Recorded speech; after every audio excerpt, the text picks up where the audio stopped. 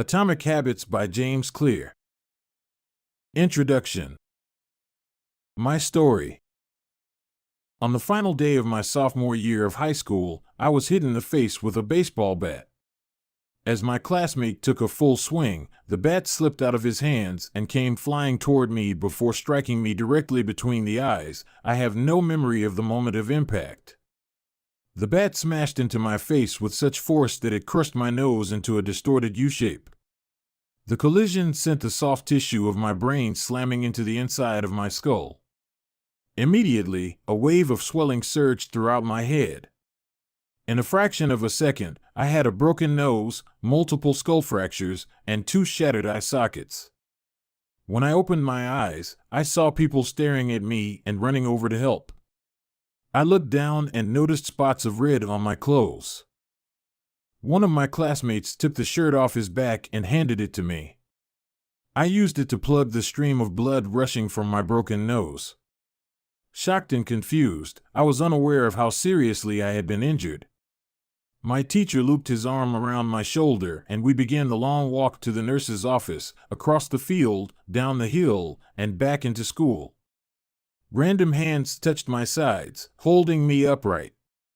We took our time and walked slowly. Nobody realized that every minute mattered. When we arrived at the nurse's office, she asked me a series of questions. What year is it? 1998, I answered. It was actually 2002. Who is the President of the United States? Bill Clinton, I said. The correct answer was George W. Bush. What is your mom's name? I stalled. 10 seconds passed. Patty, I said casually, ignoring the fact that it had taken me 10 seconds to remember my own mother's name. That is the last question I remember. My body was unable to handle the rapid swelling in my brain and I lost consciousness before the ambulance arrived. Minutes later, I was carried out of school and taken to the local hospital. Shortly after arriving, my body began shutting down. I struggled with basic functions like swallowing and breathing. I had my first seizure of the day. Then I stopped breathing entirely. As the doctors hurried to supply me with oxygen, they also decided the local hospital was unequipped to handle the situation and ordered a helicopter to fly me to a larger hospital in Cincinnati. I was rolled out of the emergency room doors and toward the helipad across the street. The stretcher rattled on a bumpy sidewalk as one nurse pushed me along while another pumped each breath into me by hand. My mother, who had arrived at the hospital a few moments before, climbed into the helicopter beside me. I remained unconscious and unable to breathe on my own as she held my hand during the flight. While my mother rode with me in the helicopter, my father went home to check on my brother and sister and break the news to them. He choked back tears as he explained to my sister that he would miss her 8th grade graduation ceremony that night. After passing my siblings off to family and friends, he drove to Cincinnati to meet my mother. When my mom and I landed on the roof of the hospital, a team of nearly 20 doctors and nurses sprinted onto the helipad and wheeled me into the trauma unit. By this time, the swelling in my brain had become so severe that I was having repeated post-traumatic seizures. My broken bones needed to be fixed, but I was in no condition to undergo surgery. After yet another seizure, my third of the day, I was put into a medically induced coma and placed on a ventilator. My parents were no strangers to this hospital. 10 years earlier, they had entered the same building on the ground floor after my sister was diagnosed with leukemia at age 3. I was 5 at the time. My brother was just 6 months old. After 2.5 years of chemotherapy treatments, spinal taps, and bone marrow biopsies, my little sister finally walked out of the hospital happy, healthy, and cancer-free.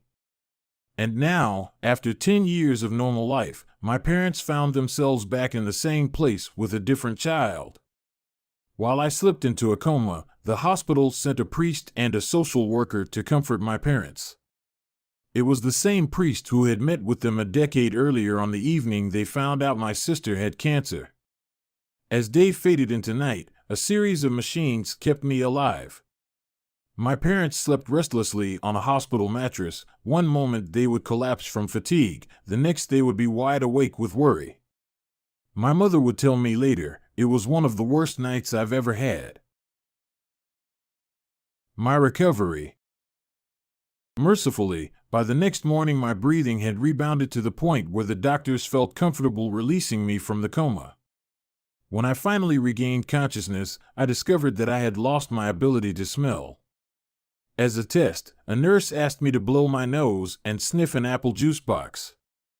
My sense of smell returned, but, to everyone's surprise, the act of blowing my nose forced air through the fractures in my eye socket and pushed my left eye outward.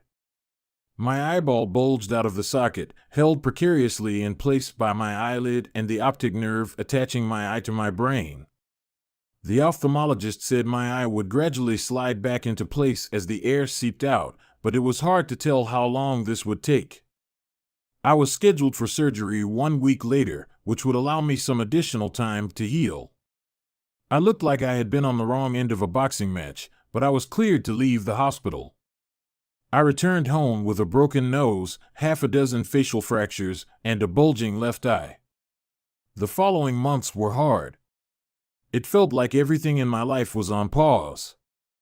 I had double vision for weeks. I literally couldn't see straight. It took more than a month, but my eyeball did eventually return to its normal location. Between the seizures and my vision problems, it was 8 months before I could drive a car again. At physical therapy, I practiced basic motor patterns like walking in a straight line. I was determined not to let my injury get me down, but there were more than a few moments when I felt depressed and overwhelmed. I became painfully aware of how far I had to go when I returned to the baseball field 1 year later. Baseball had always been a major part of my life. My dad had played minor league baseball for the St. Louis Cardinals, and I had a dream of playing professionally, too. After months of rehabilitation, what I wanted more than anything was to get back on the field. But my return to baseball was not smooth. When the season rolled around, I was the only junior to be cut from the varsity baseball team. I was sent down to play with the sophomores on junior varsity.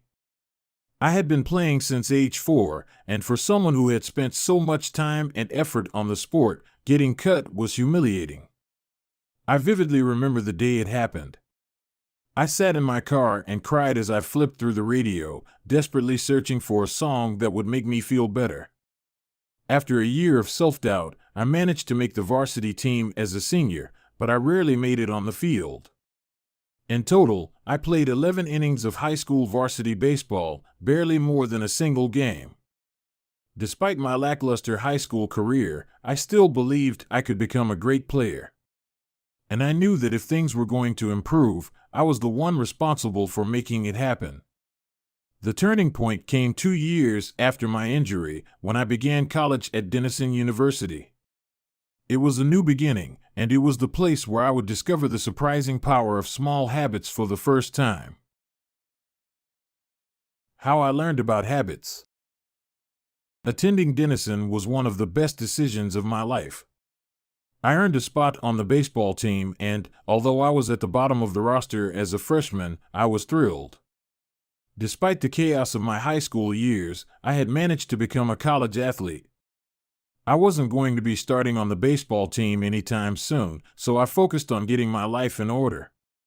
While my peers stayed up late and played video games, I built good sleep habits and went to bed early each night.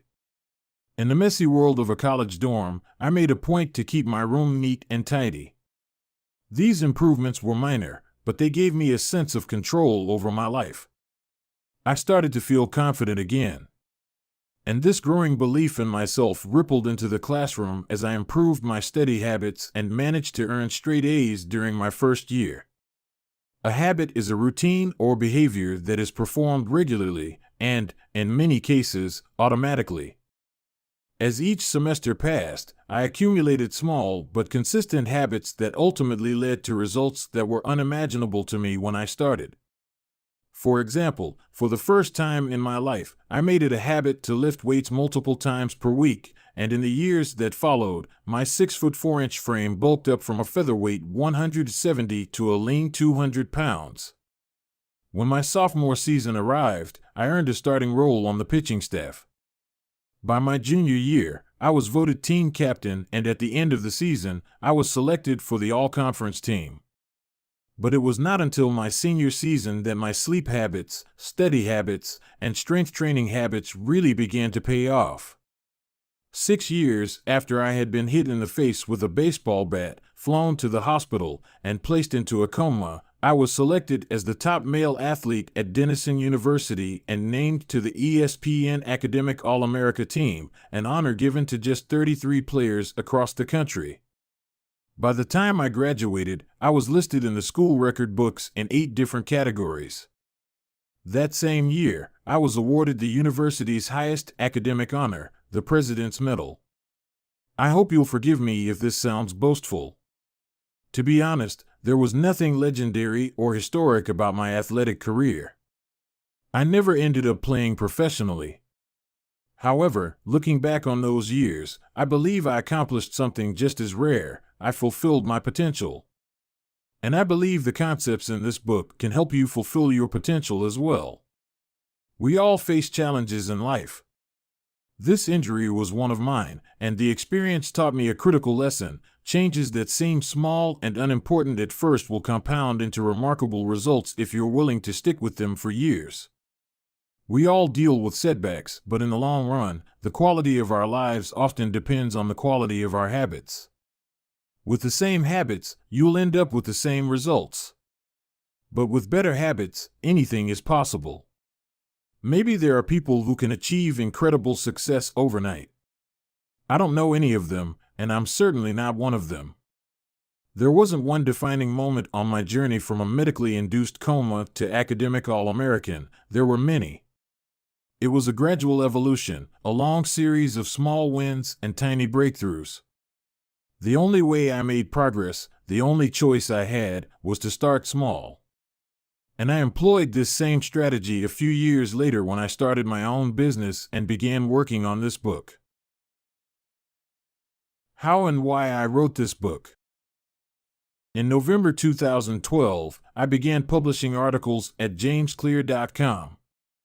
For years, I had been keeping notes about my personal experiments with habits, and I was finally ready to share some of them publicly. I began by publishing a new article every Monday and Thursday. Within a few months, this simple writing habit led to my first 1,000 email subscribers, and by the end of 2013, that number had grown to more than 30,000 people.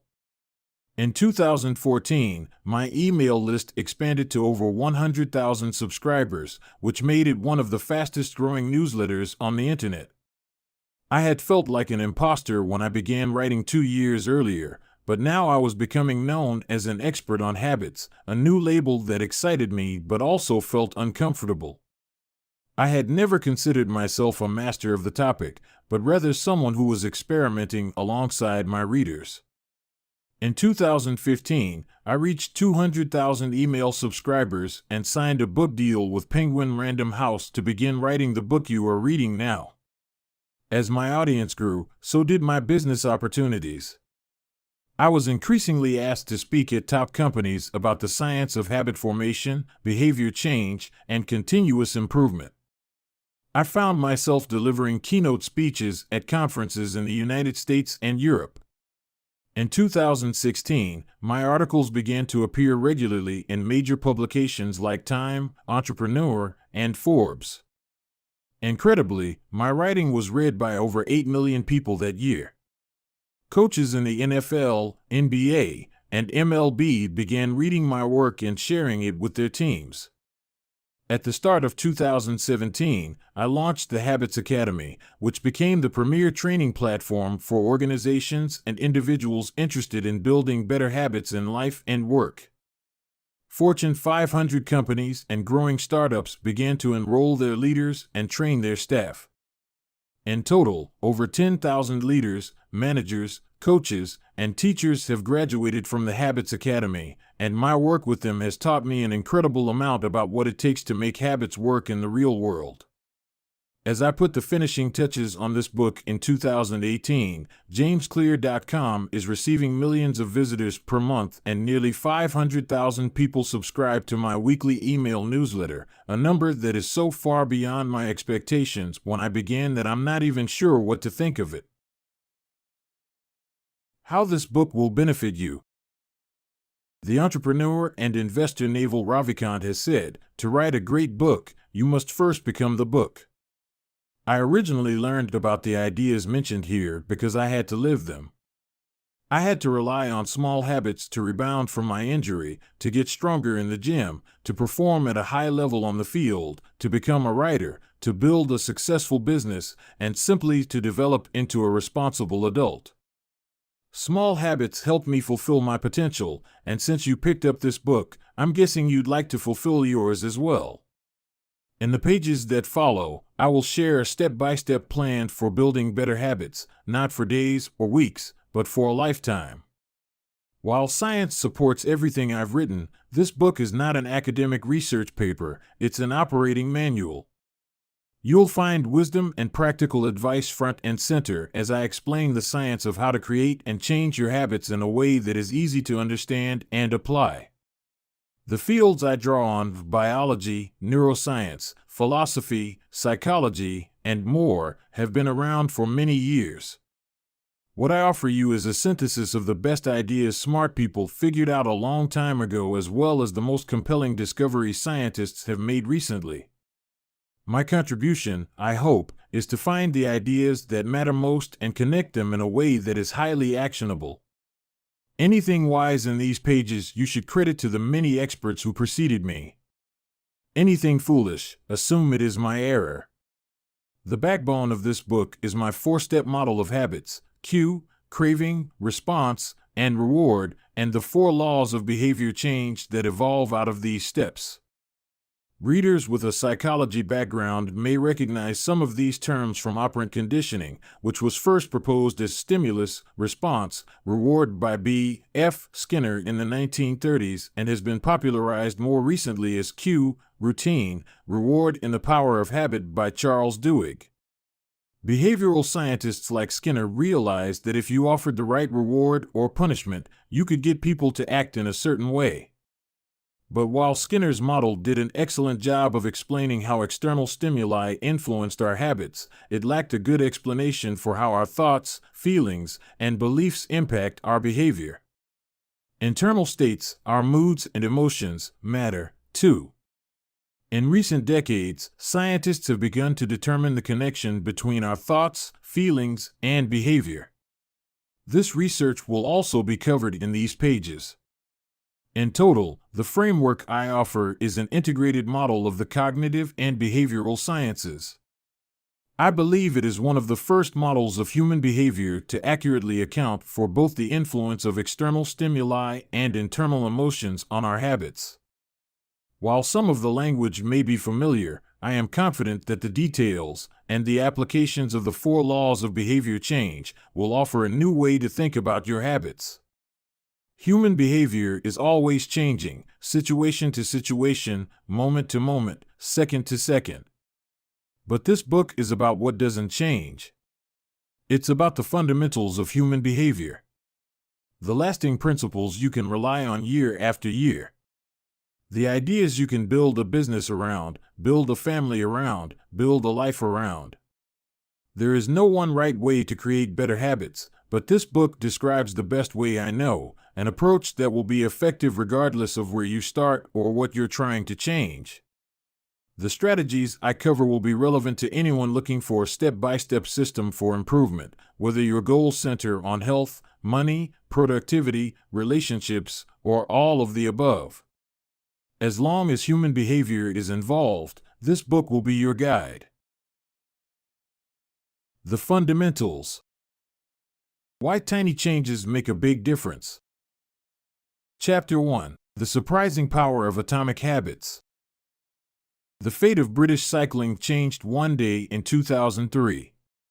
The organization, which was the governing body for professional cycling in Great Britain, had recently hired Dave Brailsford as its new performance director. At the time, professional cyclists in Great Britain had endured nearly 100 years of mediocrity. Since 1908, British riders had won just a single gold medal at the Olympic Games, and they had fared even worse in cycling's biggest race, the Tour de France. In 110 years, no British cyclist had ever won the event. In fact, the performance of British riders had been so underwhelming that one of the top bike manufacturers in Europe refused to sell bikes to the team because they were afraid that it would hurt sales if other professionals saw the Brits using their gear. Brailsford had been hired to put British cycling on a new trajectory. What made him different from previous coaches was his relentless commitment to a strategy that he referred to as the aggregation of marginal gains, which was the philosophy of searching for a tiny margin of improvement in everything you do. Brailsford said, "The whole principle came from the idea that if you broke down everything you could think of that goes into riding a bike, and then improve it by 1%, you will get a significant increase when you put them all together." Brailsford and his coaches began by making small adjustments you might expect from a professional cycling team. They redesigned the bike seats to make them more comfortable and rubbed alcohol on the tires for a better grip. They asked riders to wear electrically heated overshorts to maintain ideal muscle temperature while riding and used biofeedback sensors to monitor how each athlete responded to a particular workout. The team tested various fabrics in a wind tunnel and had their outdoor riders switch to indoor racing suits, which proved to be lighter and more aerodynamic. But they didn't stop there. Brailsford and his team continued to find 1% improvements in overlooked and unexpected areas. They tested different types of massage gels to see which one led to the fastest muscle recovery. They hired a surgeon to teach each rider the best way to wash their hands to reduce the chances of catching a cold. They determined the type of pillow and mattress that led to the best night's sleep for each rider. They even painted the inside of the team truck white, which helped them spot little bits of dust that would normally slip by unnoticed but could degrade the performance of the finely tuned bikes. As these and hundreds of other small improvements accumulated, the results came faster than anyone could have imagined. Just 5 years after Brailsford took over, the British cycling team dominated the road and track cycling events at the 2008 Olympic Games in Beijing, where they won an astounding 60% of the gold medals available. 4 years later, when the Olympic Games came to London, the Brits raised the bar as they set 9 Olympic records and 7 world records. That same year, Bradley Wiggins became the first British cyclist to win the Tour de France.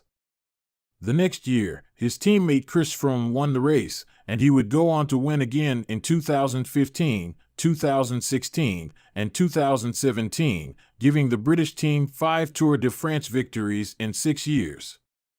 During the 10-year span from 2007 to 2017, British cyclists won 178 world championships and 66 Olympic or Paralympic gold medals and captured 5 Tour de France victories in what is widely regarded as the most successful run in cycling history. How does this happen? How does a team of previously ordinary athletes transform into world champions with tiny changes that, at first glance, would seem to make a modest difference at best? Why do small improvements accumulate into such remarkable results, and how can you replicate this approach in your own life? Why small habits make a big difference?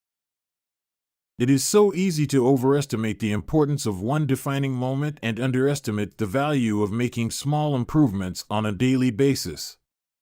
Too often, we convince ourselves that massive success requires massive action.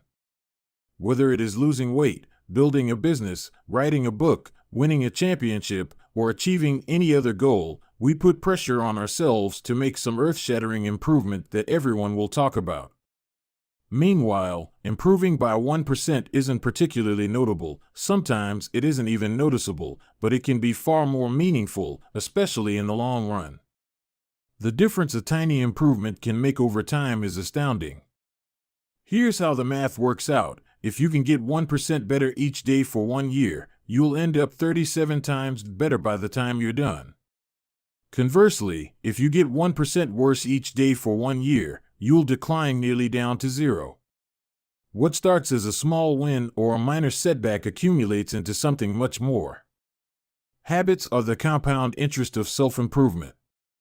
The same way that money multiplies through compound interest, the effects of your habits multiply as you repeat them.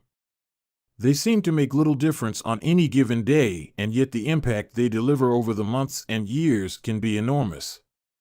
It is only when looking back 2, 5, or perhaps 10 years later that the value of good habits and the cost of bad ones becomes strikingly apparent. This can be a difficult concept to appreciate in daily life. We often dismiss small changes because they don't seem to matter very much in the moment. If you save a little money now, you're still not a millionaire. If you go to the gym 3 days in a row, you're still out of shape. If you study Mandarin for an hour tonight, you still haven't learned the language. We make a few changes, but the results never seem to come quickly, and so we slide back into our previous routines. Unfortunately, the slow pace of transformation also makes it easy to let a bad habit slide. If you eat an unhealthy meal today, the scale doesn't move much. If you work late tonight and ignore your family, they will forgive you.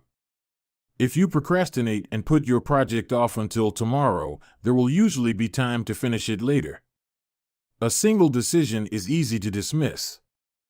But when we repeat 1% errors day after day, by replicating poor decisions, duplicating tiny mistakes, and rationalizing little excuses, our small choices compound into toxic results. It's the accumulation of many missteps, a 1% decline here and there, that eventually leads to a problem. The impact created by a change in your habits is similar to the effect of shifting the route of an airplane by just a few degrees. Imagine you are flying from Los Angeles to New York City. If a pilot leaving from LAX adjusts the heading just 3.5 degrees south, you will land in Washington, D.C., instead of New York.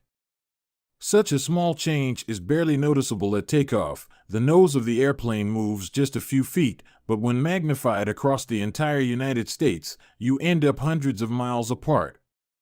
Similarly, a slight change in your daily habits can guide your life to a very different destination. Making a choice that is 1% better or 1% worse seems insignificant in the moment, but over the span of moments that make up a lifetime, these choices determine the difference between who you are and who you could be. Success is the product of daily habits, not once-in-a-lifetime transformations.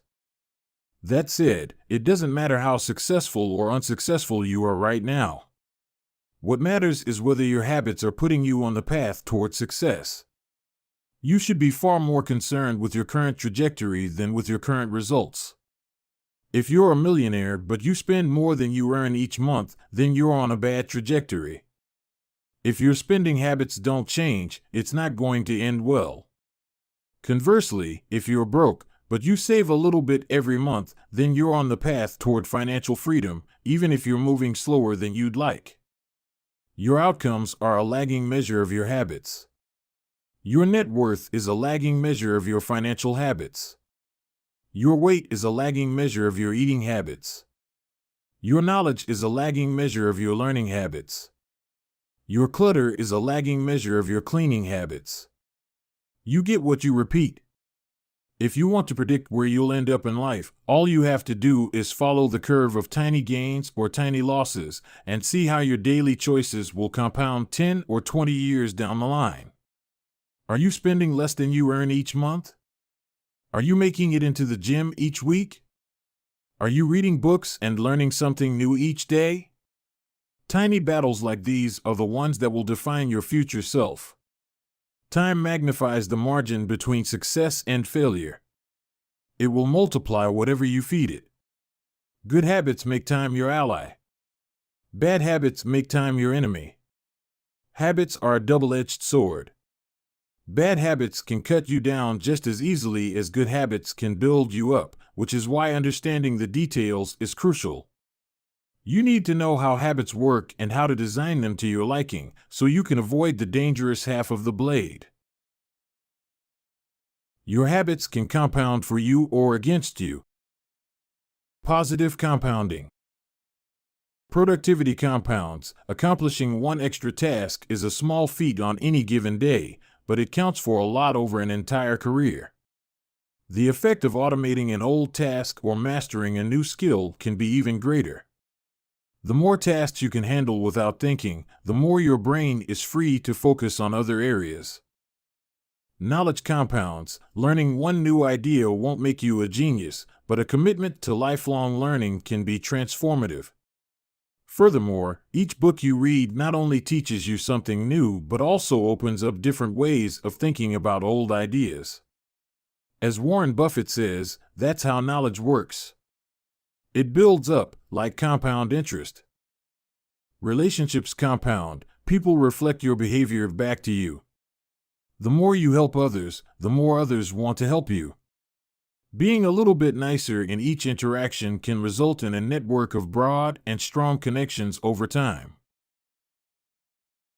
Negative compounding. Stress compounds. The frustration of a traffic jam. The weight of parenting responsibilities. The worry of making ends meet. The strain of slightly high blood pressure. By themselves, these common causes of stress are manageable. But when they persist for years, little stresses compound into serious health issues. Negative thoughts compound. The more you think of yourself as worthless, stupid, or ugly, the more you condition yourself to interpret life that way. You get trapped in a thought loop. The same is true for how you think about others. Once you fall into the habit of seeing people as angry, unjust, or selfish, you see those kind of people everywhere. Outrage compounds. Riots, protests, and mass movements are rarely the result of a single event. Instead, a long series of microaggressions and daily aggravations slowly multiply until one event tips the scales and outrage spreads like wildfire. What progress is really like. Imagine that you have an ice cube sitting on the table in front of you. The room is cold and you can see your breath. It is currently 25 degrees. Ever so slowly, the room begins to heat up. 26 degrees. 27. 28. The ice cube is still sitting on the table in front of you. 29 degrees.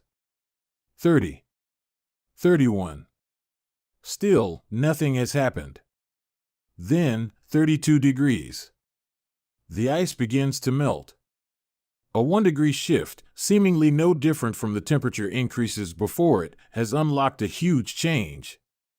Breakthrough moments are often the result of many previous actions, which build up the potential required to unleash a major change. This pattern shows up everywhere. Cancer spends 80% of its life undetectable, then takes over the body in months. Bamboo can barely be seen for the first 5 years as it builds extensive root systems underground before exploding 90 feet into the air within 6 weeks. Similarly, habits often appear to make no difference until you cross a critical threshold and unlock a new level of performance. In the early and middle stages of any quest, there is often a valley of disappointment. You expect to make progress in a linear fashion, and it's frustrating how ineffective changes can seem during the first days, weeks, and even months. It doesn't feel like you are going anywhere. It's a hallmark of any compounding process. The most powerful outcomes are delayed. This is one of the core reasons why it is so hard to build habits that last. People make a few small changes, fail to see a tangible result, and decide to stop. You think, I've been running every day for a month, so why can't I see any change in my body? Once this kind of thinking takes over, it's easy to let good habits fall by the wayside. But in order to make a meaningful difference, habits need to persist long enough to break through this plateau, what I call the plateau of latent potential. If you find yourself struggling to build a good habit or break a bad one, it is not because you have lost your ability to improve. It is often because you have not yet crossed the plateau of latent potential. Complaining about not achieving success despite working hard is like complaining about an ice cube not melting when you heated it from 25 to 31 degrees. Your work was not wasted, it is just being stored. All the action happens at 32 degrees. When you finally break through the plateau of latent potential, people will call it an overnight success. The outside world only sees the most dramatic event rather than all that preceded it. But you know that it's the work you did long ago, when it seemed that you weren't making any progress, that makes the jump today possible. It is the human equivalent of geological pressure. Two tectonic plates can grind against one another for millions of years, the tension slowly building all the while. Then, one day, they rub each other once again, in the same fashion they have for ages, but this time the tension is too great. An earthquake erupts. Change can take years before it happens all at once. Mastery requires patience. The San Antonio Spurs, one of the most successful teams in NBA history, have a quote from social reformer Jacob Riis hanging in their locker room: "When nothing seems to help, I go and look at a stonecutter hammering away at his rock, perhaps 100 times without as much as a crack showing in it. Yet at the 101st blow it will split in two, and I know it was not that last blow that did it, but all that had gone before." The plateau of latent potential.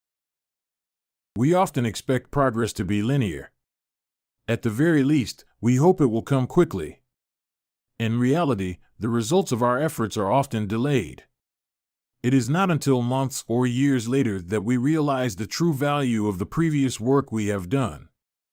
This can result in a valley of disappointment where people feel discouraged after putting in weeks or months of hard work without experiencing any results.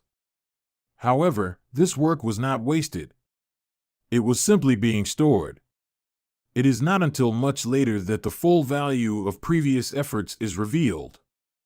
All big things come from small beginnings. The seed of every habit is a single, tiny decision. But as that decision is repeated, a habit sprouts and grows stronger. Roots entrench themselves and branches grow. The task of breaking a bad habit is like uprooting a powerful oak within us. And the task of building a good habit is like cultivating a delicate flower one day at a time. But what determines whether we stick with a habit long enough to survive the plateau of latent potential and break through to the other side?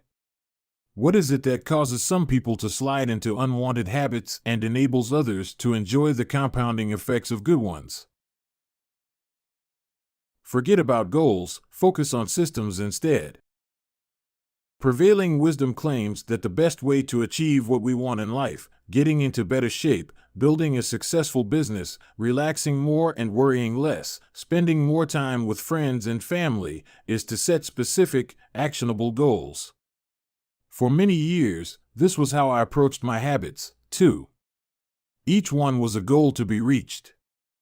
I set goals for the grades I wanted to get in school, for the weights I wanted to lift in the gym, for the profits I wanted to earn in business. I succeeded at a few, but I failed at a lot of them.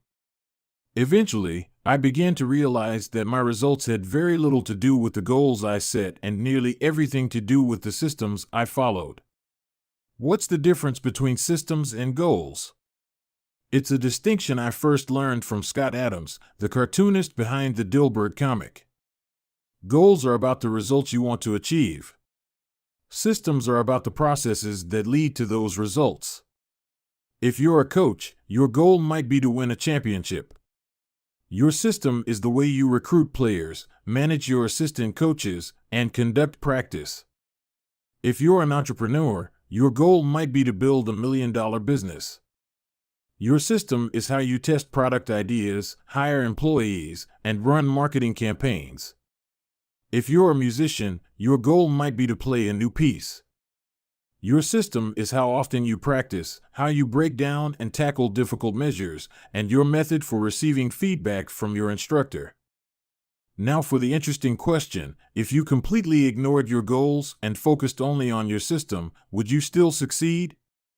For example, if you were a basketball coach and you ignored your goal to win a championship and focused only on what your team does at practice each day, would you still get results? I think you would. The goal in any sport is to finish with the best score, but it would be ridiculous to spend the whole game staring at the scoreboard. The only way to actually win is to get better each day. In the words of three-time Super Bowl winner Bill Walsh, the score takes care of itself. The same is true for other areas of life. If you want better results, then forget about setting goals. Focus on your system instead. What do I mean by this? Are goals completely useless? Of course not. Goals are good for setting a direction, but systems are best for making progress. A handful of problems arise when you spend too much time thinking about your goals and not enough time designing your systems. Problem number 1: winners and losers have the same goals. Goal setting suffers from a serious case of survivorship bias. We concentrate on the people who end up winning, the survivors, and mistakenly assume that ambitious goals led to their success while overlooking all of the people who had the same objective but didn't succeed. Every Olympian wants to win a gold medal. Every candidate wants to get the job. And if successful and unsuccessful people share the same goals, then the goal cannot be what differentiates the winners from the losers. It wasn't the goal of winning the Tour de France that propelled the British cyclists to the top of the sport. Presumably, they had wanted to win the race every year before, just like every other professional team. The goal had always been there. It was only when they implemented a system of continuous small improvements that they achieved a different outcome. Problem number 2: achieving a goal is only a momentary change. Imagine you have a messy room and you set a goal to clean it. If you summon the energy to tidy up, then you will have a clean room, for now. But if you maintain the same sloppy, pack-rat habits that led to a messy room in the first place, soon you'll be looking at a new pile of clutter and hoping for another burst of motivation. You're left chasing the same outcome because you never changed the system behind it. You treated a symptom without addressing the cause. Achieving a goal only changes your life for the moment. That's the counterintuitive thing about improvement. We think we need to change our results, but the results are not the problem. What we really need to change are the systems that cause those results. When you solve problems at the results level, you only solve them temporarily. In order to improve for good, you need to solve problems at the systems level. Fix the inputs and the outputs will fix themselves. Problem number 3: goals restrict your happiness. The implicit assumption behind any goal is this: once I reach my goal, then I'll be happy. The problem with a goals-first mentality is that you're continually putting happiness off until the next milestone. I've slipped into this trap so many times I've lost count. For years, happiness was always something for my future self to enjoy. I promised myself that once I gained 20 pounds of muscle or after my business was featured in the New York Times, then I could finally relax. Furthermore, goals create an either-or conflict. Either you achieve your goal and are successful or you fail and you are a disappointment. You mentally box yourself into a narrow version of happiness. This is misguided. It is unlikely that your actual path through life will match the exact journey you had in mind when you set out. It makes no sense to restrict your satisfaction to one scenario when there are many paths to success. A systems-first mentality provides the antidote. When you fall in love with the process rather than the product, you don't have to wait to give yourself permission to be happy. You can be satisfied anytime your system is running. And a system can be successful in many different forms, not just the one you first envision. Problem number 4: goals are at odds with long-term progress. Finally, a goal-oriented mindset can create a yo-yo effect. Many runners work hard for months, but as soon as they cross the finish line, they stop training. The race is no longer there to motivate them. When all of your hard work is focused on a particular goal, what is left to push you forward after you achieve it? This is why many people find themselves reverting to their old habits after accomplishing a goal. The purpose of setting goals is to win the game. The purpose of building systems is to continue playing the game. True long-term thinking is goal-less thinking. It's not about any single accomplishment. It is about the cycle of endless refinement and continuous improvement. Ultimately, it is your commitment to the process that will determine your progress. A system of atomic habits. If you're having trouble changing your habits, the problem isn't you. The problem is your system. Bad habits repeat themselves again and again, not because you don't want to change, but because you have the wrong system for change. You do not rise to the level of your goals. You fall to the level of your systems. Focusing on the overall system, rather than a single goal, is one of the core themes of this book. It is also one of the deeper meanings behind the word atomic. By now, you've probably realized that an atomic habit refers to a tiny change, a marginal gain, a 1% improvement.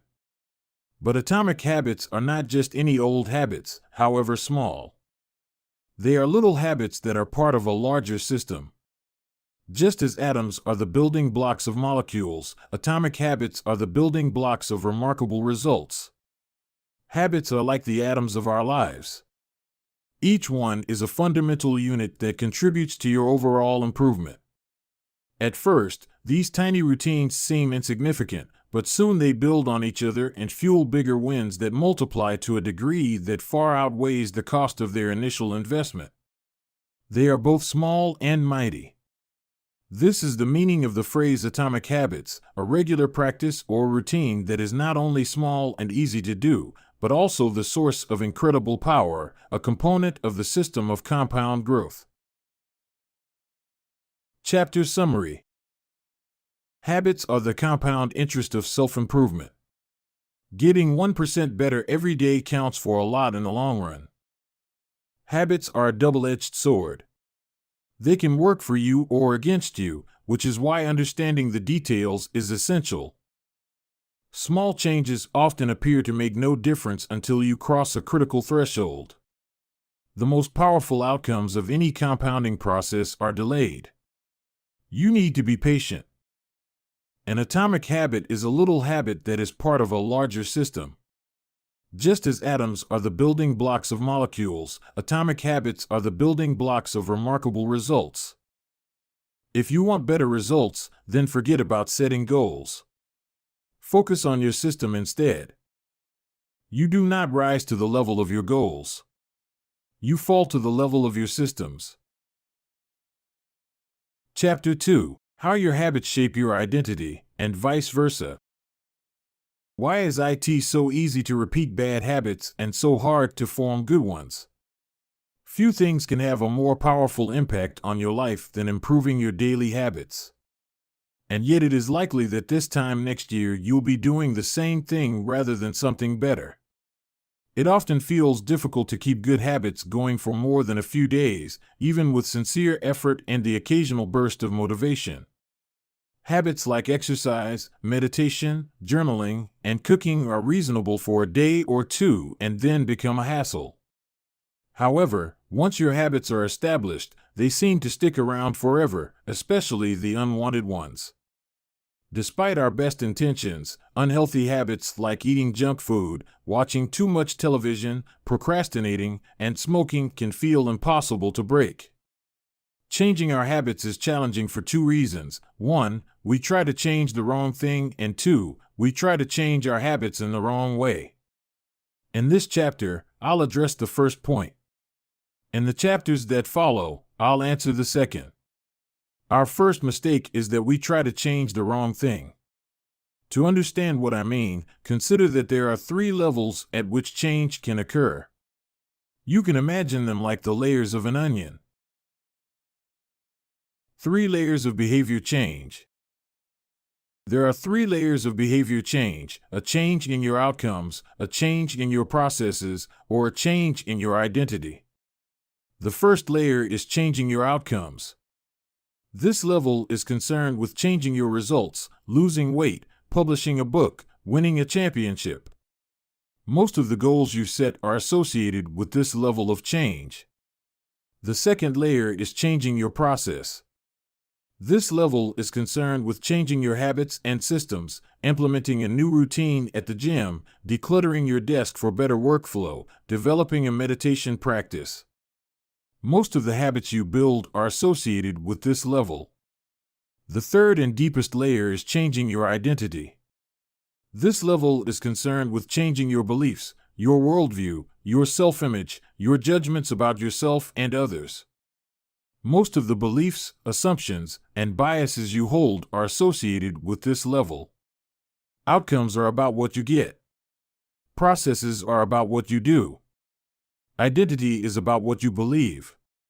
When it comes to building habits that last, when it comes to building a system of 1% improvements, the problem is not that one level is better or worse than another. All levels of change are useful in their own way. The problem is the direction of change. Many people begin the process of changing their habits by focusing on what they want to achieve. This leads us to outcome-based habits. The alternative is to build identity-based habits. With this approach, we start by focusing on who we wish to become. With outcome-based habits, the focus is on what you want to achieve. With identity-based habits, the focus is on who you wish to become. Imagine two people resisting a cigarette. When offered a smoke, the first person says, "No thanks. I'm trying to quit." It sounds like a reasonable response, but this person still believes they are a smoker who is trying to be something else. They are hoping their behavior will change while carrying around the same beliefs. The second person declines by saying, "No thanks. I'm not a smoker." It's a small difference, but this statement signals a shift in identity. Smoking was part of their former life, not their current one. They no longer identify as someone who smokes. Most people don't even consider identity change when they set out to improve. They just think, "I want to be skinny," outcome, and if I stick to this diet, then I'll be skinny, process. They set goals and determine the actions they should take to achieve those goals without considering the beliefs that drive their actions. They never shift the way they look at themselves, and they don't realize that their old identity can sabotage their new plans for change. Behind every system of actions are a system of beliefs. The system of a democracy is founded on beliefs like freedom, majority rule, and social equality. The system of a dictatorship has a very different set of beliefs like absolute authority and strict obedience. You can imagine many ways to try to get more people to vote in a democracy, but such behavior change would never get off the ground in a dictatorship. That's not the identity of the system. Voting is a behavior that is impossible under a certain set of beliefs. A similar pattern exists whether we are discussing individuals, organizations, or societies. There are a set of beliefs and assumptions that shape the system, an identity behind the habits. Behavior that is incongruent with the self will not last. You may want more money, but if your identity is someone who consumes rather than creates, then you will continue to be pulled toward spending rather than earning. You may want better health, but if you continue to prioritize comfort over accomplishment, you'll be drawn to relaxing rather than training. It's hard to change your habits if you never change the underlying beliefs that led to your past behavior. You have a new goal and a new plan, but you haven't changed who you are. The story of Brian Clark, an entrepreneur from Boulder, Colorado, provides a good example. "For as long as I can remember, I've chewed my fingernails," Clark told me. "It started as a nervous habit when I was young, and then morphed into an undesirable grooming ritual. One day, I resolved to stop chewing my nails until they grew out a bit. Through mindful willpower alone, I managed to do it. Then, Clark did something surprising. I asked my wife to schedule my first ever manicure," he said. "My thought was that if I started paying to maintain my nails, I wouldn't chew them. And it worked, but not for the monetary reason. What happened was the manicure made my fingers look really nice for the first time. The manicurist even said that, other than the chewing, I had really healthy, attractive nails. Suddenly, I was proud of my fingernails. And even though that's something I had never aspired to, it made all the difference. I've never chewed my nails since, not even a single close call. And it's because I now take pride in properly caring for them. The ultimate form of intrinsic motivation is when a habit becomes part of your identity. It's one thing to say I'm the type of person who wants this. It's something very different to say I'm the type of person who is this. The more pride you have in a particular aspect of your identity, the more motivated you will be to maintain the habits associated with it. If you're proud of how your hair looks, you'll develop all sorts of habits to care for and maintain it. If you're proud of the size of your biceps, you'll make sure you never skip an upper body workout. If you're proud of the scarves you knit, you'll be more likely to spend hours knitting each week. Once your pride gets involved, you'll fight tooth and nail to maintain your habits. True behavior change is identity change.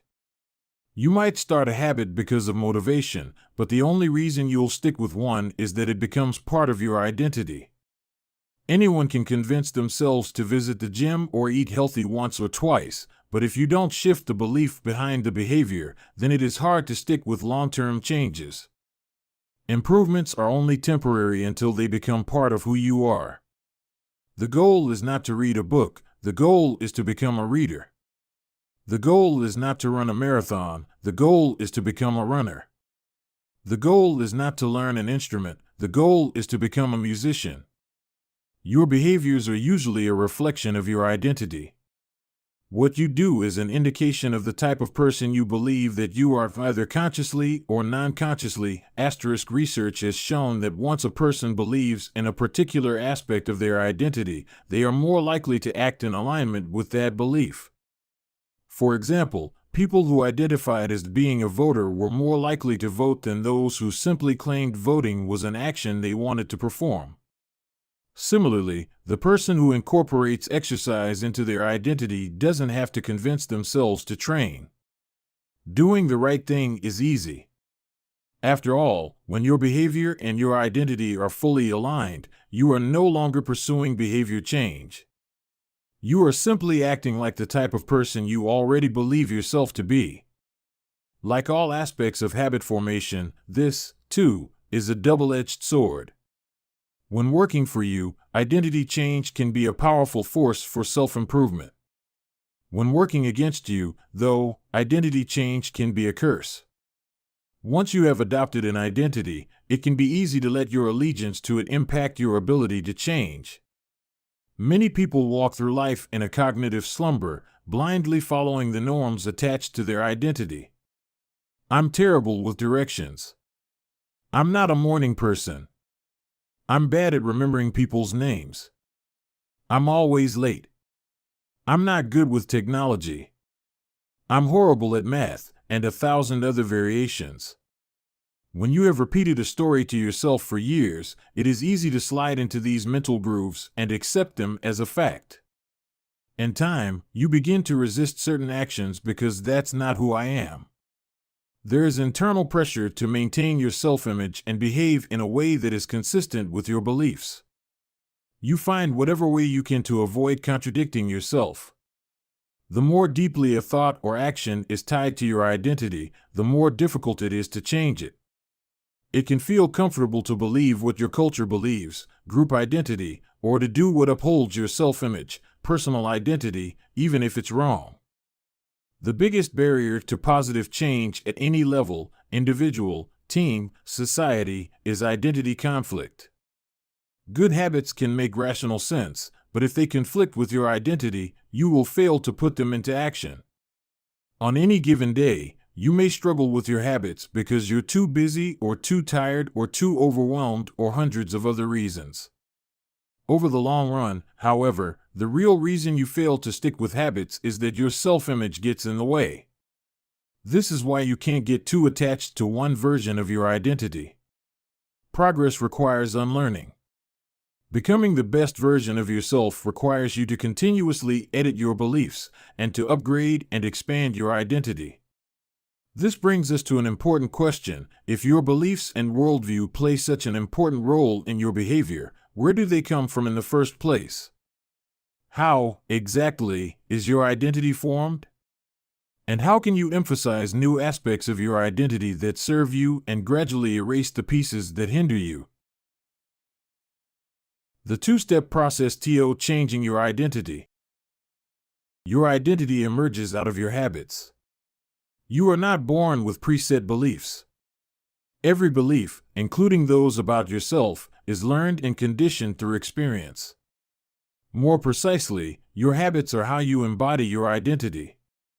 When you make your bed each day, you embody the identity of an organized person. When you write each day, you embody the identity of a creative person. When you train each day, you embody the identity of an athletic person. The more you repeat a behavior, the more you reinforce the identity associated with that behavior. In fact, the word identity was originally derived from the Latin words essentitas, which means being, and identitum, which means repeatedly. Your identity is literally your repeated beingness. Whatever your identity is right now, you only believe it because you have proof of it. If you go to church every Sunday for 20 years, you have evidence that you are religious. If you study biology for 1 hour every night, you have evidence that you are studious.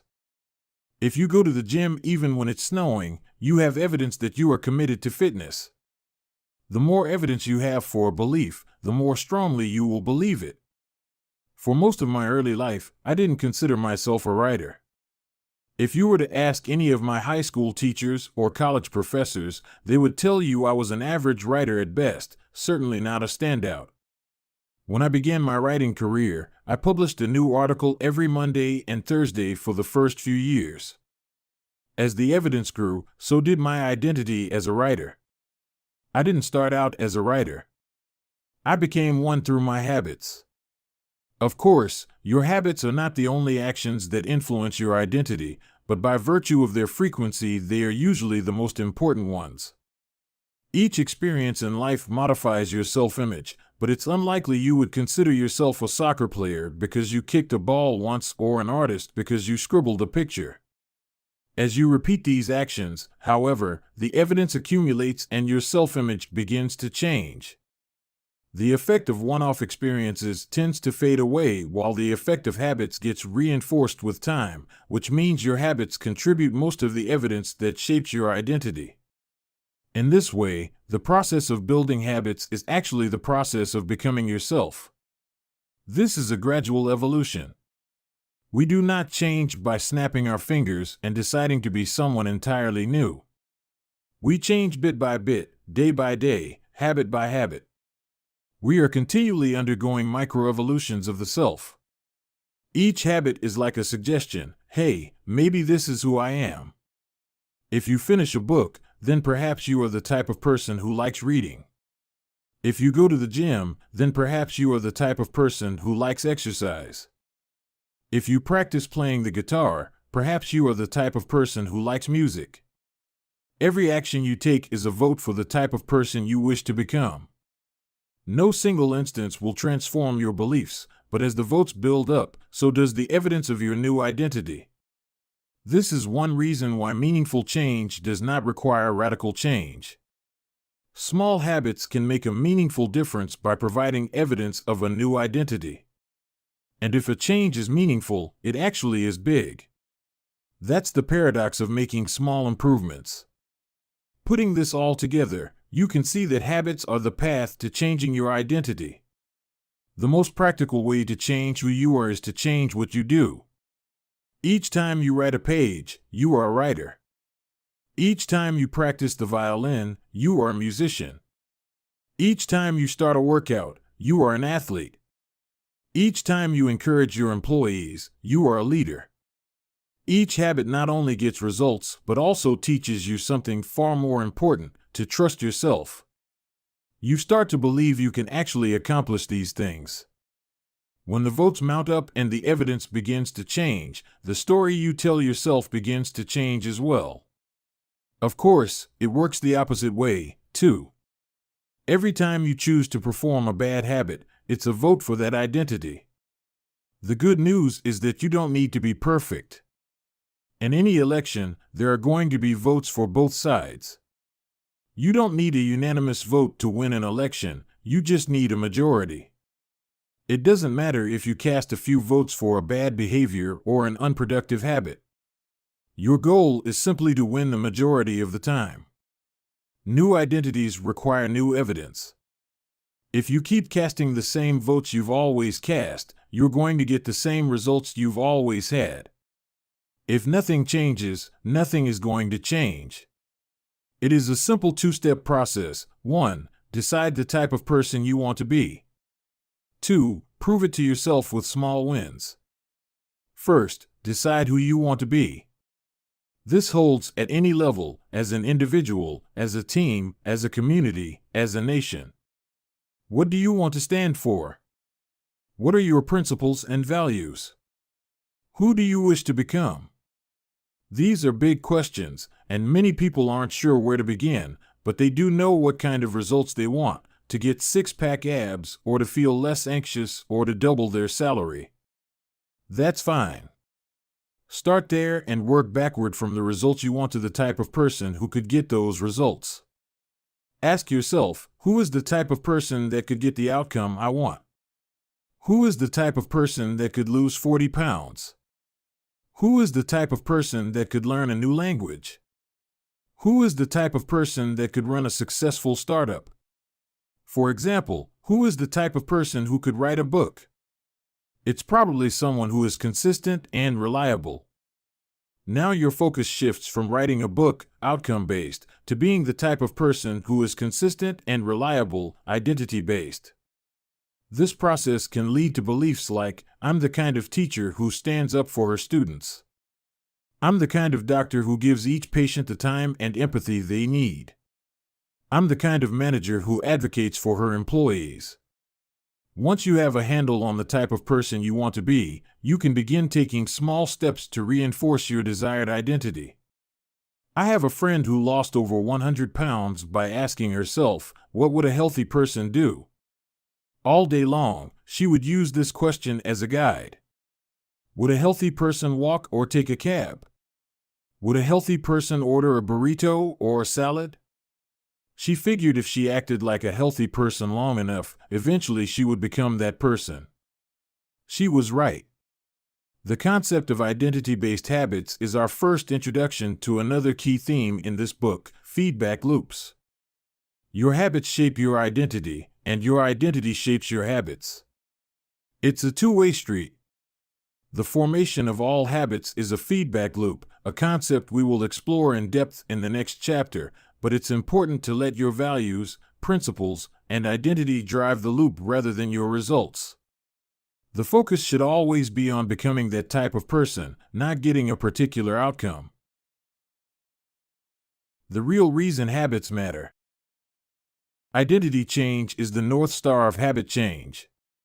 The remainder of this book will provide you with step-by-step instructions on how to build better habits in yourself, your family, your team, your company, and anywhere else you wish. But the true question is, are you becoming the type of person you want to become? The first step is not what or how, but who. You need to know who you want to be. Otherwise, your quest for change is like a boat without a rudder. And that's why we are starting here. You have the power to change your beliefs about yourself. Your identity is not set in stone. You have a choice in every moment. You can choose the identity you want to reinforce today with the habits you choose today. And this brings us to the deeper purpose of this book and the real reason habits matter. Building better habits isn't about littering your day with life hacks. It's not about flossing one tooth each night or taking a cold shower each morning or wearing the same outfit each day. It's not about achieving external measures of success like earning more money, losing weight, or reducing stress.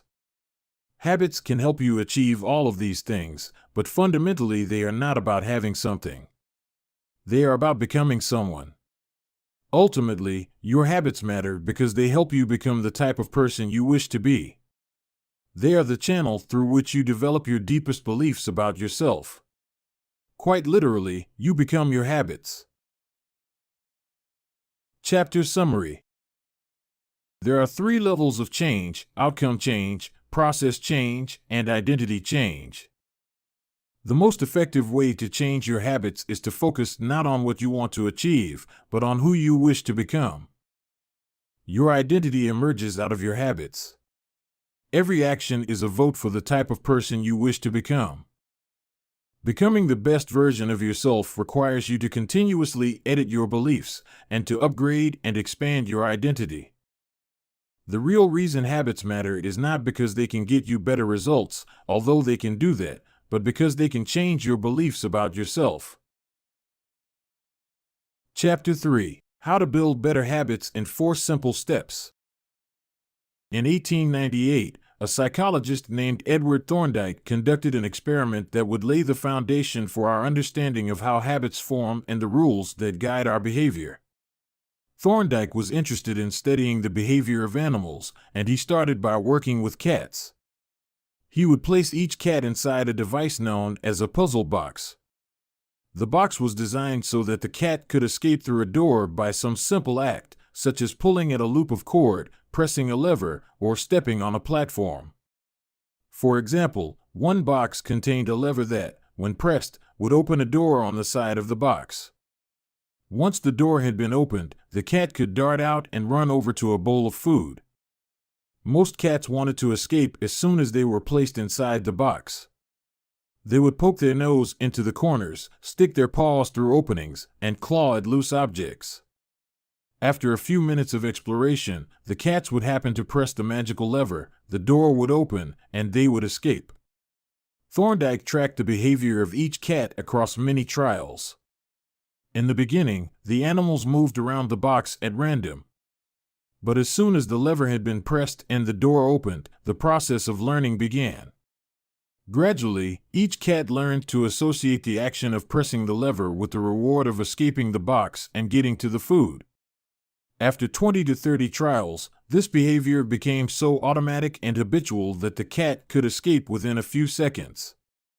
For example, Thorndike noted, Cat 12 took the following times to perform the act: 160 seconds, 30 seconds, 90 seconds, 60, 15, 28, 20, 30, 22, 11, 15, 20, 12, 10, 14, 10, 8, 8, 5, 10, 8, 6, 6, 7. During the first 3 trials, the cat escaped in an average of 1.5 minutes. During the last 3 trials, it escaped in an average of 6.3 seconds. With practice, each cat made fewer errors and their actions became quicker and more automatic. Rather than repeat the same mistakes, the cat began to cut straight to the solution. From his studies, Thorndike described the learning process by stating, behaviors followed by satisfying consequences tend to be repeated, and those that produce unpleasant consequences are less likely to be repeated. His work provides the perfect starting point for discussing how habits form in our own lives. It also provides answers to some fundamental questions like, what are habits? And why does the brain bother building them at all? Why your brain builds habits. A habit is a behavior that has been repeated enough times to become automatic. The process of habit formation begins with trial and error. Whenever you encounter a new situation in life, your brain has to make a decision. How do I respond to this? The first time you come across a problem, you're not sure how to solve it. Like Thorndike's cat, you're just trying things out to see what works. Neurological activity in the brain is high during this period. You are carefully analyzing the situation and making conscious decisions about how to act. You're taking in tons of new information and trying to make sense of it all. The brain is busy learning the most effective course of action. Occasionally, like a cat pressing on a lever, you stumble across a solution. You're feeling anxious, and you discover that going for a run calms you down. You're mentally exhausted from a long day of work, and you learn that playing video games relaxes you. You're exploring, and then, bam, a reward. After you stumble upon an unexpected reward, you alter your strategy for next time. your brain immediately begins to catalog the events that preceded the reward.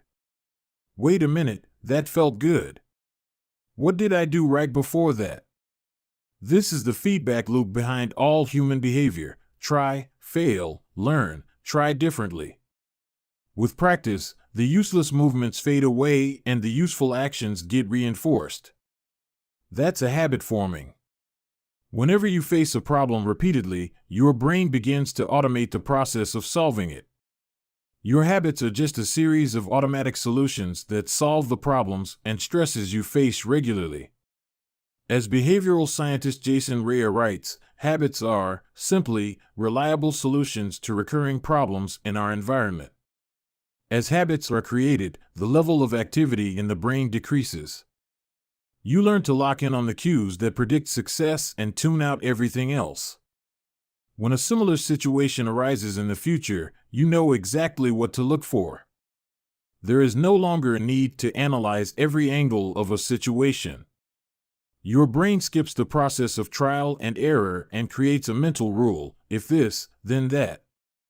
These cognitive scripts can be followed automatically whenever the situation is appropriate. Now, whenever you feel stressed, you get the itch to run.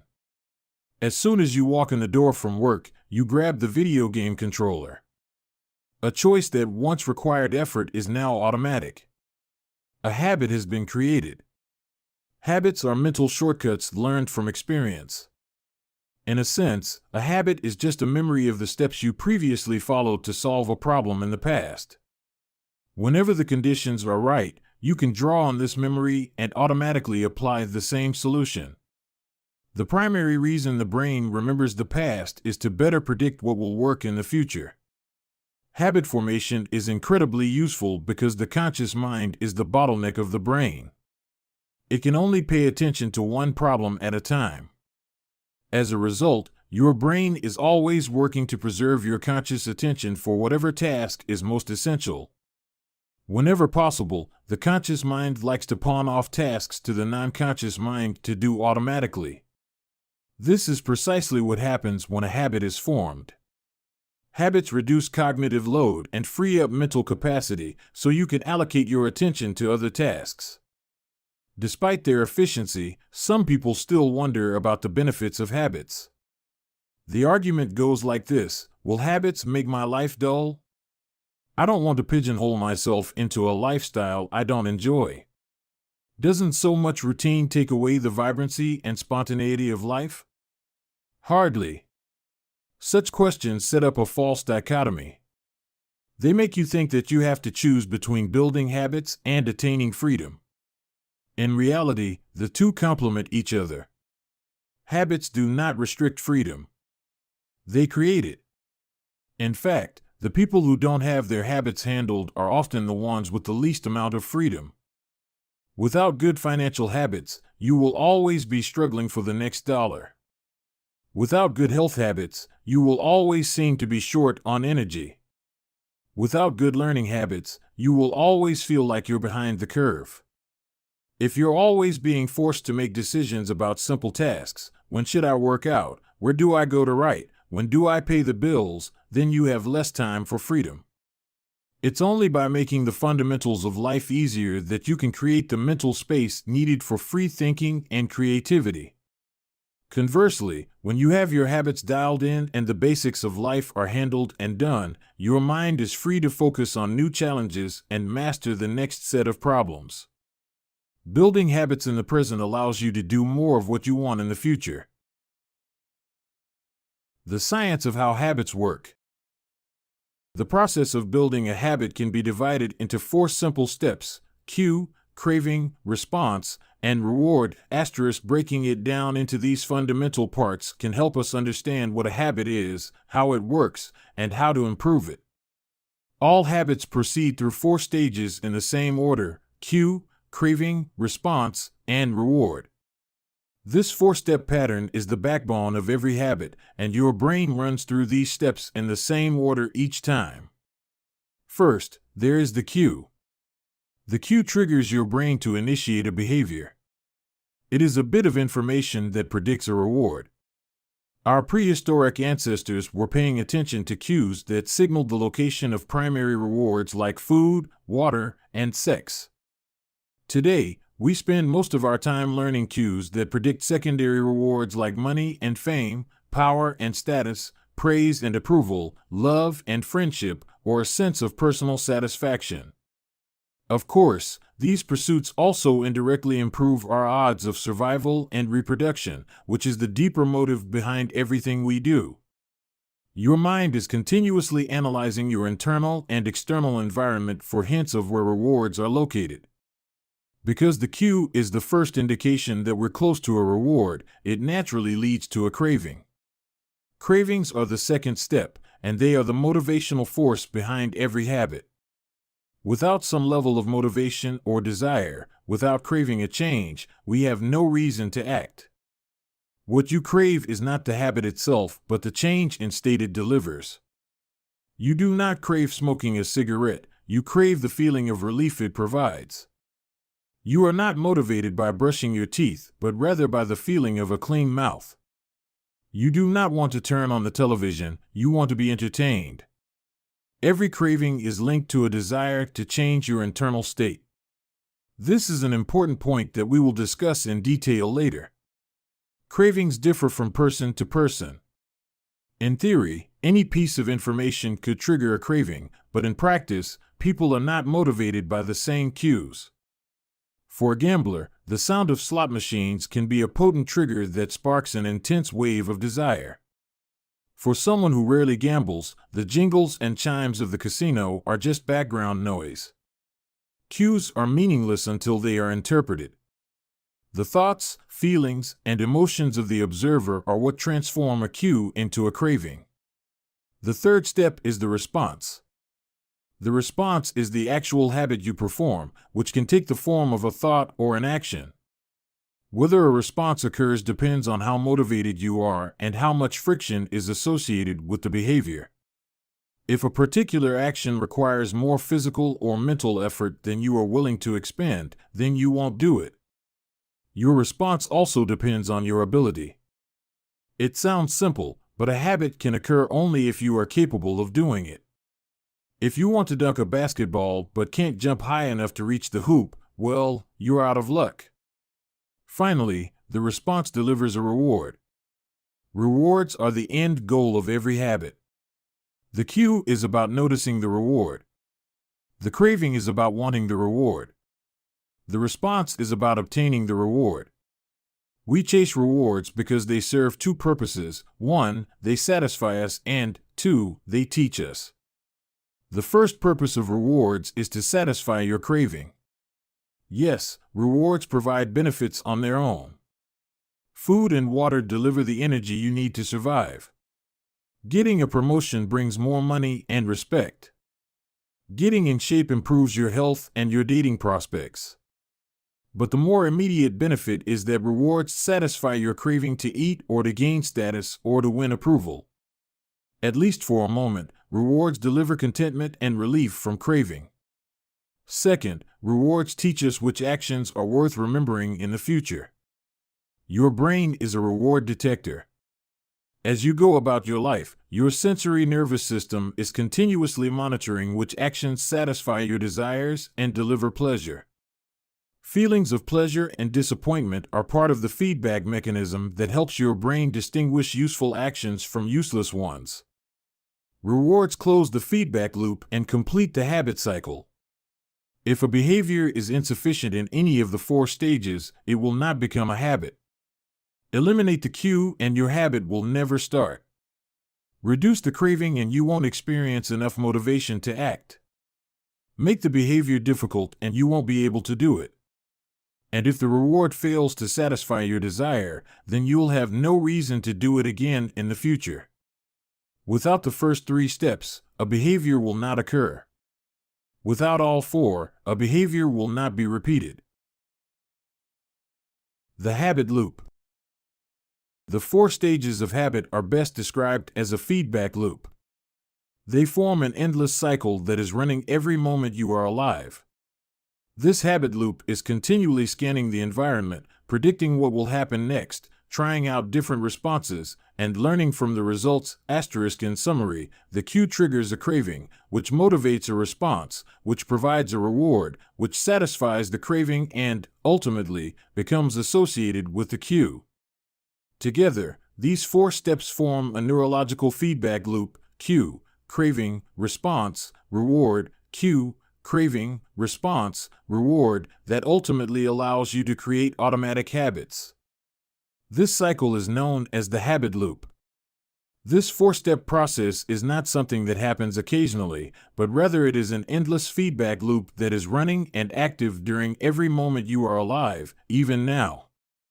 The brain is continually scanning the environment, predicting what will happen next, trying out different responses, and learning from the results. The entire process is completed in a split second, and we use it again and again without realizing everything that has been packed into the previous moment. We can split these 4 steps into 2 phases: the problem phase and the solution phase. The problem phase includes the cue and the craving, and it is when you realize that something needs to change. The solution phase includes the response and the reward, and it is when you take action and achieve the change you desire. All behavior is driven by the desire to solve a problem. Sometimes the problem is that you notice something good and you want to obtain it. Sometimes the problem is that you are experiencing pain and you want to relieve it. Either way, the purpose of every habit is to solve the problems you face. In the table on the following page, you can see a few examples of what this looks like in real life. Imagine walking into a dark room and flipping on the light switch. You have performed this simple habit so many times that it occurs without thinking. You proceed through all 4 stages in the fraction of a second. The urge to act strikes you without thinking. Problem phase 1. Cue, your phone buzzes with a new text message. 2. Craving, you want to learn the contents of the message. Solution phase 3. Response, you grab your phone and read the text. 4. Reward, you satisfy your craving to read the message. Grabbing your phone becomes associated with your phone buzzing. Problem phase 1. Cue, you are answering emails. 2. Craving, you begin to feel stressed and overwhelmed by work. You want to feel in control. Solution phase 3. Response, you bite your nails. 4. Reward, you satisfy your craving to reduce stress. Biting your nails becomes associated with answering email. Problem phase 1. Cue, you wake up. 2. Craving, you want to feel alert. Solution phase 3. Response, you drink a cup of coffee. 4. Reward, you satisfy your craving to feel alert. Drinking coffee becomes associated with waking up. Problem phase 1. Cue, you smell a donut shop as you walk down the street near your office. 2. Craving, you begin to crave a donut. Solution phase 3. Response, you buy a donut and eat it. 4. Reward, you satisfy your craving to eat a donut. Buying a donut becomes associated with walking down the street near your office. Problem phase 1. Cue, you hit a stumbling block on a project at work. 2. Craving, you feel stuck and want to relieve your frustration. Solution phase 3. Response, you pull out your phone and check social media. 4. Reward, you satisfy your craving to feel relieved. Checking social media becomes associated with feeling stalled at work. Problem phase 1. Cue, you walk into a dark room. 2. Craving, you want to be able to see. Solution phase 3. Response, you flip the light switch. 4. Reward, you satisfy your craving to see. Turning on the light switch becomes associated with being in a dark room. By the time we become adults, we rarely notice the habits that are running our lives. Most of us never give a second thought to the fact that we tie the same shoe first each morning, or unplug the toaster after each use, or always change into comfortable clothes after getting home from work. After decades of mental programming, we automatically slip into these patterns of thinking and acting. The 4 laws of behavior change. In the following chapters, we will see time and again how the 4 stages of cue, craving, response, and reward influence nearly everything we do each day. But before we do that, we need to transform these 4 steps into a practical framework that we can use to design good habits and eliminate bad ones.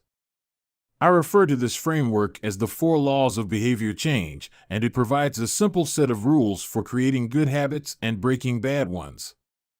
You can think of each law as a lever that influences human behavior. When the levers are in the right positions, creating good habits is effortless. When they are in the wrong positions, it is nearly impossible. How to create a good habit. The first law, cue, make it obvious. The second law, craving, make it attractive. The third law, response, make it easy. The fourth law, reward, make it satisfying. We can invert these laws to learn how to break a bad habit. How to break a bad habit. Inversion of the first law, cue, make it invisible. Inversion of the second law, craving, make it unattractive. Inversion of the third law, response, make it difficult. Inversion of the fourth law, reward, make it unsatisfying. It would be irresponsible for me to claim that these 4 laws are an exhaustive framework for changing any human behavior, but I think they're close. As you will soon see, the 4 laws of behavior change apply to nearly every field, from sports to politics, art to medicine, comedy to management. These laws can be used no matter what challenge you are facing. There is no need for completely different strategies for each habit. Whenever you want to change your behavior, you can simply ask yourself, 1. How can I make it obvious? 2. How can I make it attractive? 3. How can I make it easy? 4. How can I make it satisfying? If you have ever wondered, why don't I do what I say I'm going to do? Why don't I lose the weight or stop smoking or save for retirement or start that side business? Why do I say something is important but never seem to make time for it? The answers to those questions can be found somewhere in these 4 laws. The key to creating good habits and breaking bad ones is to understand these fundamental laws and how to alter them to your specifications. Every goal is doomed to fail if it goes against the grain of human nature. Your habits are shaped by the systems in your life. In the chapters that follow, we will discuss these laws one by one and show how you can use them to create a system in which good habits emerge naturally and bad habits wither away. Chapter Summary. A habit is a behavior that has been repeated enough times to become automatic. The ultimate purpose of habits is to solve the problems of life with as little energy and effort as possible. Any habit can be broken down into a feedback loop that involves 4 steps: cue, craving, response, and reward. The 4 laws of behavior change are a simple set of rules we can use to build better habits. They are: 1. Make it obvious. 2. Make it attractive. 3. Make it easy. And 4. Make it satisfying. The first law. Make it obvious. Chapter 4. The Man Who Didn't Look Right. The psychologist Gary Klein once told me a story about a woman who attended a family gathering. She had spent years working as a paramedic and, upon arriving at the event, took one look at her father-in-law and got very concerned. "I don't like the way you look," she said. Her father-in-law, who was feeling perfectly fine, jokingly replied, "Well, I don't like your looks either." "No," she insisted. "You need to go to the hospital now." A few hours later, the man was undergoing life-saving surgery after an examination had revealed that he had a blockage to a major artery and was at immediate risk of a heart attack. Without his daughter-in-law's intuition, he could have died. What did the paramedic see? How did she predict his impending heart attack? When major arteries are obstructed, the body focuses on sending blood to critical organs and away from peripheral locations near the surface of the skin. The result is a change in the pattern of distribution of blood in the face. After many years of working with people with heart failure, the woman had unknowingly developed the ability to recognize this pattern on sight. She couldn't explain what it was that she noticed in her father-in-law's face, but she knew something was wrong. Similar stories exist in other fields. For example, military analysts can identify which blip on a radar screen is an enemy missile and which one is a plane from their own fleet, even though they are traveling at the same speed, flying at the same altitude, and look identical on radar in nearly every respect. During the Gulf War, Lieutenant Commander Michael Riley saved an entire battleship when he ordered a missile shot down, despite the fact that it looked exactly like the battleship's own planes on radar. He made the right call, but even his superior officers couldn't explain how he did it. Museum curators have been known to discern the difference between an authentic piece of art and an expertly produced counterfeit, even though they can't tell you precisely which details tipped them off. Experienced radiologists can look at a brain scan and predict the area where a stroke will develop before any obvious signs are visible to the untrained eye. I've even heard of hairdressers noticing whether a client is pregnant based only on the feel of her hair. The human brain is a prediction machine.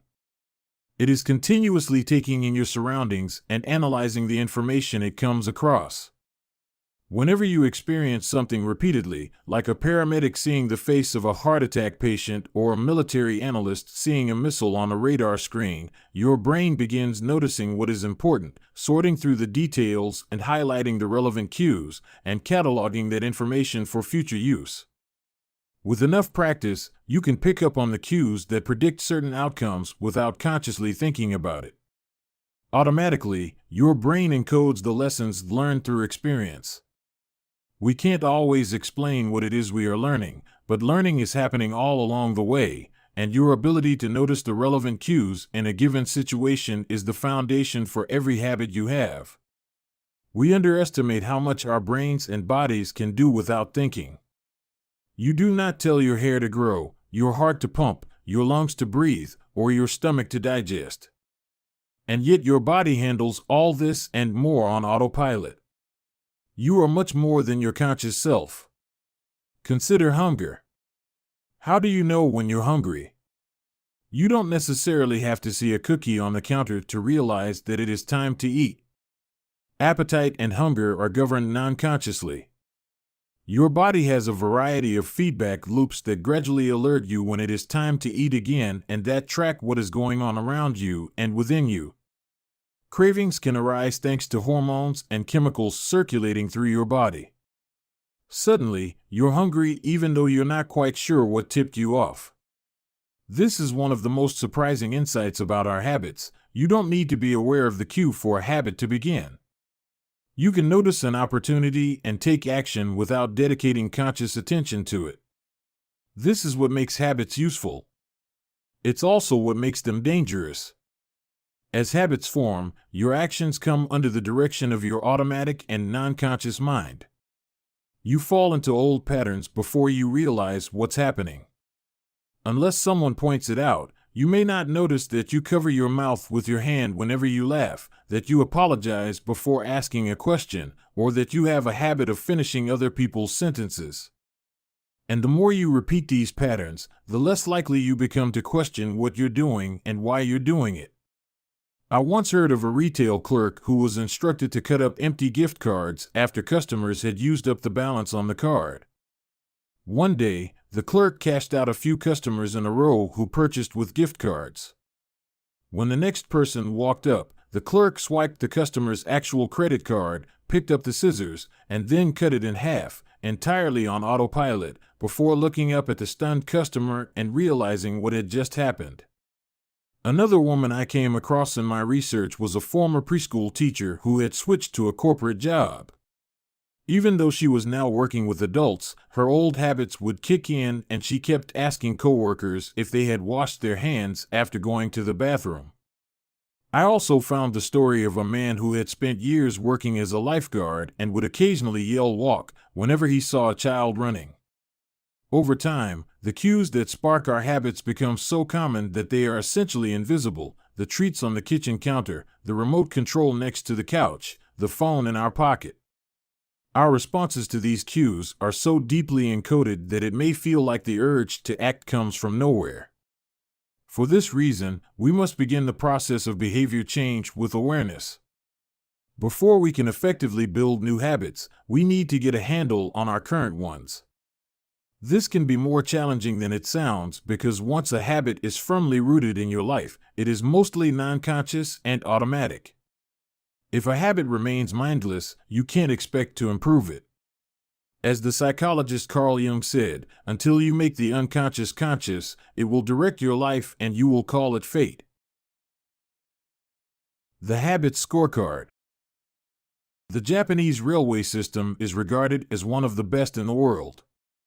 If you ever find yourself riding a train in Tokyo, you'll notice that the conductors have a peculiar habit. As each operator runs the train, they proceed through a ritual of pointing at different objects and calling out commands. When the train approaches a signal, the operator will point at it and say, "Signal is green." As the train pulls into and out of each station, the operator will point at the speedometer and call out the exact speed. When it's time to leave, the operator will point at the timetable and state the time. Out on the platform, other employees are performing similar actions. Before each train departs, staff members will point along the edge of the platform and declare, "All clear." Every detail is identified, pointed at, and named aloud. This process, known as pointing and calling, is a safety system designed to reduce mistakes. It seems silly, but it works incredibly well.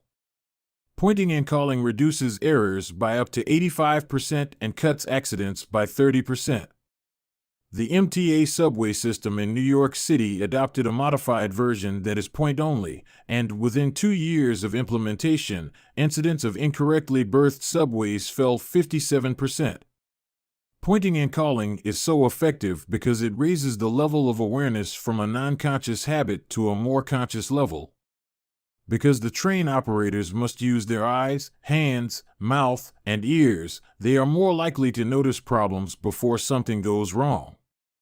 My wife does something similar. Whenever we are preparing to walk out the door for a trip, she verbally calls out the most essential items in her packing list. "I've got my keys. I've got my wallet. I've got my glasses. I've got my husband."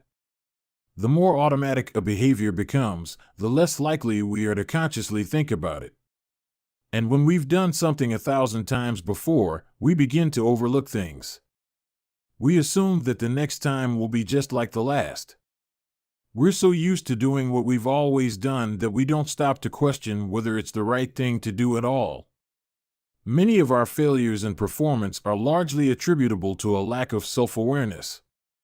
One of our greatest challenges in changing habits is maintaining awareness of what we are actually doing. This helps explain why the consequences of bad habits can sneak up on us. We need a point-and-call system for our personal lives.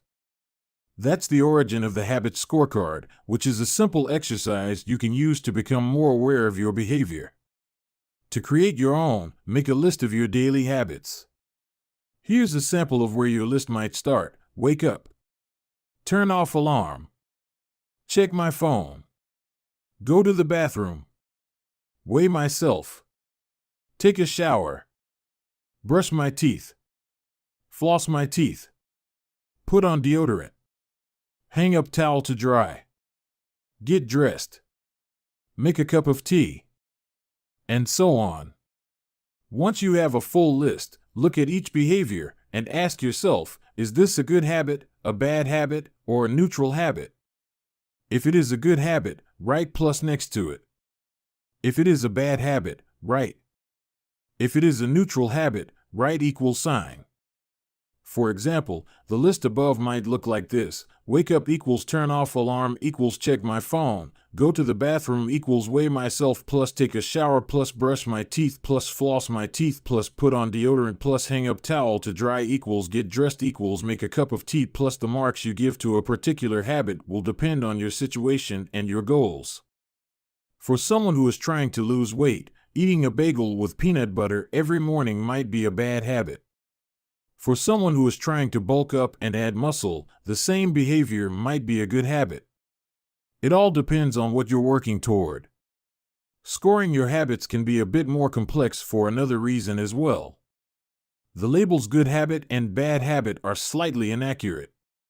There are no good habits or bad habits. There are only effective habits. That is, effective at solving problems. All habits serve you in some way, even the bad ones, which is why you repeat them. For this exercise, categorize your habits by how they will benefit you in the long run. Generally speaking, good habits will have net positive outcomes. Bad habits have net negative outcomes. Smoking a cigarette may reduce stress right now, that's how it's serving you, but it's not a healthy long-term behavior.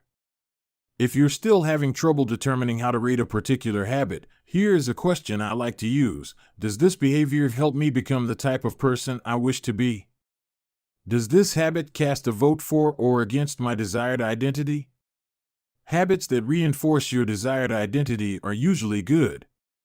Habits that conflict with your desired identity are usually bad.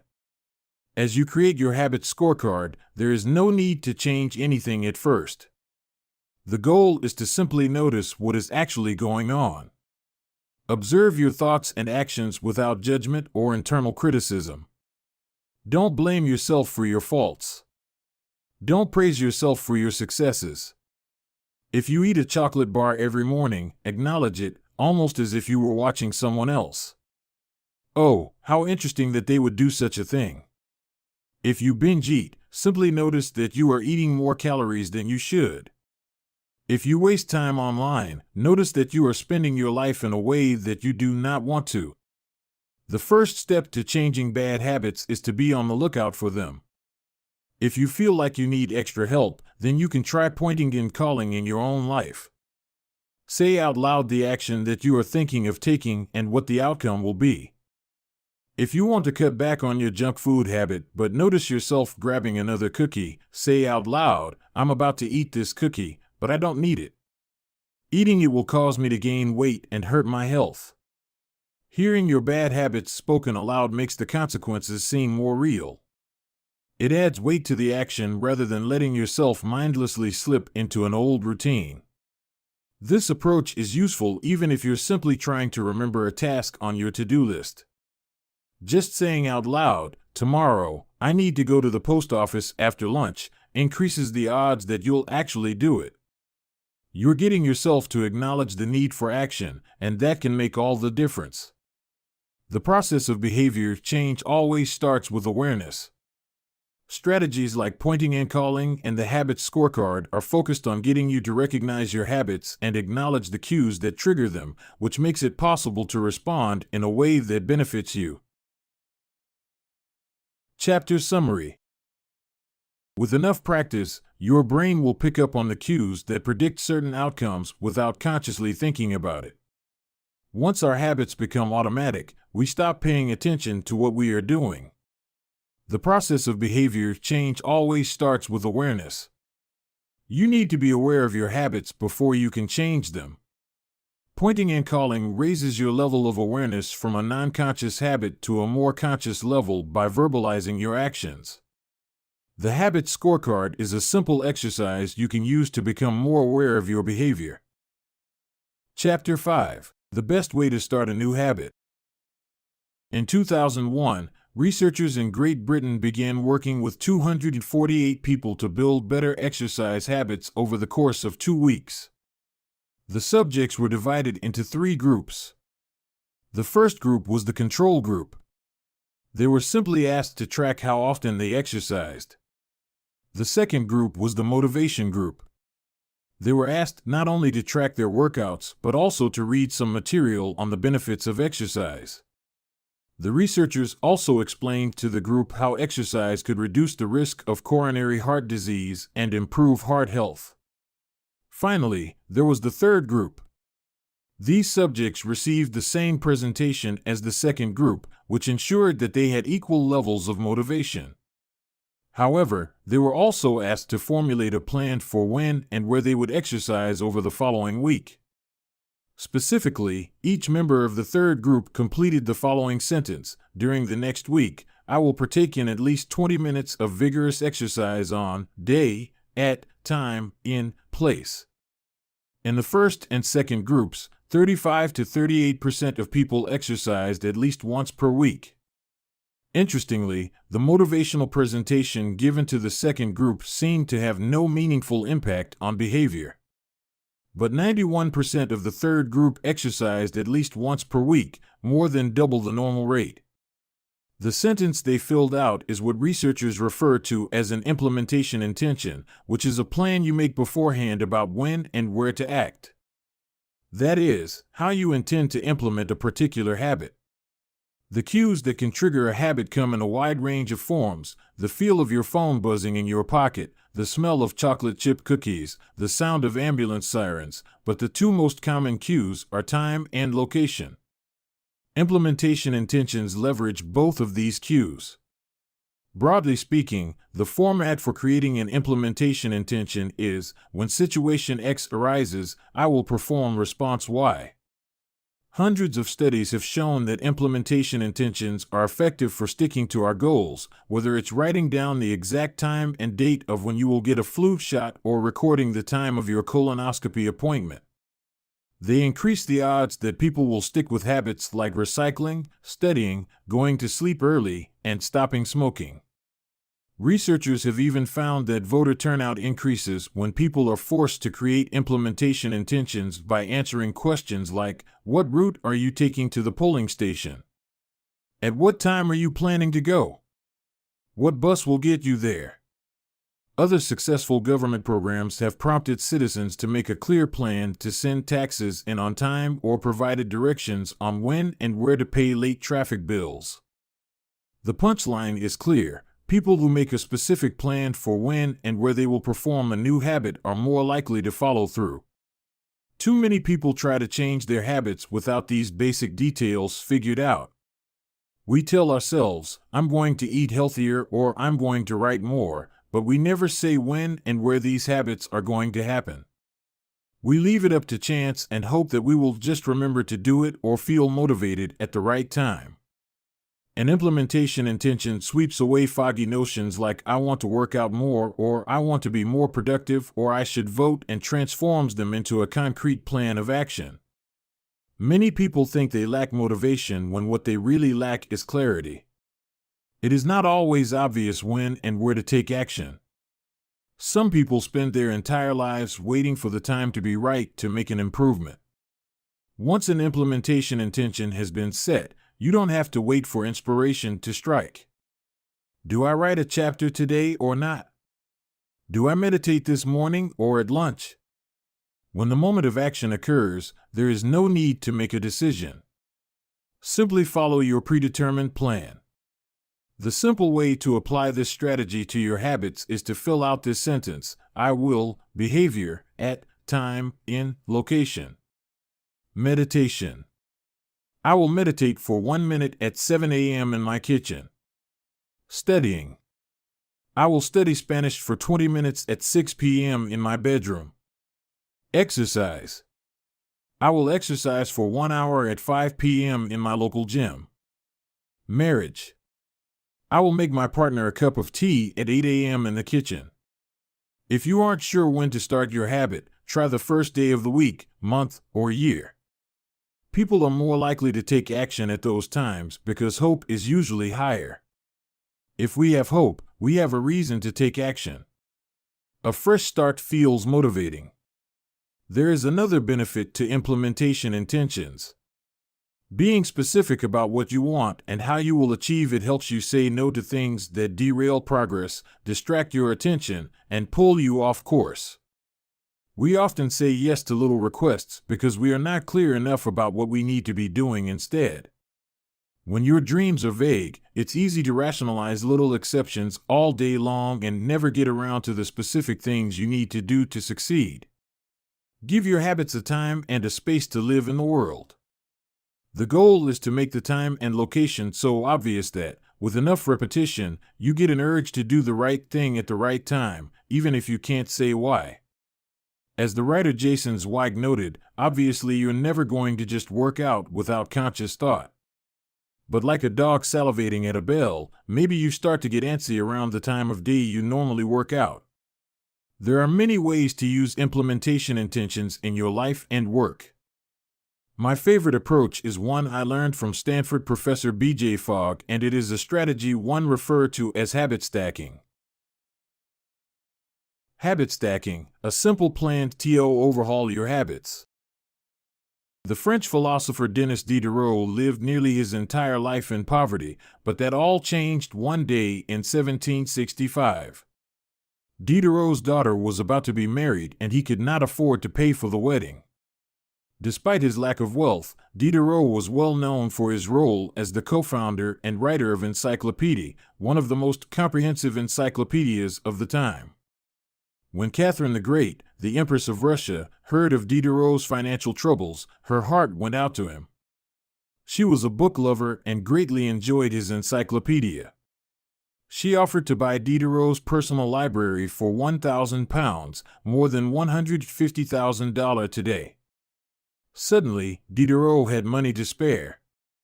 With his new wealth, he not only paid for the wedding but also acquired a scarlet robe for himself. Diderot's scarlet robe was beautiful. So beautiful, in fact, that he immediately noticed how out of place it seemed when surrounded by his more common possessions. He wrote that there was no more coordination, no more unity, no more beauty between his elegant robe and the rest of his stuff. Diderot soon felt the urge to upgrade his possessions. He replaced his rug with one from Damascus. He decorated his home with expensive sculptures. He bought a mirror to place above the mantel and a better kitchen table. He tossed aside his old straw chair for a leather one. Like falling dominoes, one purchase led to the next. Diderot's behavior is not uncommon. In fact, the tendency for one purchase to lead to another one has a name: the Diderot effect. The Diderot effect states that obtaining a new possession often creates a spiral of consumption that leads to additional purchases. You can spot this pattern everywhere. You buy a dress and have to get new shoes and earrings to match. You buy a couch and suddenly question the layout of your entire living room. You buy a toy for your child and soon find yourself purchasing all of the accessories that go with it. It's a chain reaction of purchases. Many human behaviors follow this cycle. You often decide what to do next based on what you have just finished doing.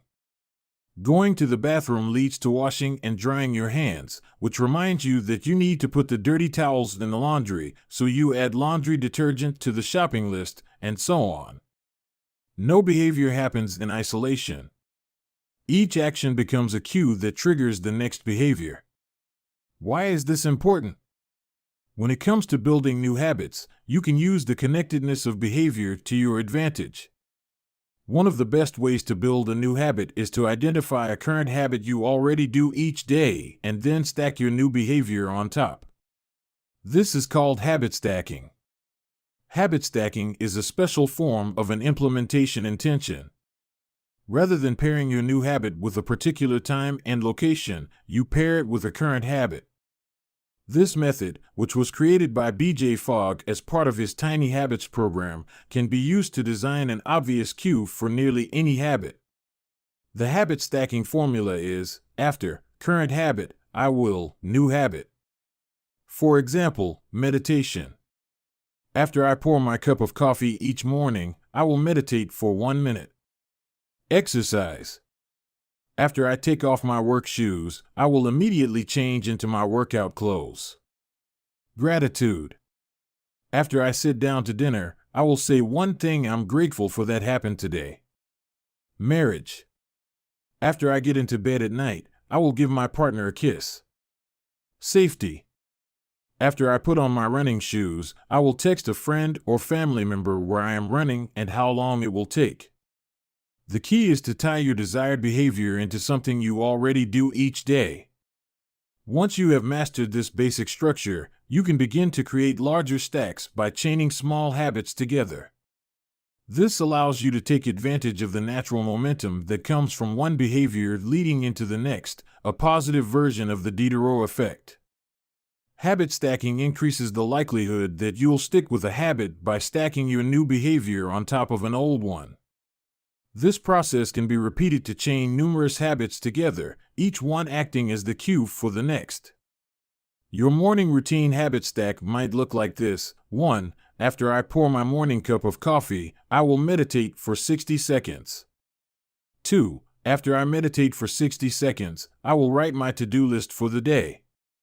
3. After I write my to-do list for the day, I will immediately begin my first task. Or, consider this habit stack in the evening. 1. After I finish eating dinner, I will put my plate directly into the dishwasher. 2. After I put my dishes away, I will immediately wipe down the counter. 3. After I wipe down the counter, I will set out my coffee mug for tomorrow morning. You can also insert new behaviors into the middle of your current routines. For example, you may already have a morning routine that looks like this: wake up greater than make my bed greater than take a shower. Let's say you want to develop the habit of reading more each night. You can expand your habit stack and try something like, wake up greater than make my bed greater than place a book on my pillow greater than take a shower. Now, when you climb into bed each night, a book will be sitting there waiting for you to enjoy. Overall, habit stacking allows you to create a set of simple rules that guide your future behavior. It's like you always have a game plan for which action should come next. Once you get comfortable with this approach, you can develop general habit stacks to guide you whenever the situation is appropriate. Exercise. When I see a set of stairs, I will take them instead of using the elevator. Social skills. When I walk into a party, I will introduce myself to someone I don't know yet. Finances. When I want to buy something over $100, I will wait 24 hours before purchasing. Healthy eating. When I serve myself a meal, I will always put veggies on my plate first. Minimalism. When I buy a new item, I will give something away. One in, one out. Mood. When the phone rings, I will take one deep breath and smile before answering. Forgetfulness. When I leave a public place, I will check the table and chairs to make sure I don't leave anything behind. No matter how you use this strategy, the secret to creating a successful habit stack is selecting the right cue to kick things off. Unlike an implementation intention, which specifically states the time and location for a given behavior, habit stacking implicitly has the time and location built into it. When and where you choose to insert a habit into your daily routine can make a big difference. If you're trying to add meditation into your morning routine but mornings are chaotic and your kids keep running into the room, then that may be the wrong place and time. Consider when you are most likely to be successful. Don't ask yourself to do a habit when you're likely to be occupied with something else. Your cue should also have the same frequency as your desired habit. If you want to do a habit every day, but you stack it on top of a habit that only happens on Mondays, that's not a good choice. One way to find the right trigger for your habit stack is by brainstorming a list of your current habits. You can use your habit scorecard from the last chapter as a starting point. Alternatively, you can create a list with 2 columns. In the first column, write down the habits you do each day without fail. For example, get out of bed. Take a shower. Brush your teeth. Get dressed. Brew a cup of coffee. Eat breakfast. Take the kids to school. Start the workday. Eat lunch. End the workday. Change out of work clothes. Sit down for dinner. Turn off the lights. Get into bed. Your list can be much longer, but you get the idea. In the second column, write down all of the things that happen to you each day without fail. For example, the sun rises. You get a text message. The song you are listening to ends. The sun sets. Armed with these 2 lists, you can begin searching for the best place to layer your new habit into your lifestyle. Habit stacking works best when the cue is highly specific and immediately actionable. Many people select cues that are too vague. I made this mistake myself. When I wanted to start a push-up habit, my habit stack was when I take a break for lunch, I will do 10 push-ups. At first glance, this sounded reasonable. But soon, I realized the trigger was unclear. Would I do my push-ups before I ate lunch? After I ate lunch? Where would I do them? After a few inconsistent days, I changed my habit stack to, when I close my laptop for lunch, I will do 10 push-ups next to my desk. Ambiguity gone. Habits like read more or eat better are worthy causes, but these goals do not provide instruction on how and when to act. Be specific and clear. After I close the door. After I brush my teeth. After I sit down at the table. The specificity is important. The more tightly bound your new habit is to a specific cue, the better the odds are that you will notice when the time comes to act. The first law of behavior change is to make it obvious. Strategies like implementation intentions and habit stacking are among the most practical ways to create obvious cues for your habits and design a clear plan for when and where to take action. Chapter Summary. The first law of behavior change is make it obvious. The two most common cues are time and location. Creating an implementation intention is a strategy you can use to pair a new habit with a specific time and location. The implementation intention formula is I will, behavior, at, time, in, location. Habit stacking is a strategy you can use to pair a new habit with a current habit. The habit stacking formula is after, current habit, I will, new habit. Chapter 6. Motivation is overrated, environment often matters more.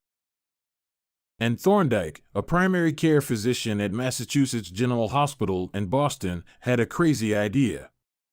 She believed she could improve the eating habits of thousands of hospital staff and visitors without changing their willpower or motivation in the slightest way. In fact, she didn't plan on talking to them at all. Thorndike and her colleagues designed a 6-month study to alter the choice architecture of the hospital cafeteria. They started by changing how drinks were arranged in the room. Originally, the refrigerators located next to the cash registers in the cafeteria were filled with only soda. The researchers added water as an option to each one. Additionally, they placed baskets of bottled water next to the food stations throughout the room.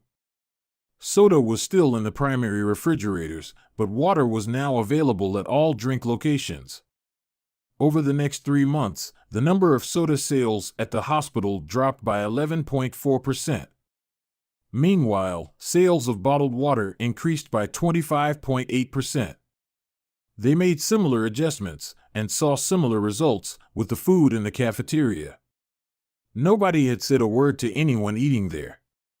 People often choose products not because of what they are, but because of where they are.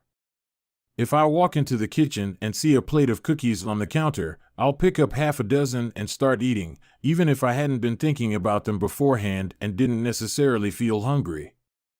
If the communal table at the office is always filled with donuts and bagels, it's going to be hard not to grab one every now and then. Your habits change depending on the room you are in and the cues in front of you. Environment is the invisible hand that shapes human behavior. Despite our unique personalities, certain behaviors tend to arise again and again under certain environmental conditions. In church, people tend to talk in whispers. On a dark street, people act wary and guarded. In this way, the most common form of change is not internal, but external. We are changed by the world around us. Every habit is context-dependent. In 1936, psychologist Kurt Lewin wrote a simple equation that makes a powerful statement: behavior is a function of the person in their environment, or B equals F, P, E. It didn't take long for Lewin's equation to be tested in business. In 1952, the economist Hawkins Stern described a phenomenon he called suggestion impulse buying, which is triggered when a shopper sees a product for the first time and visualizes a need for it. In other words, customers will occasionally buy products not because they want them, but because of how they are presented to them. For example, items at eye level tend to be purchased more than those down near the floor. For this reason, you'll find expensive brand names featured in easy-to-reach locations on store shelves because they drive the most profit, while cheaper alternatives are tucked away in harder-to-reach spots. The same goes for end caps, which are the units at the end of aisles. End caps are money-making machines for retailers because they are obvious locations that encounter a lot of foot traffic. For example, 45% of Coca-Cola sales come specifically from end-of-the-aisle racks. The more obviously available a product or service is, the more likely you are to try it. People drink Bud Light because it is in every bar and visit Starbucks because it is on every corner. We like to think that we are in control. If we choose water over soda, we assume it is because we wanted to do so. The truth, however, is that many of the actions we take each day are shaped not by purposeful drive and choice, but by the most obvious option. Every living being has its own methods for sensing and understanding the world. Eagles have remarkable long-distance vision. Snakes can smell by tasting the air with their highly sensitive tongues. Sharks can detect small amounts of electricity and vibrations in the water caused by nearby fish. Even bacteria have chemoreceptors, tiny sensory cells that allow them to detect toxic chemicals in their environment. In humans, perception is directed by the sensory nervous system. We perceive the world through sight, sound, smell, touch, and taste. But we also have other ways of sensing stimuli. Some are conscious, but many are non-conscious. For instance, you can notice when the temperature drops before a storm, or when the pain in your gut rises during a stomachache, or when you fall off balance while walking on rocky ground.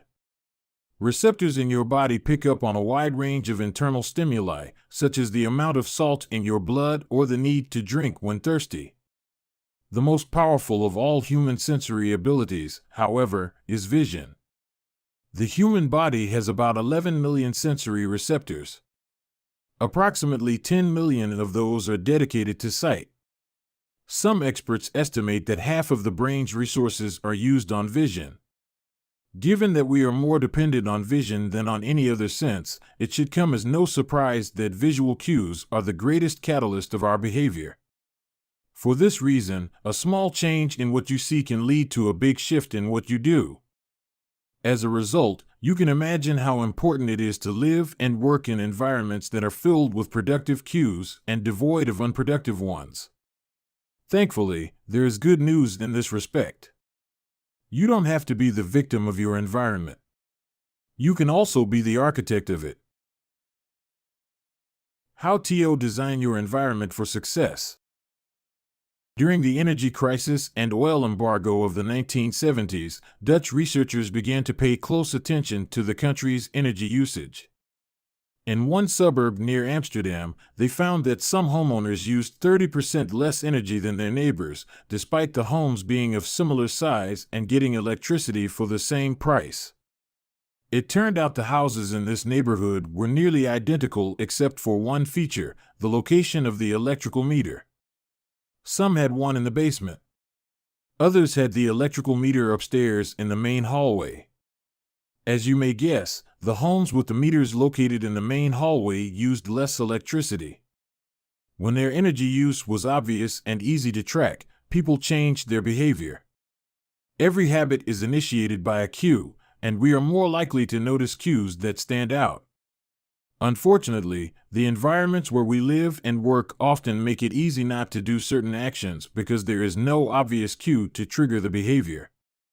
It's easy not to practice the guitar when it's tucked away in the closet. It's easy not to read a book when the bookshelf is in the corner of the guest room. It's easy not to take your vitamins when they are out of sight in the pantry. When the cues that spark a habit are subtle or hidden, they are easy to ignore. By comparison, creating obvious visual cues can draw your attention toward a desired habit. In the early 1990s, the cleaning staff at Schiphol Airport in Amsterdam installed a small sticker that looked like a flying near the center of each urinal. Apparently, when men stepped up to the urinals, they aimed for what they thought was a bug. The stickers improved their aim and significantly reduced spillage around the urinals. Further analysis determined that the stickers cut bathroom cleaning costs by 8% per year. I've experienced the power of obvious cues in my own life. I used to buy apples from the store, put them in the crisper in the bottom of the refrigerator, and forget all about them. By the time I remembered, the apples would have gone bad. I never saw them, so I never ate them. Eventually, I took my own advice and redesigned my environment. I bought a large display bowl and placed it in the middle of the kitchen counter. The next time I bought apples, that was where they went, out in the open where I could see them. Almost like magic, I began eating a few apples each day simply because they were obvious rather than out of sight.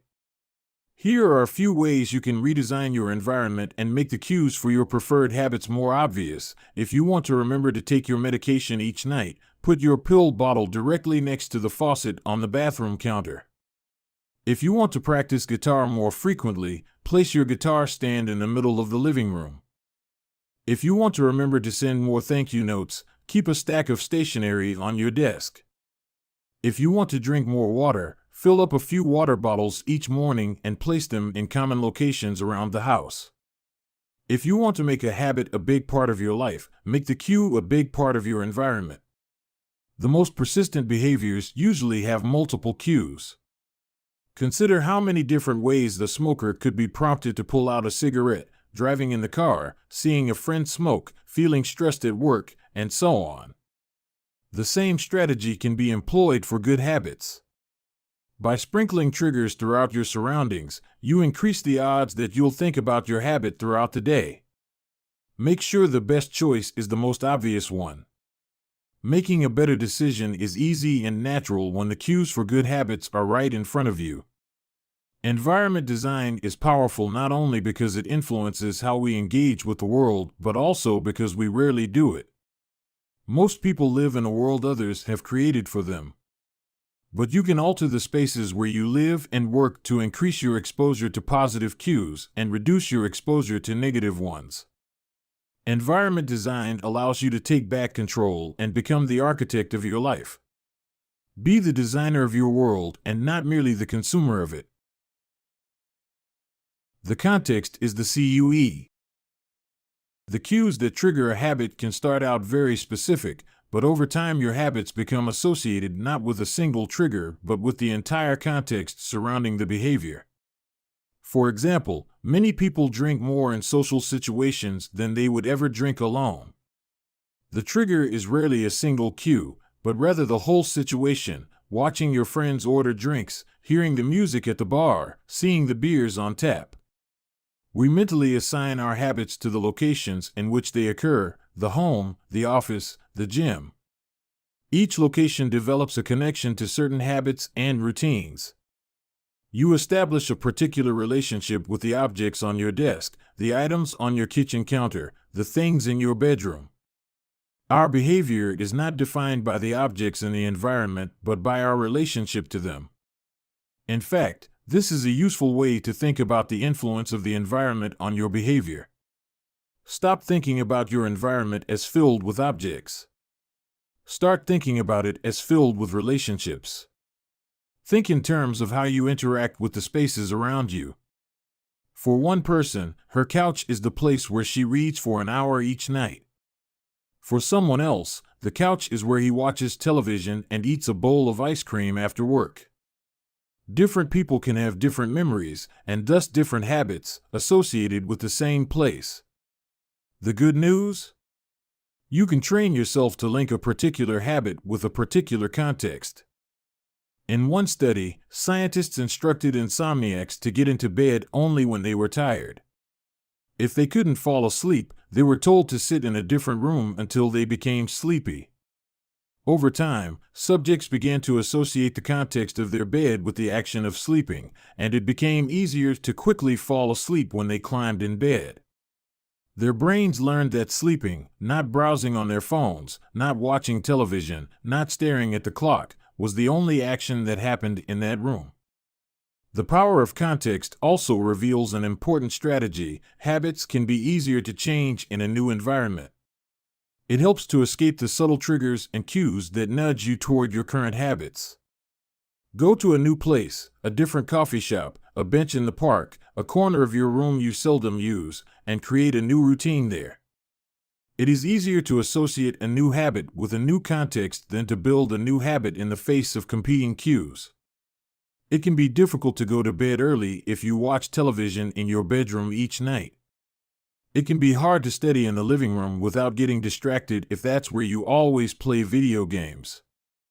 But when you step outside your normal environment, you leave your behavioral biases behind. You aren't battling old environmental cues, which allows new habits to form without interruption. Want to think more creatively? Move to a bigger room, a rooftop patio, or a building with expansive architecture. Take a break from the space where you do your daily work, which is also linked to your current thought patterns. Trying to eat healthier? It is likely that you shop on autopilot at your regular supermarket. Try a new grocery store.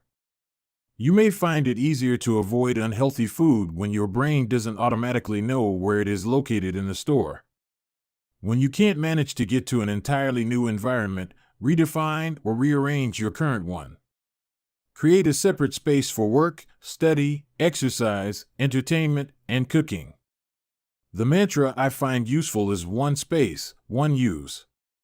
When I started my career as an entrepreneur, I would often work from my couch or at the kitchen table. In the evenings, I found it very difficult to stop working. There was no clear division between the end of work time and the beginning of personal time. Was the kitchen table my office or the space where I ate meals? Was the couch where I relaxed or where I sent emails? Everything happened in the same place. A few years later, I could finally afford to move to a home with a separate room for my office. Suddenly, work was something that happened in here and personal life was something that happened out there. It was easier for me to turn off the professional side of my brain when there was a clear dividing line between work life and home life. Each room had one primary use. The kitchen was for cooking. The office was for working. Whenever possible, avoid mixing the context of one habit with another. When you start mixing contexts, you'll start mixing habits, and the easier ones will usually win out. This is one reason why the versatility of modern technology is both a strength and a weakness. You can use your phone for all sorts of tasks, which makes it a powerful device. But when you can use your phone to do nearly anything, it becomes hard to associate it with one task. You want to be productive, but you're also conditioned to browse social media, check email, and play video games whenever you open your phone. It's a mishmash of cues. You may be thinking, you don't understand. I live in New York City. My apartment is the size of a smartphone. I need each room to play multiple roles. Fair enough. If your space is limited, divide your room into activity zones, a chair for reading, a desk for writing, a table for eating. You can do the same with your digital spaces. I know a writer who uses his computer only for writing, his tablet only for reading, and his phone only for social media and texting. Every habit should have a home. If you can manage to stick with this strategy, each context will become associated with a particular habit and mode of thought. Habits thrive under predictable circumstances like these. Focus comes automatically when you are sitting at your work desk. Relaxation is easier when you are in a space designed for that purpose. Sleep comes quickly when it is the only thing that happens in your bedroom. If you want behaviors that are stable and predictable, you need an environment that is stable and predictable. A stable environment where everything has a place and a purpose is an environment where habits can easily form. Chapter Summary. Small changes in context can lead to large changes in behavior over time. Every habit is initiated by a cue. We are more likely to notice cues that stand out. Make the cues of good habits obvious in your environment. Gradually, your habits become associated not with a single trigger but with the entire context surrounding the behavior. The context becomes the cue. It is easier to build new habits in a new environment because you are not fighting against old cues. Chapter 7. The Secret to Self-Control. In 1971, as the Vietnam War was heading into its 16th year, Congressman Robert Steele from Connecticut and Morgan Murphy from Illinois made a discovery that stunned the American public. While visiting the troops, they had learned that over 15% of U.S. soldiers stationed there were heroin addicts. Follow-up research revealed that 35% of service members in Vietnam had tried heroin and as many as 20% were addicted. The problem was even worse than they had initially thought. The discovery led to a flurry of activity in Washington, including the creation of the Special Action Office of Drug Abuse Prevention under President Nixon to promote prevention and rehabilitation and to track addicted service members when they returned home. Lee Robbins was one of the researchers in charge. In a finding that completely upended the accepted beliefs about addiction, Robbins found that when soldiers who had been heroin users returned home, only 5% of them became re-addicted within a year, and just 12% relapsed within 3 years. In other words, approximately 9 out of 10 soldiers who used heroin in Vietnam eliminated their addiction nearly overnight. This finding contradicted the prevailing view at the time, which considered heroin addiction to be a permanent and irreversible condition. Instead, Robbins revealed that addictions could spontaneously dissolve if there was a radical change in the environment. In Vietnam, soldiers spent all day surrounded by cues triggering heroin use. It was easy to access, they were engulfed by the constant stress of war, they built friendships with fellow soldiers who were also heroin users, and they were thousands of miles from home. Once a soldier returned to the United States, though, he found himself in an environment devoid of those triggers. When the context changed, so did the habit. Compare this situation to that of a typical drug user. Someone becomes addicted at home or with friends, goes to a clinic to get clean, which is devoid of all the environmental stimuli that prompt their habit, then returns to their old neighborhood with all of their previous cues that caused them to get addicted in the first place. It's no wonder that usually you see numbers that are the exact opposite of those in the Vietnam study. Typically, 90% of heroin users become re-addicted once they return home from rehab. The Vietnam studies ran counter to many of our cultural beliefs about bad habits because it challenged the conventional association of unhealthy behavior as a moral weakness. If you're overweight, a smoker, or an addict, you've been told your entire life that it is because you lack self-control, maybe even that you're a bad person. The idea that a little bit of discipline would solve all our problems is deeply embedded in our culture. Recent research, however, shows something different. When scientists analyze people who appear to have tremendous self-control, it turns out those individuals aren't all that different from those who are struggling. Instead, disciplined people are better at structuring their lives in a way that does not require heroic willpower and self-control. In other words, they spend less time in tempting situations. The people with the best self-control are typically the ones who need to use it the least. It's easier to practice self-restraint when you don't have to use it very often. So, yes, perseverance, grit, and willpower are essential to success, but the way to improve these qualities is not by wishing you were a more disciplined person, but by creating a more disciplined environment. This counterintuitive idea makes even more sense once you understand what happens when a habit is formed in the brain. A habit that has been encoded in the mind is ready to be used whenever the relevant situation arises. When Patty Olwell, a therapist from Austin, Texas, started smoking, she would often light up while riding horses with a friend. Eventually, she quit smoking and avoided it for years. She had also stopped riding. Decades later, she hopped on a horse again and found herself craving a cigarette for the first time in forever. The cues were still internalized, she just hadn't been exposed to them in a long time. Once a habit has been encoded, the urge to act follows whenever the environmental cues reappear. This is one reason behavior change techniques can backfire. Shaming obese people with weight loss presentations can make them feel stressed, and as a result many people return to their favorite coping strategy, overeating. Showing pictures of blackened lungs to smokers leads to higher levels of anxiety, which drives many people to reach for a cigarette. If you're not careful about cues, you can cause the very behavior you want to stop. Bad habits are autocatalytic, the process feeds itself. They foster the feelings they try to numb. You feel bad, so you eat junk food.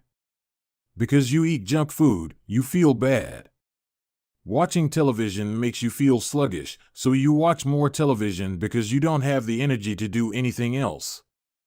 Worrying about your health makes you feel anxious, which causes you to smoke to ease your anxiety, which makes your health even worse and soon you're feeling more anxious. It's a downward spiral, a runaway train of bad habits. Researchers refer to this phenomenon as cue-induced wanting. An external trigger causes a compulsive craving to repeat a bad habit. Once you notice something, you begin to want it. This process is happening all the time, often without us realizing it.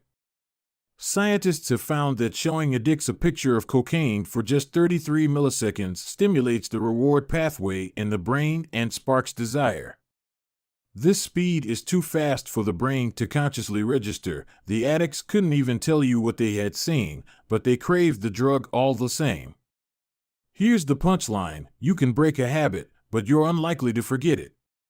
Once the mental grooves of habit have been carved into your brain, they are nearly impossible to remove entirely, even if they go unused for quite a while. And that means that simply resisting temptation is an ineffective strategy. It is hard to maintain a Zen attitude in a life filled with interruptions. It takes too much energy. In the short run, you can choose to overpower temptation. In the long run, we become a product of the environment that we live in. To put it bluntly, I have never seen someone consistently stick to positive habits in a negative environment. A more reliable approach is to cut bad habits off at the source. One of the most practical ways to eliminate a bad habit is to reduce exposure to the cue that causes it. If you can't seem to get any work done, leave your phone in another room for a few hours. If you're continually feeling like you're not enough, stop following social media accounts that trigger jealousy and envy. If you're wasting too much time watching television, move the TV out of the bedroom. If you're spending too much money on electronics, quit reading reviews of the latest tech gear. If you're playing too many video games, unplug the console and put it in a closet after each use. This practice is an inversion of the first law of behavior change. Rather than make it obvious, you can make it invisible. I'm often surprised by how effective simple changes like these can be. Remove a single cue and the entire habit often fades away. Self-control is a short-term strategy, not a long-term one. You may be able to resist temptation once or twice, but it's unlikely you can muster the willpower to override your desires every time. Instead of summoning a new dose of willpower whenever you want to do the right thing, your energy would be better spent optimizing your environment. This is the secret to self-control. Make the cues of your good habits obvious and the cues of your bad habits invisible. Chapter Summary. The inversion of the first law of behavior change is make it invisible. Once a habit is formed, it is unlikely to be forgotten. People with high self-control tend to spend less time in tempting situations. It's easier to avoid temptation than resist it. One of the most practical ways to eliminate a bad habit is to reduce exposure to the cue that causes it. Self-control is a short-term strategy, not a long-term one. The second law: make it attractive. Chapter 8: How to make a habit irresistible. In the 1940s, a Dutch scientist named Nico Tinbergen performed a series of experiments that transformed our understanding of what motivates us. Tinbergen, who eventually won a Nobel Prize for his work, was investigating herring gulls, the gray and white birds often seen flying along the seashores of North America. Adult herring gulls have a small red on their beak, and Tinbergen noticed that newly hatched chicks would peck this spot whenever they wanted food. To begin one experiment, he created a collection of fake cardboard beaks, just a head without a body. When the parents had flown away, he went over to the nest and offered these dummy beaks to the chicks. The beaks were obvious fakes, and he assumed the baby birds would reject them altogether. However, when the tiny gulls saw the red spot on the cardboard beak, they pecked away just as if it were attached to their own mother. They had a clear preference for those red spots, as if they had been genetically programmed at birth. Soon Tinbergen discovered that the bigger the red spot, the faster the chicks pecked. Eventually, he created a beak with 3 large red dots on it. When he placed it over the nest, the baby birds went crazy with delight. They pecked at the little red patches as if it was the greatest beak they had ever seen. Tinbergen and his colleagues discovered similar behavior in other animals. For example, the gray-lag goose is a ground-nesting bird. Occasionally, as the mother moves around on the nest, one of the eggs will roll out and settle on the grass nearby. Whenever this happens, the goose will waddle over to the egg and use its beak and neck to pull it back into the nest. Tinbergen discovered that the goose will pull any nearby round object, such as a billiard ball or a light bulb, back into the nest. The bigger the object, the greater their response. One goose even made a tremendous effort to roll a volleyball back and sit on top. Like the baby gulls automatically pecking at red dots, the gray-lag goose was following an instinctive rule: when I see a round object nearby, I must roll it back into the nest. The bigger the round object, the harder I should try to get it. It's like the brain of each animal is preloaded with certain rules for behavior, and when it comes across an exaggerated version of that rule, it lights up like a Christmas tree. Scientists refer to these exaggerated cues as supernormal stimuli. A supernormal stimulus is a heightened version of reality, like a beak with 3 red dots or an egg the size of a volleyball, and it elicits a stronger response than usual. Humans are also prone to fall for exaggerated versions of reality. Junk food, for example, drives our reward systems into a frenzy. After spending hundreds of thousands of years hunting and foraging for food in the wild, the human brain has evolved to place a high value on salt, sugar, and fat. Such foods are often calorie-dense, and they were quite rare when our ancient ancestors were roaming the savannah. When you don't know where your next meal is coming from, eating as much as possible is an excellent strategy for survival.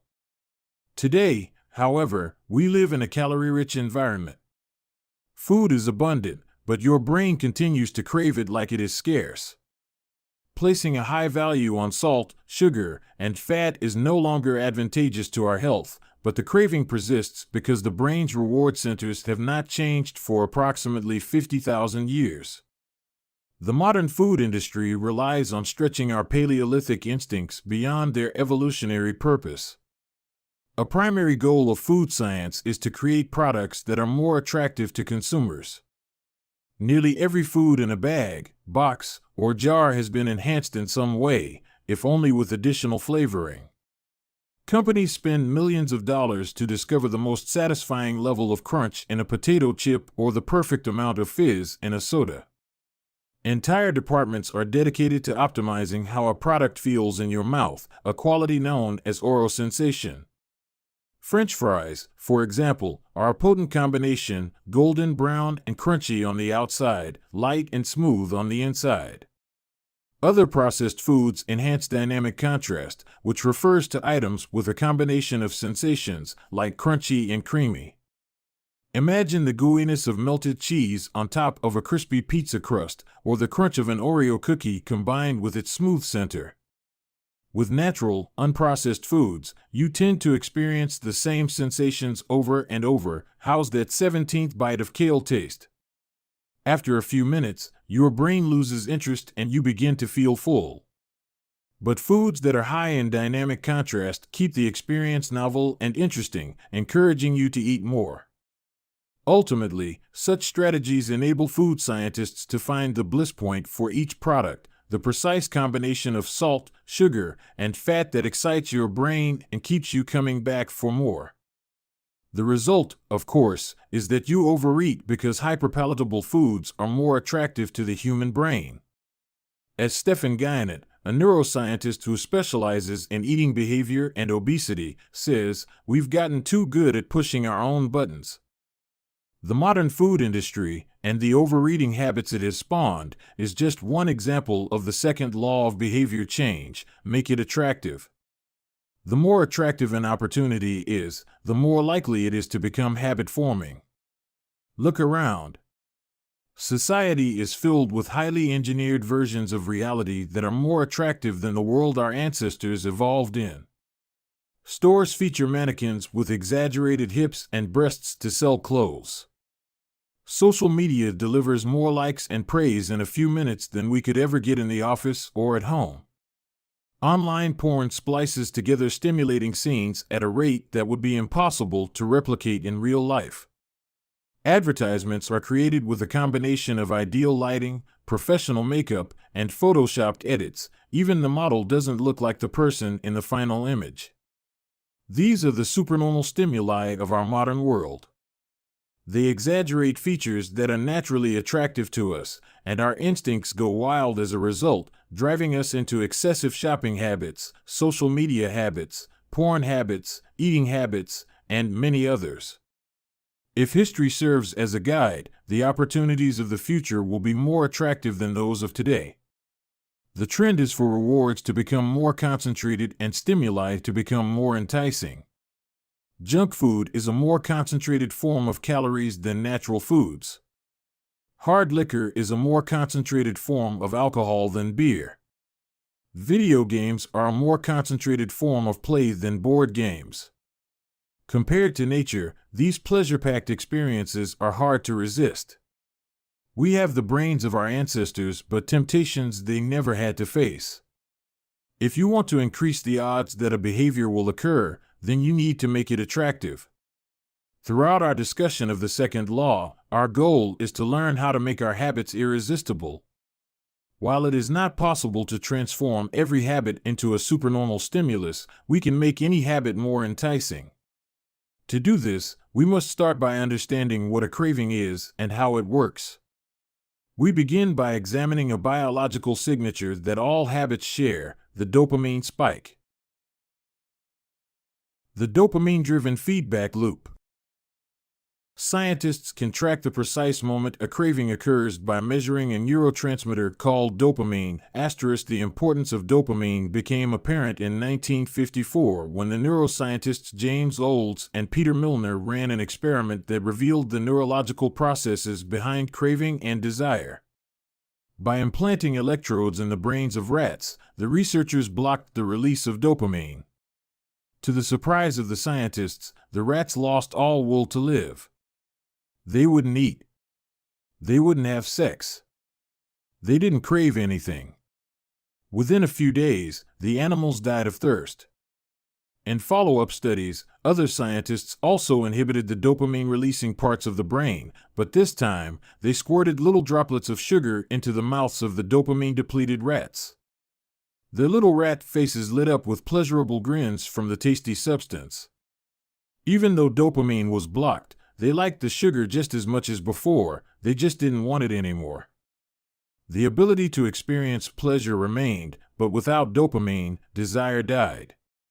And without desire, action stopped.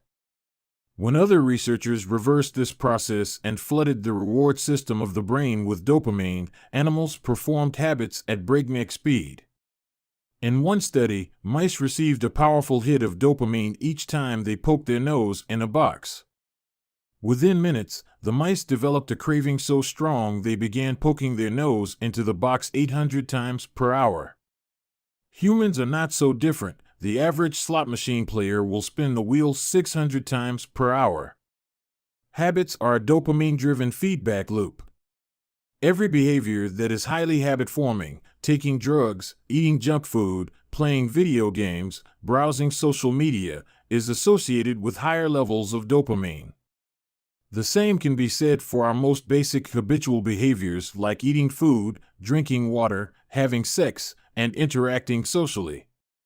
For years, scientists assumed dopamine was all about pleasure, but now we know it plays a central role in many neurological processes, including motivation, learning and memory, punishment and aversion, and voluntary movement. When it comes to habits, the key takeaway is this: dopamine is released not only when you experience pleasure, but also when you anticipate it. Gambling addicts have a dopamine spike right before they place a bet, not after they win. Cocaine addicts get a surge of dopamine when they see the powder, not after they take it. Whenever you predict that an opportunity will be rewarding, your levels of dopamine spike in anticipation. And whenever dopamine rises, so does your motivation to act. It is the anticipation of a reward, not the fulfillment of it, that gets us to take action. Interestingly, the reward system that is activated in the brain when you receive a reward is the same system that is activated when you anticipate a reward. This is one reason the anticipation of an experience can often feel better than the attainment of it. As a child, thinking about Christmas morning can be better than opening the gifts. As an adult, daydreaming about an upcoming vacation can be more enjoyable than actually being on vacation. Scientists refer to this as the difference between wanting and liking. The dopamine spike. Your brain has far more neural circuitry allocated for wanting rewards than for liking them. The wanting centers in the brain are large: the brainstem, the nucleus accumbens, the ventral tegmental area, the dorsal striatum, the amygdala, and portions of the prefrontal cortex. By comparison, the liking centers of the brain are much smaller.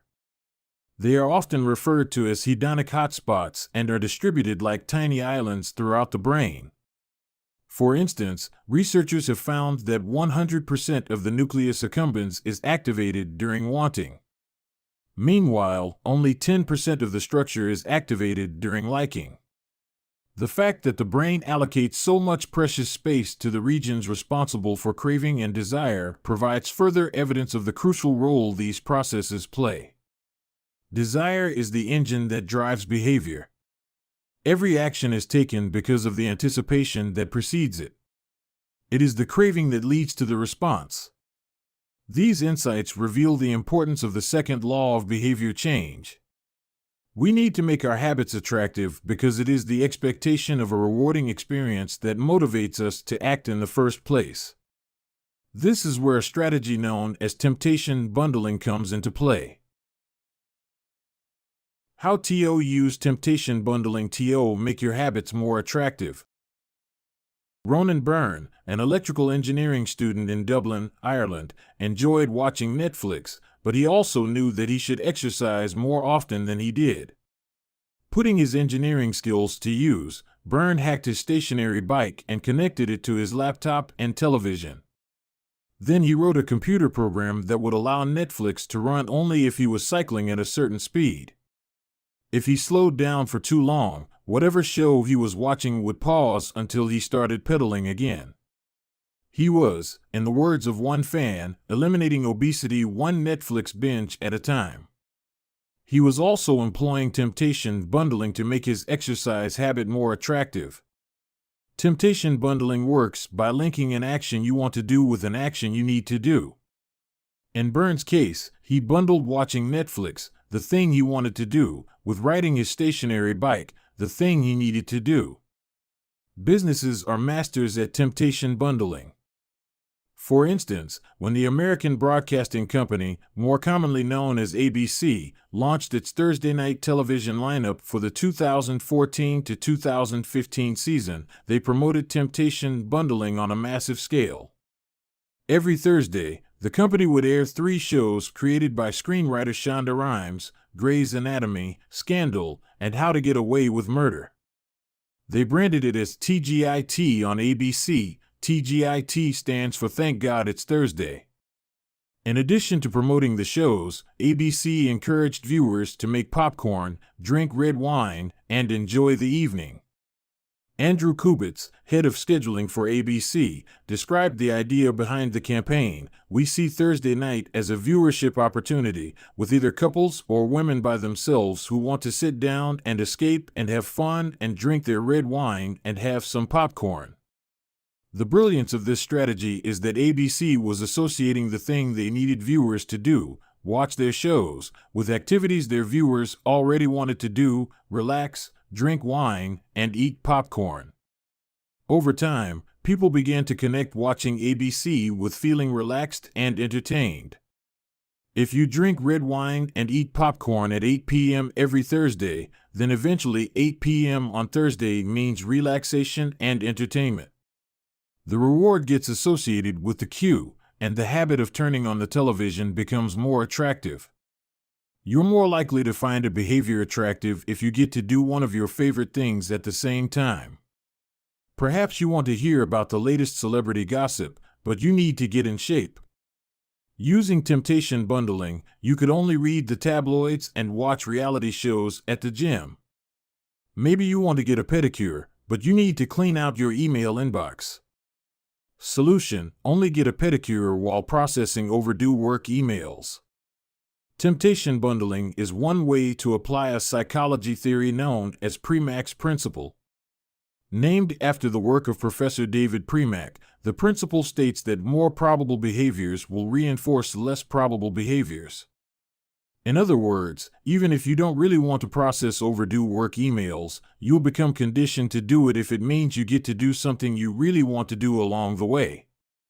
You can even combine temptation bundling with the habit stacking strategy we discussed in Chapter 5 to create a set of rules to guide your behavior.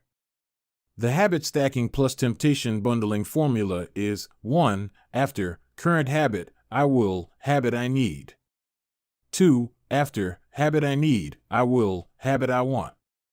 If you want to read the news, but you need to express more gratitude, 1. After I get my morning coffee, I will say one thing I'm grateful for that happened yesterday, need.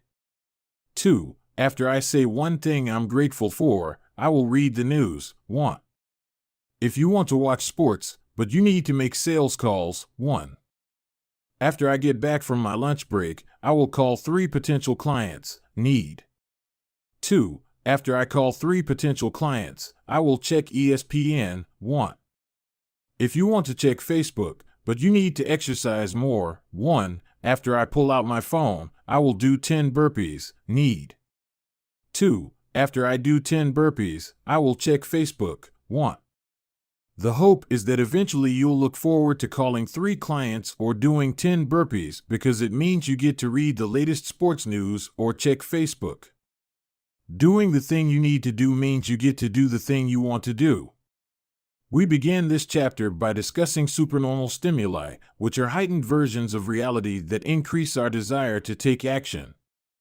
Temptation bundling is one way to create a heightened version of any habit by connecting it with something you already want.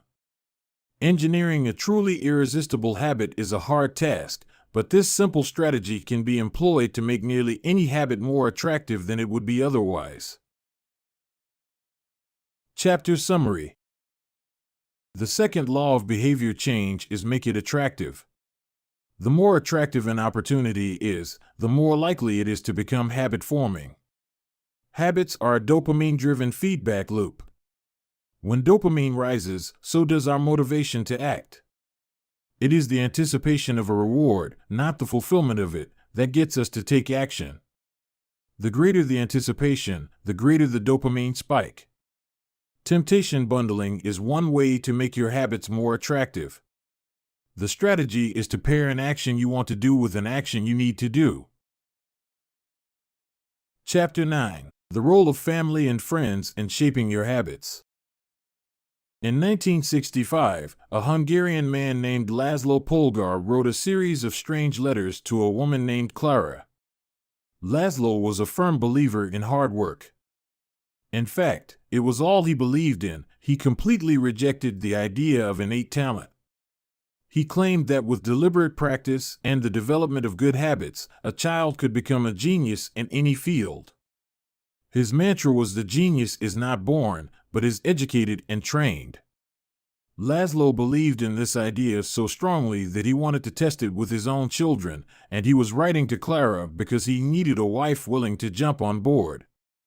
Clara was a teacher and, although she may not have been as adamant as Laszlo, she also believed that with proper instruction, anyone could advance their skills.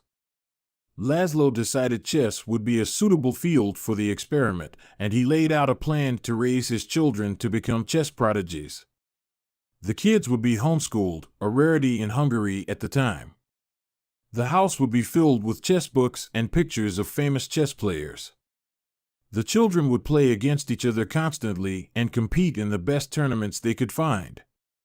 The family would keep a meticulous file system of the tournament history of every competitor the children faced. Their lives would be dedicated to chess. Laszlo successfully courted Clara, and within a few years, the Polgars were parents to 3 young girls, Susan, Sophia, and Judith.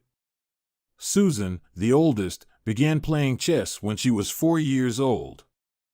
Within 6 months, she was defeating adults. Sophia, the middle child, did even better. By 14, she was a world champion, and a few years later, she became a grandmaster. Judith, the youngest, was the best of all. By age 5, she could beat her father. At 12, she was the youngest player ever listed among the top 100 chess players in the world.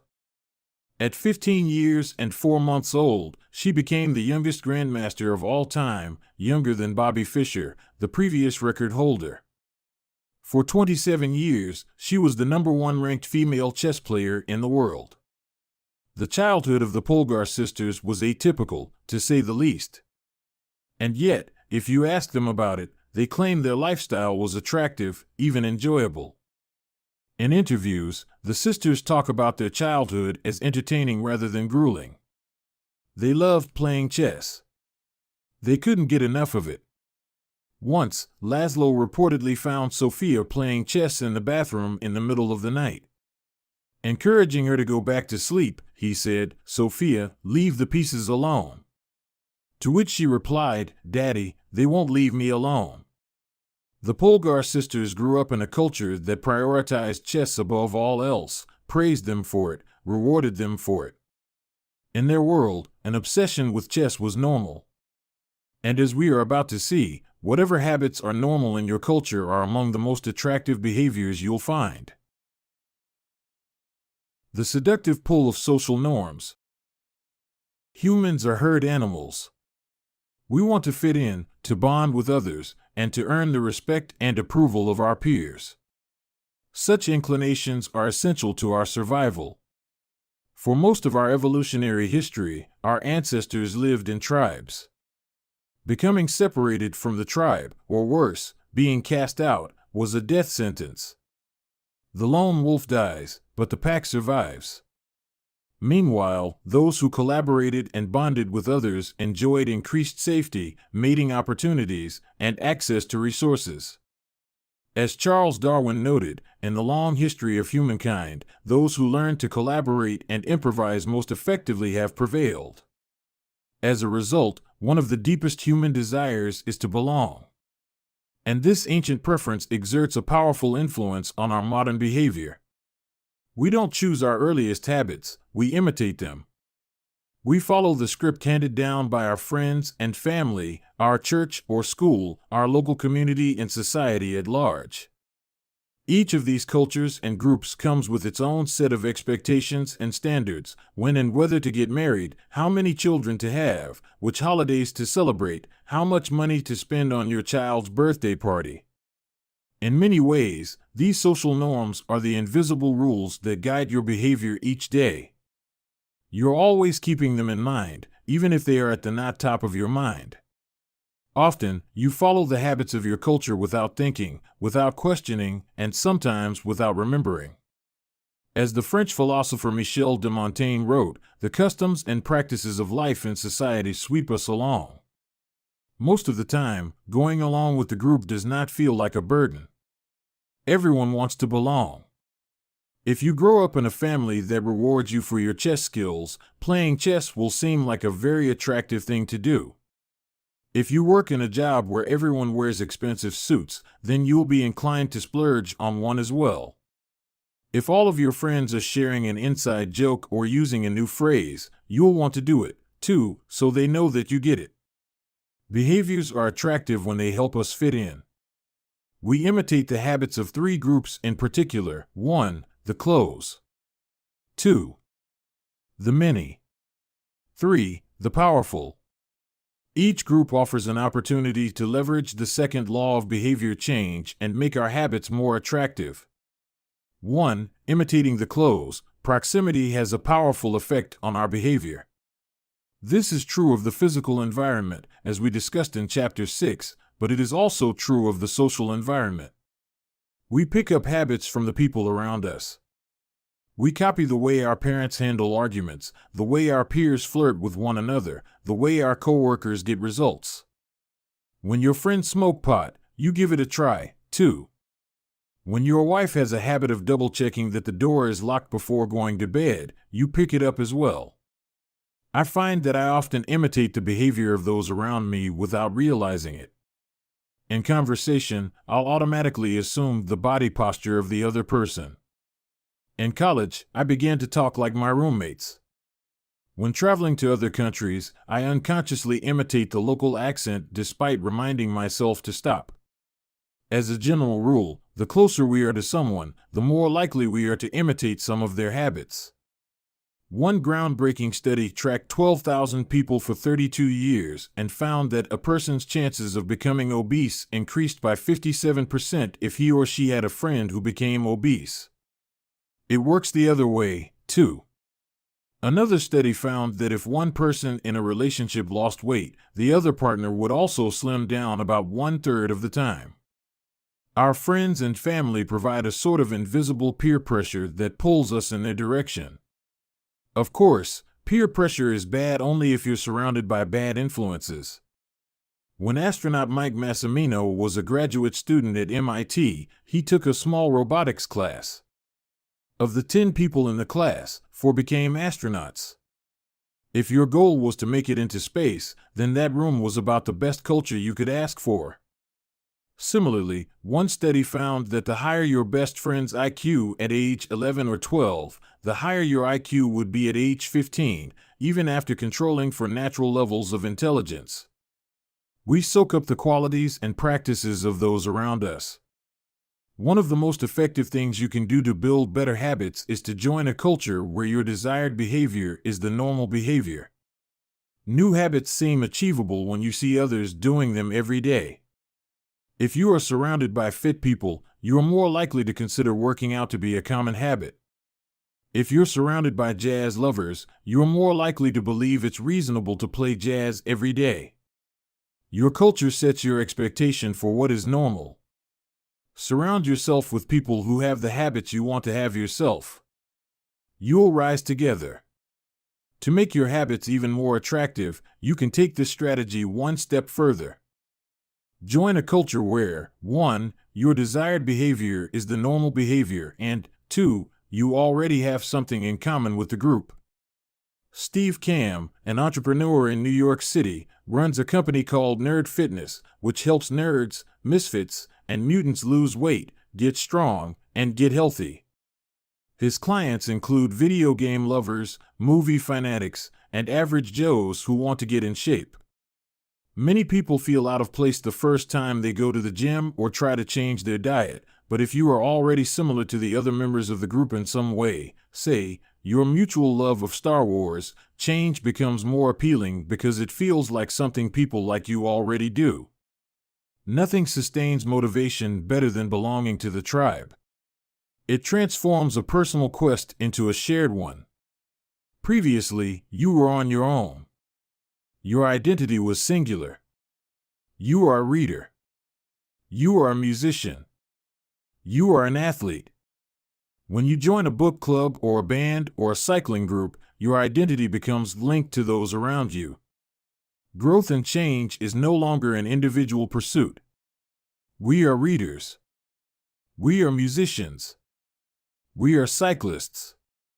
The shared identity begins to reinforce your personal identity.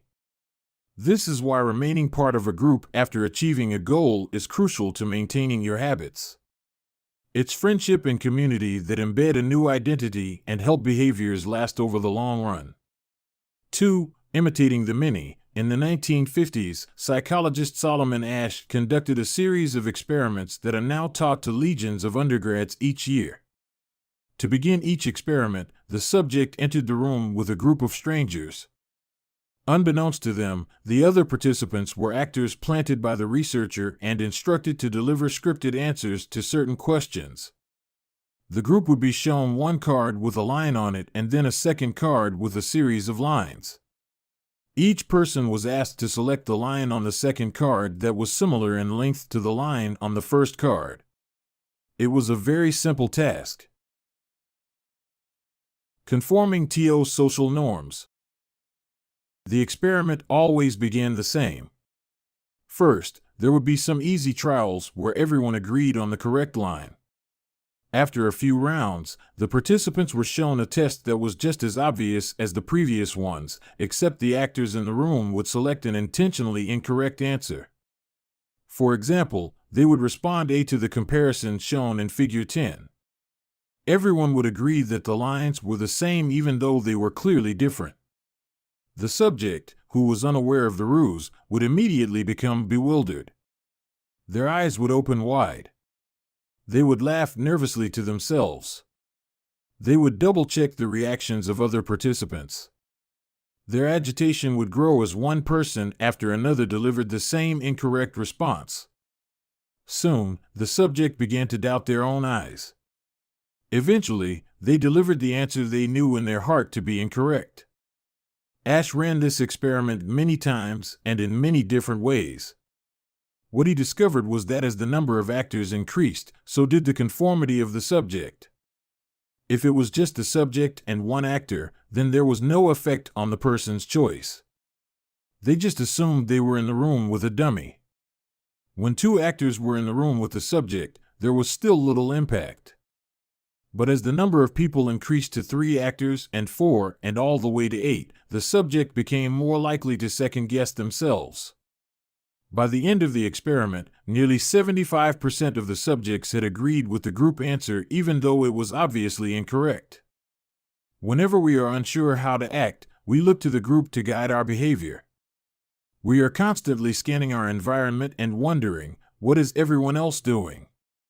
We check reviews on Amazon or Yelp or TripAdvisor because we want to imitate the best buying, eating, and travel habits. It's usually a smart strategy. There is evidence in numbers. But there can be a downside. The normal behavior of the tribe often overpowers the desired behavior of the individual. For example, one study found that when a chimpanzee learns an effective way to crack nuts open as a member of one group and then switches to a new group that uses a less effective strategy, it will avoid using the superior nut cracking method just to blend in with the rest of the chimps. Humans are similar.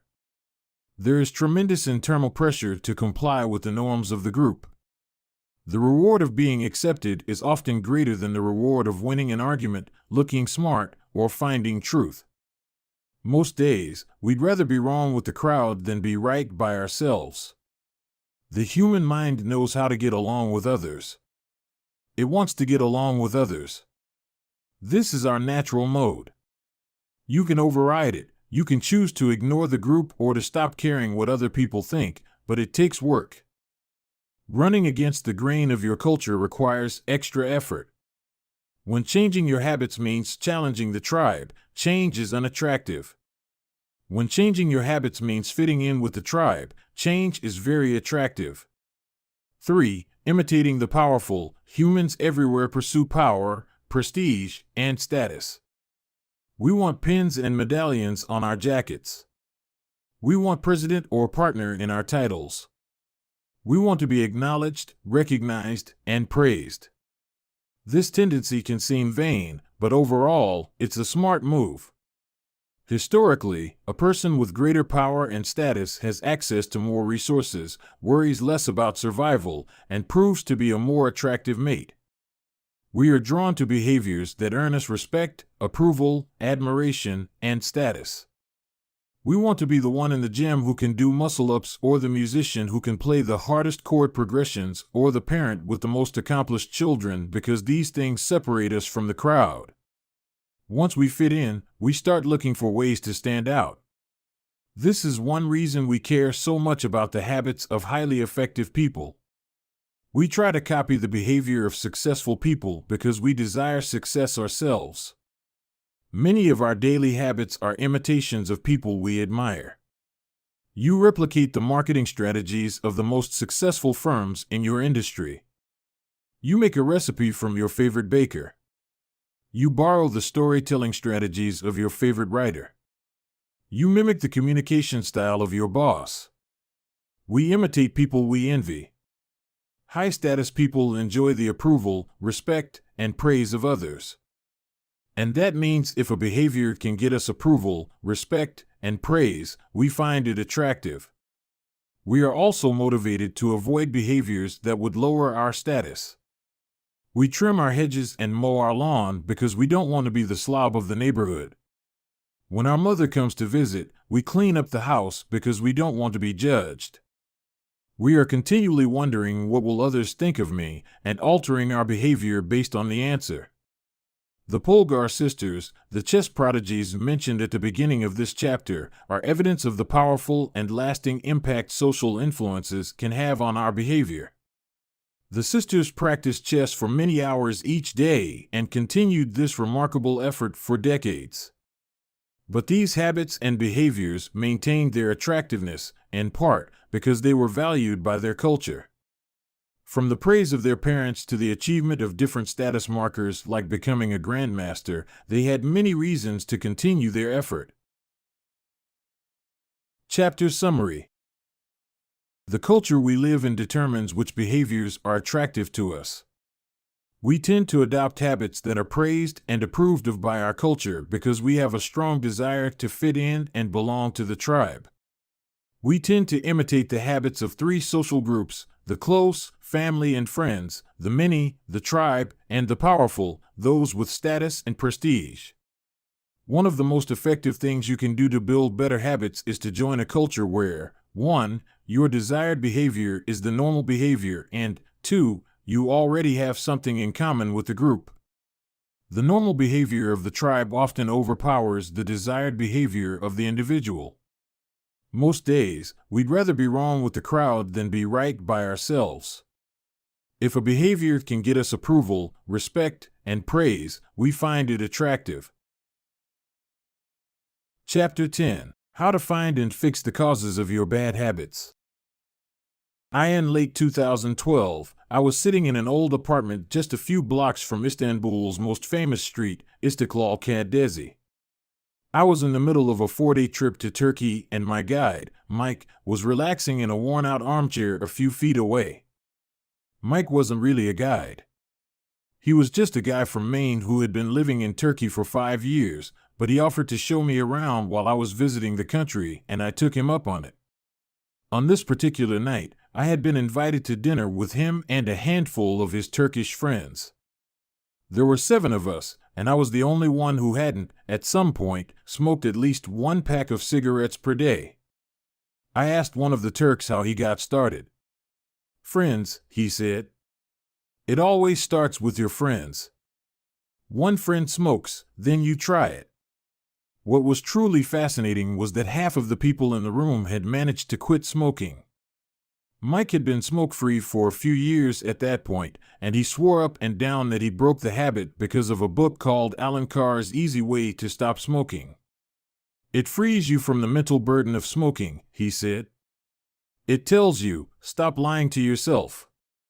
You know you don't actually want to smoke. You know you don't really enjoy this. It helps you feel like you're not the victim anymore. You start to realize that you don't need to smoke." I had never tried a cigarette, but I took a look at the book afterward out of curiosity. The author employs an interesting strategy to help smokers eliminate their cravings. He systematically reframes each cue associated with smoking and gives it a new meaning. He says things like, "You think you are quitting something, but you're not quitting anything because cigarettes do nothing for you. You think smoking is something you need to do to be social, but it's not. You can be social without smoking at all. You think smoking is about relieving stress, but it's not. Smoking does not relieve your nerves, it destroys them." Over and over, he repeats these phrases and others like them. "Get it clearly into your mind," he says. "You are losing nothing and you are making marvelous positive gains not only in health, energy, and money, but also in confidence, self-respect, freedom, and, most important of all, in the length and quality of your future life." By the time you get to the end of the book, smoking seems like the most ridiculous thing in the world to do. And if you no longer expect smoking to bring you any benefits, you have no reason to smoke. It is an inversion of the second law of behavior change: make it unattractive. Now, I know this idea might sound overly simplistic. Just change your mind and you can quit smoking. But stick with me for a minute. Where cravings come from. Every behavior has a surface-level craving and a deeper, underlying motive. I often have a craving that goes something like this: I want to eat tacos. If you were to ask me why I want to eat tacos, I wouldn't say, because I need food to survive. But the truth is, somewhere deep down, I am motivated to eat tacos because I have to eat to survive. The underlying motive is to obtain food and water even if my specific craving is for a taco. Some of our underlying motives include: conserve energy, obtain food and water, find love and reproduce, connect and bond with others, win social acceptance and approval, reduce uncertainty, achieve status and prestige. A craving is just a specific manifestation of a deeper underlying motive. Your brain did not evolve with a desire to smoke cigarettes or to check Instagram or to play video games.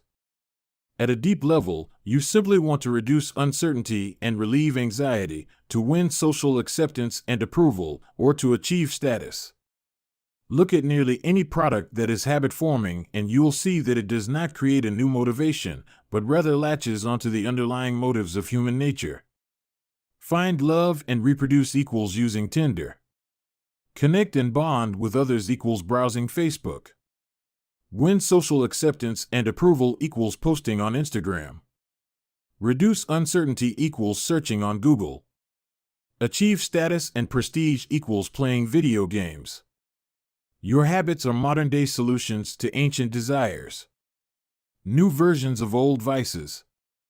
The underlying motives behind human behavior remain the same. The specific habits we perform differ based on the period of history.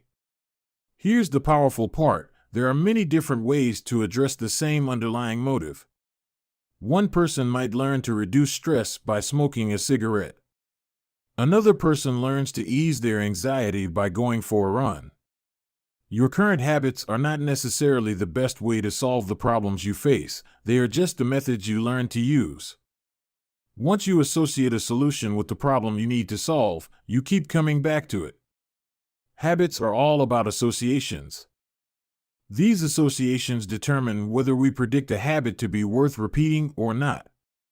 As we covered in our discussion of the first law, your brain is continually absorbing information and noticing cues in the environment. Every time you perceive a cue, your brain runs a simulation and makes a prediction about what to do in the next moment. Cue: you notice that the stove is hot. Prediction: if I touch it, I'll get burned, so I should avoid touching it. Cue: you see that the traffic light turned green. Prediction: if I step on the gas, I'll make it safely through the intersection and get closer to my destination, so I should step on the gas. You see a cue, categorize it based on past experience, and determine the appropriate response. This all happens in an instant, but it plays a crucial role in your habits because every action is preceded by a prediction. Life feels reactive, but it is actually predictive. All day long, you are making your best guess of how to act given what you've just seen and what has worked for you in the past. You are endlessly predicting what will happen in the next moment. Our behavior is heavily dependent on these predictions. Put another way, our behavior is heavily dependent on how we interpret the events that happen to us, not necessarily the objective reality of the events themselves. Two people can look at the same cigarette, and one feels the urge to smoke while the other is repulsed by the smell. The same cue can spark a good habit or a bad habit depending on your prediction. The cause of your habits is actually the prediction that precedes them. These predictions lead to feelings, which is how we typically describe a craving, a feeling, a desire, an urge. Feelings and emotions transform the cues we perceive and the predictions we make into a signal that we can apply. They help explain what we are currently sensing.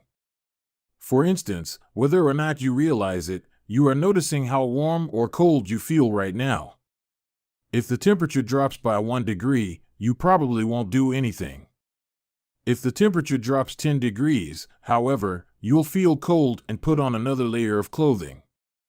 Feeling cold was the signal that prompted you to act. You have been sensing the cues the entire time, but it is only when you predict that you would be better off in a different state that you take action. A craving is the sense that something is missing. It is the desire to change your internal state. When the temperature falls, there is a gap between what your body is currently sensing and what it wants to be sensing. This gap between your current state and your desired state provides a reason to act. Desire is the difference between where you are now and where you want to be in the future. Even the tiniest action is tinged with the motivation to feel differently than you do in the moment. When you binge eat or light up or browse social media, what you really want is not a potato chip or a cigarette or a bunch of likes. What you really want is to feel different. Our feelings and emotions tell us whether to hold steady in our current state or to make a change. They help us decide the best course of action. Neurologists have discovered that when emotions and feelings are impaired, we actually lose the ability to make decisions. We have no signal of what to pursue and what to avoid. As the neuroscientist Antonio Damasio explains, it is emotion that allows you to mark things as good, bad, or indifferent. To summarize, the specific cravings you feel and habits you perform are really an attempt to address your fundamental underlying motives. Whenever a habit successfully addresses a motive, you develop a craving to do it again. In time, you learn to predict that checking social media will help you feel loved or that watching YouTube will allow you to forget your fears. Habits are attractive when we associate them with positive feelings, and we can use this insight to our advantage rather than to our detriment. How to reprogram your brain to enjoy hard habits. You can make hard habits more attractive if you can learn to associate them with a positive experience. Sometimes, all you need is a slight mindset shift. For instance, we often talk about everything we have to do in a given day. You have to wake up early for work. You have to make another sales call for your business. You have to cook dinner for your family. Now, imagine changing just one word. You don't have to. You get to. You get to wake up early for work. You get to make another sales call for your business. You get to cook dinner for your family. By simply changing one word, you shift the way you view each event. You transition from seeing these behaviors as burdens and turn them into opportunities. The key point is that both versions of reality are true. You have to do those things, and you also get to do them. We can find evidence for whatever mindset we choose. I once heard a story about a man who uses a wheelchair. When asked if it was difficult being confined, he responded, "I'm not confined to my wheelchair, I am liberated by it. If it wasn't for my wheelchair, I would be bedbound and never able to leave my house." This shift in perspective completely transformed how he lived each day. Reframing your habits to highlight their benefits rather than their drawbacks is a fast and lightweight way to reprogram your mind and make a habit seem more attractive. Exercise. Many people associate exercise with being a challenging task that drains energy and wears you down. You can just as easily view it as a way to develop skills and build you up. Instead of telling yourself, "I need to go run in the morning," say, "It's time to build endurance and get fast." Finance. Saving money is often associated with sacrifice. However, you can associate it with freedom rather than limitation if you realize one simple truth: living below your current means increases your future means. The money you save this month increases your purchasing power next month. Meditation. Anyone who has tried meditation for more than 3 seconds knows how frustrating it can be when the next distraction inevitably pops into your mind. You can transform frustration into delight when you realize that each interruption gives you a chance to practice returning to your breath. Distraction is a good thing because you need distractions to practice meditation. Pre-game jitters. Many people feel anxious before delivering a big presentation or competing in an important event. They experience quicker breathing, a faster heart rate, heightened arousal. If we interpret these feelings negatively, then we feel threatened and tense up. If we interpret these feelings positively, then we can respond with fluidity and grace. You can reframe "I am nervous" to "I am excited and I'm getting an adrenaline rush to help me concentrate." These little mindset shifts aren't magic, but they can help change the feelings you associate with a particular habit or situation. If you want to take it a step further, you can create a motivation ritual. You simply practice associating your habits with something you enjoy, then you can use that cue whenever you need a bit of motivation. For instance, if you always play the same song before having sex, then you'll begin to link the music with the act. Whenever you want to get in the mood, just press play. Ed Lattimore, a boxer and writer from Pittsburgh, benefited from a similar strategy without knowing it. "Odd realization," he wrote. "My focus and concentration goes up just by putting my headphones on while writing. I don't even have to play any music." Without realizing it, he was conditioning himself. In the beginning, he put his headphones on, played some music he enjoyed, and did focused work. After doing it 5, 10, 20 times, putting his headphones on became a cue that he automatically associated with increased focus. The craving followed naturally. Athletes use similar strategies to get themselves in the mindset to perform. During my baseball career, I developed a specific ritual of stretching and throwing before each game. The whole sequence took about 10 minutes, and I did it the same way every single time. While it physically warmed me up to play, more importantly, it put me in the right mental state. I began to associate my pregame ritual with feeling competitive and focused. Even if I wasn't motivated beforehand, by the time I was done with my ritual, I was in game mode. You can adapt this strategy for nearly any purpose. Say you want to feel happier in general. Find something that makes you truly happy, like petting your dog or taking a bubble bath, and then create a short routine that you perform every time before you do the thing you love. Maybe you take 3 deep breaths and smile. 3 deep breaths. Smile. Pet the dog.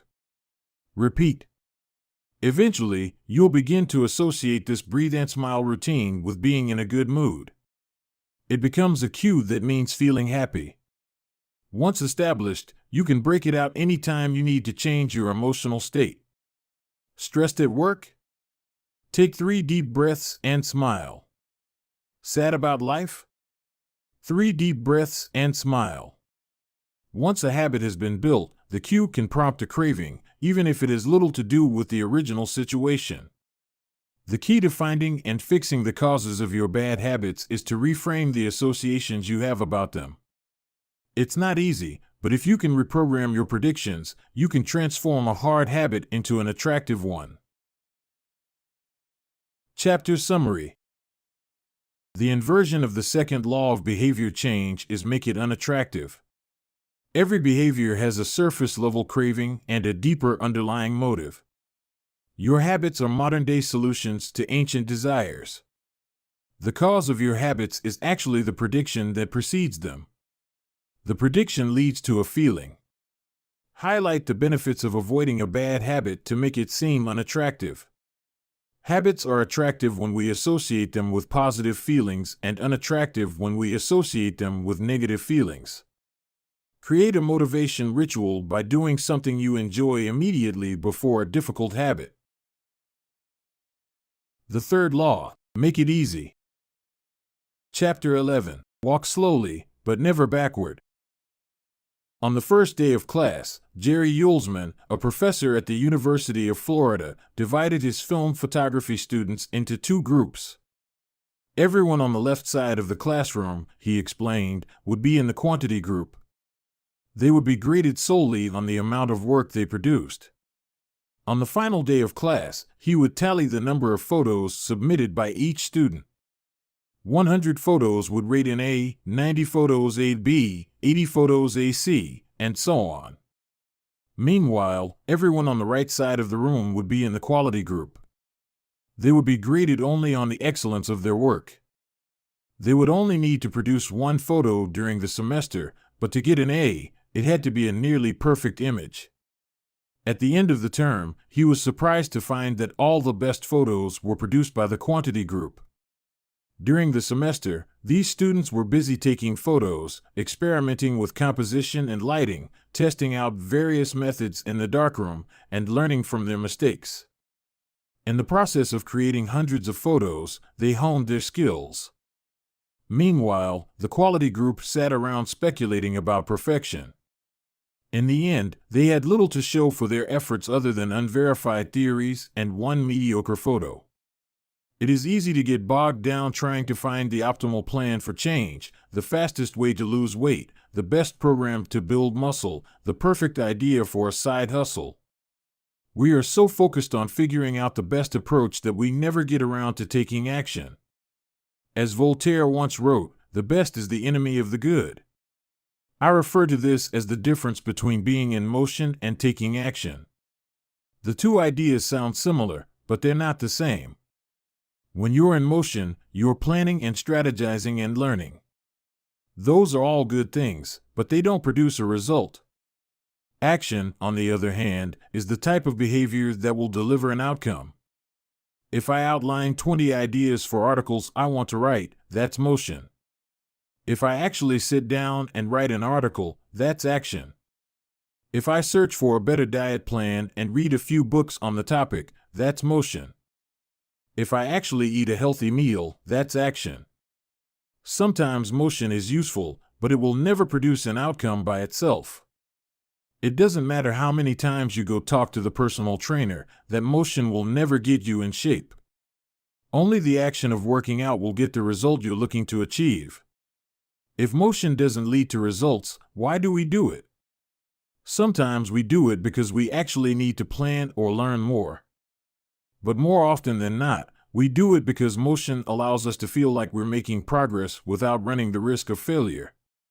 Most of us are experts at avoiding criticism. It doesn't feel good to fail or to be judged publicly, so we tend to avoid situations where that might happen. And that's the biggest reason why you slip into motion rather than taking action. You want to delay failure. It's easy to be in motion and convince yourself that you're still making progress. You think, I've got conversations going with 4 potential clients right now. This is good. We're moving in the right direction. Or, I brainstormed some ideas for that book I want to write. This is coming together. Motion makes you feel like you're getting things done. But really, you're just preparing to get something done. When preparation becomes a form of procrastination, you need to change something. You don't want to merely be planning. You want to be practicing. If you want to master a habit, the key is to start with repetition, not perfection. You don't need to map out every feature of a new habit. You just need to practice it. This is the first takeaway of the third law. You just need to get your reps in. How long does it actually take to form a new habit? Habit formation is the process by which a behavior becomes progressively more automatic through repetition. The more you repeat an activity, the more the structure of your brain changes to become efficient at that activity. Neuroscientists call this long-term potentiation, which refers to the strengthening of connections between neurons in the brain based on recent patterns of activity. With each repetition, cell-to-cell signaling improves and the neural connections tighten. First described by neuropsychologist Donald Hebb in 1949, this phenomenon is commonly known as Hebb's law. Neurons that fire together wire together. Repeating a habit leads to clear physical changes in the brain. In musicians, the cerebellum, critical for physical movements like plucking a guitar string or pulling a violin bow, is larger than it is in non-musicians. Mathematicians, meanwhile, have increased gray matter in the inferior parietal lobule, which plays a key role in computation and calculation. Its size is directly correlated with the amount of time spent in the field. The older and more experienced the mathematician, the greater the increase in gray matter. When scientists analyzed the brains of taxi drivers in London, they found that the hippocampus, a region of the brain involved in spatial memory, was significantly larger in their subjects than in non-taxi drivers. Even more fascinating, the hippocampus decreased in size when a driver retired. Like the muscles of the body responding to regular weight training, particular regions of the brain adapt as they are used and atrophy as they are abandoned. Of course, the importance of repetition in establishing habits was recognized long before neuroscientists began poking around. In 1860, the English philosopher George H. Lewis noted, in learning to speak a new language, to play on a musical instrument, or to perform unaccustomed movements, great difficulty is felt, because the channels through which each sensation has to pass have not become established, but no sooner has frequent repetition cut a pathway than this difficulty vanishes. The actions become so automatic that they can be performed while the mind is otherwise engaged. Both common sense and scientific evidence agree, repetition is a form of change. Each time you repeat an action, you are activating a particular neural circuit associated with that habit. This means that simply putting in your reps is one of the most critical steps you can take to encoding a new habit. It is why the students who took tons of photos improved their skills, while those who merely theorized about perfect photos did not. One group engaged in active practice, the other in passive learning. One in action, the other in motion. All habits follow a similar trajectory from effortful practice to automatic behavior, a process known as automaticity. Automaticity is the ability to perform a behavior without thinking about each step, which occurs when the non-conscious mind takes over. One of the most common questions I hear is, how long does it take to build a new habit? But what people really should be asking is, how many does it take to form a new habit? That is, how many repetitions are required to make a habit automatic? There is nothing magical about time passing with regard to habit formation. It doesn't matter if it's been 21 days or 30 days or 300 days. What matters is the rate at which you perform the behavior. You could do something twice in 30 days, or 200 times. It's the frequency that makes the difference. Your current habits have been internalized over the course of hundreds, if not thousands, of repetitions. New habits require the same level of frequency. You need to string together enough successful attempts until the behavior is firmly embedded in your mind and you cross the habit line. In practice, it doesn't really matter how long it takes for a habit to become automatic. What matters is that you take the actions you need to take to make progress. Whether an action is fully automatic is of less importance. To build a habit, you need to practice it. And the most effective way to make practice happen is to adhere to the third law of behavior change, make it easy. The chapters that follow will show you how to do exactly that. Chapter Summary. The third law of behavior change is make it easy. The most effective form of learning is practice, not planning. Focus on taking action, not being in motion. Habit formation is the process by which a behavior becomes progressively more automatic through repetition. The amount of time you have been performing a habit is not as important as the number of times you have performed it. Chapter 12. The Law of Least Effort. In his award-winning book, Guns, Germs, and Steel, anthropologist and biologist Jared Diamond points out a simple fact: different continents have different shapes. At first glance, this statement seems rather obvious and unimportant, but it turns out to have a profound impact on human behavior. The primary axis of the Americas runs from north to south. That is, the landmass of North and South America tends to be tall and thin rather than wide and fat. The same is generally true for Africa. Meanwhile, the landmass that makes up Europe, Asia, and the Middle East is the opposite. This massive stretch of land tends to be more east-west in shape. According to Diamond, this difference in shape played a significant role in the spread of agriculture over the centuries. When agriculture began to spread around the globe, farmers had an easier time expanding along east-west routes than along north-south ones. This is because locations along the same latitude generally share similar climates, amounts of sunlight and rainfall, and changes in season. These factors allowed farmers in Europe and Asia to domesticate a few crops and grow them along the entire stretch of land from France to China. The shape of human behavior. By comparison, the climate varies greatly when traveling from north to south. Just imagine how different the weather is in Florida compared to Canada. You can be the most talented farmer in the world, but it won't help you grow Florida oranges in the Canadian winter. Snow is a poor substitute for soil. In order to spread crops along north-south routes, farmers would need to find and domesticate new plants whenever the climate changed. As a result, agriculture spread 2 to 3 times faster across Asia and Europe than it did up and down the Americas. Over the span of centuries, this small difference had a very big impact. Increased food production allowed for more rapid population growth. With more people, these cultures were able to build stronger armies and were better equipped to develop new technologies. The changes started out small: a crop that spread slightly farther, a population that grew slightly faster, but compounded into substantial differences over time. The spread of agriculture provides an example of the third law of behavior change on a global scale. Conventional wisdom holds that motivation is the key to habit change. Maybe if you really wanted it, you'd actually do it. But the truth is, our real motivation is to be lazy and to do what is convenient. And despite what the latest productivity bestseller will tell you, this is a smart strategy, not a dumb one. Energy is precious, and the brain is wired to conserve it whenever possible.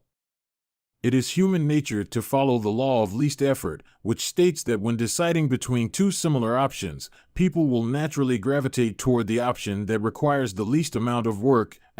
For example, expanding your farm to the east where you can grow the same crops rather than heading north where the climate is different. Out of all the possible actions we could take, the one that is realized is the one that delivers the most value for the least effort. We are motivated to do what is easy. Every action requires a certain amount of energy. The more energy required, the less likely it is to occur. If your goal is to do 100 push-ups per day, that's a lot of energy. In the beginning, when you're motivated and excited, you can muster the strength to get started. But after a few days, such a massive effort feels exhausting. Meanwhile, sticking to the habit of doing 1 push-up per day requires almost no energy to get started. And the less energy a habit requires, the more likely it is to occur. Look at any behavior that fills up much of your life and you'll see that it can be performed with very low levels of motivation. Habits like scrolling on our phones, checking email, and watching television steal so much of our time because they can be performed almost without effort. They are remarkably convenient. In a sense, every habit is just an obstacle to getting what you really want. Dieting is an obstacle to getting fit. Meditation is an obstacle to feeling calm. Journaling is an obstacle to thinking clearly. You don't actually want the habit itself. What you really want is the outcome the habit delivers. The greater the obstacle, that is, the more difficult the habit, the more friction there is between you and your desired end state. This is why it is crucial to make your habits so easy that you'll do them even when you don't feel like it. If you can make your good habits more convenient, you'll be more likely to follow through on them. But what about all the moments when we seem to do the opposite? If we're all so lazy, then how do you explain people accomplishing hard things like raising a child or starting a business or climbing Mount Everest? Certainly, you are capable of doing very hard things. The problem is that some days you feel like doing the hard work and some days you feel like giving in. On the tough days, it's crucial to have as many things working in your favor as possible so that you can overcome the challenges life naturally throws your way. The less friction you face, the easier it is for your stronger self to emerge. The idea behind Make It Easy is not to only do easy things. The idea is to make it as easy as possible in the moment to do things that pay off in the long run. How to achieve more with less effort. Imagine you are holding a garden hose that is bent in the middle. Some water can flow through, but not very much. If you want to increase the rate at which water passes through the hose, you have two options. The first option is to crank up the valve and force more water out. The second option is to simply remove the bend in the hose and let water flow through naturally. Trying to pump up your motivation to stick with a hard habit is like trying to force water through a bent hose. You can do it, but it requires a lot of effort and increases the tension in your life. Meanwhile, making your habits simple and easy is like removing the bend in the hose. Rather than trying to overcome the friction in your life, you reduce it. One of the most effective ways to reduce the friction associated with your habits is to practice environment design. In Chapter 6, we discussed environment design as a method for making cues more obvious, but you can also optimize your environment to make actions easier.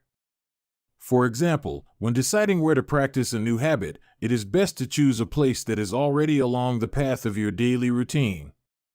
Habits are easier to build when they fit into the flow of your life. You are more likely to go to the gym if it is on your way to work because stopping doesn't add much friction to your lifestyle. By comparison, if the gym is off the path of your normal commute, even by just a few blocks, now you're going out of your way to get there.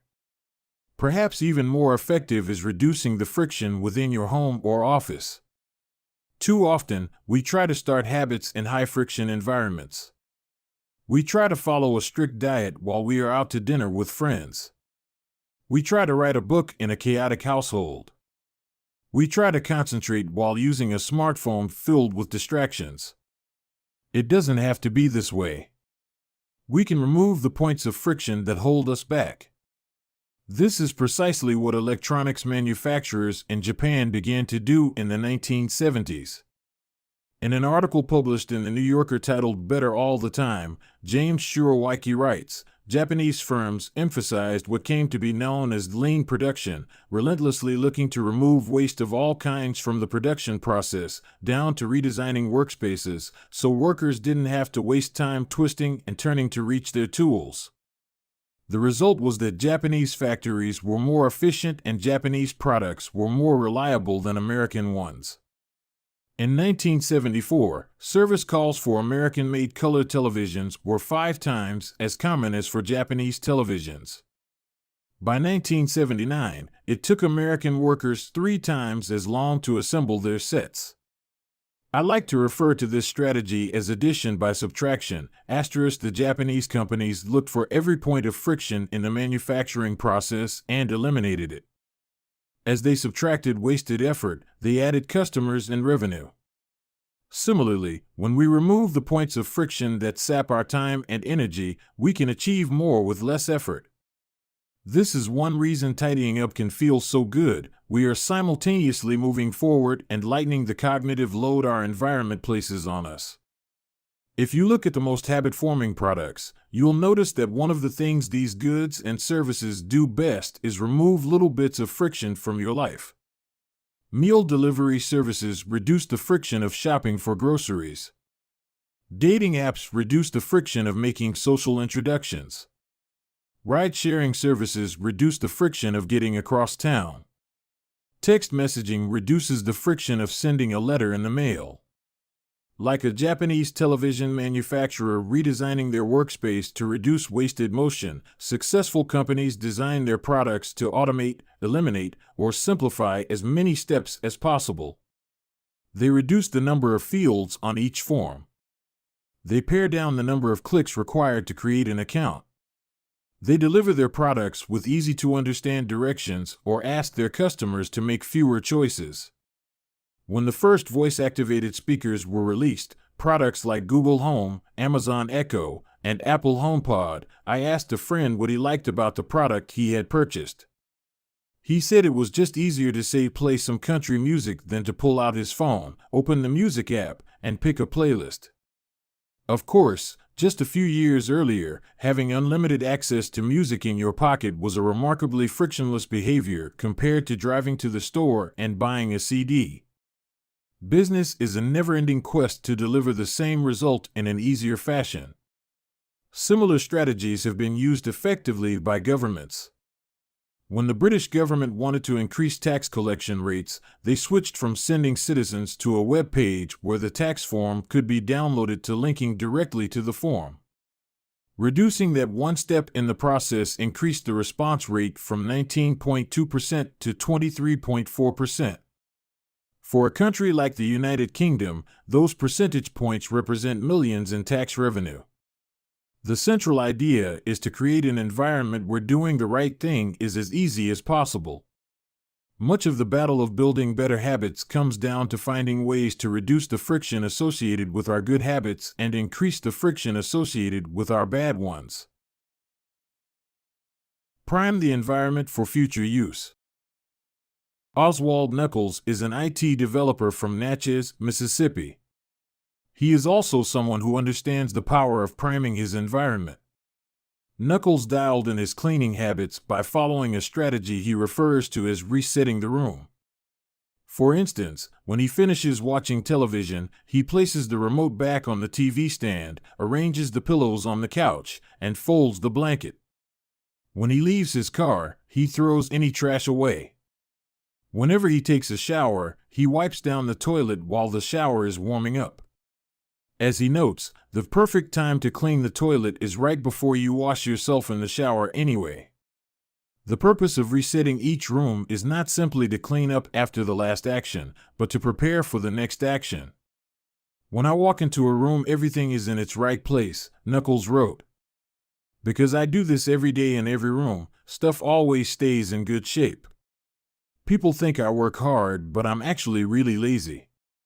I'm just proactively lazy. It gives you so much time back. Whenever you organize a space for its intended purpose, you are priming it to make the next action easy. For instance, my wife keeps a box of greeting cards that are pre-sorted by occasion, birthday, sympathy, wedding, graduation, and more. Whenever necessary, she grabs an appropriate card and sends it off.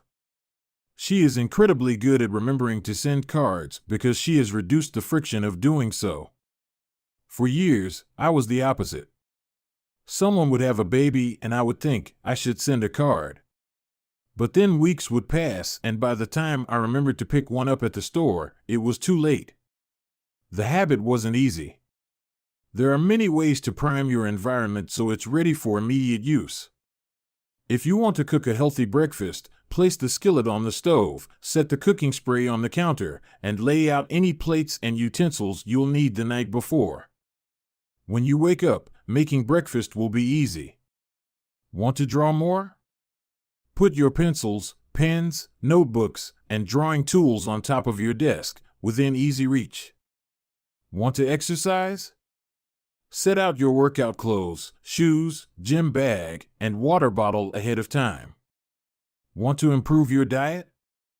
Chop up a ton of fruits and vegetables on weekends and pack them in containers so you have easy access to healthy, ready-to-eat options during the week. These are simple ways to make the good habit the path of least resistance. You can also invert this principle and prime the environment to make bad behaviors difficult. If you find yourself watching too much television, for example, then unplug it after each use. Only plug it back in if you can say out loud the name of the show you want to watch. This setup creates just enough friction to prevent mindless viewing. If that doesn't do it, you can take it a step further. Unplug the television and take the batteries out of the remote after each use, so it takes an extra 10 seconds to turn it back on. And if you're really hardcore, move the television out of the living room and into a closet after each use. You can be sure you'll only take it out when you really want to watch something. The greater the friction, the less likely the habit. Whenever possible, I leave my phone in a different room until lunch. When it's right next to me, I'll check it all morning for no reason at all. But when it is in another room, I rarely think about it. And the friction is high enough that I won't go get it without a reason. As a result, I get 3 to 4 hours each morning when I can work without interruption.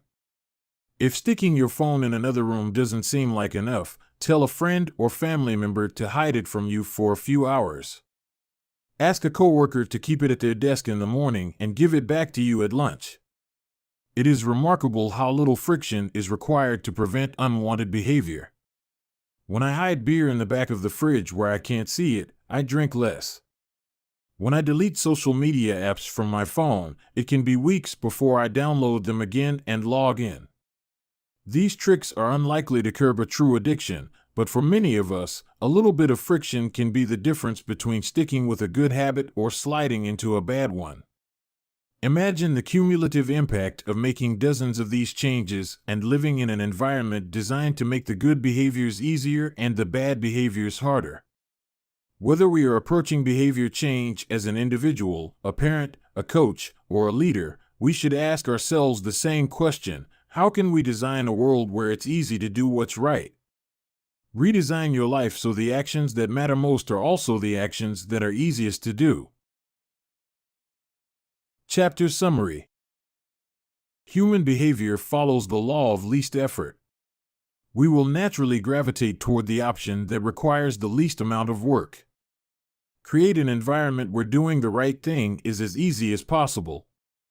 Reduce the friction associated with good behaviors. When friction is low, habits are easy. Increase the friction associated with bad behaviors.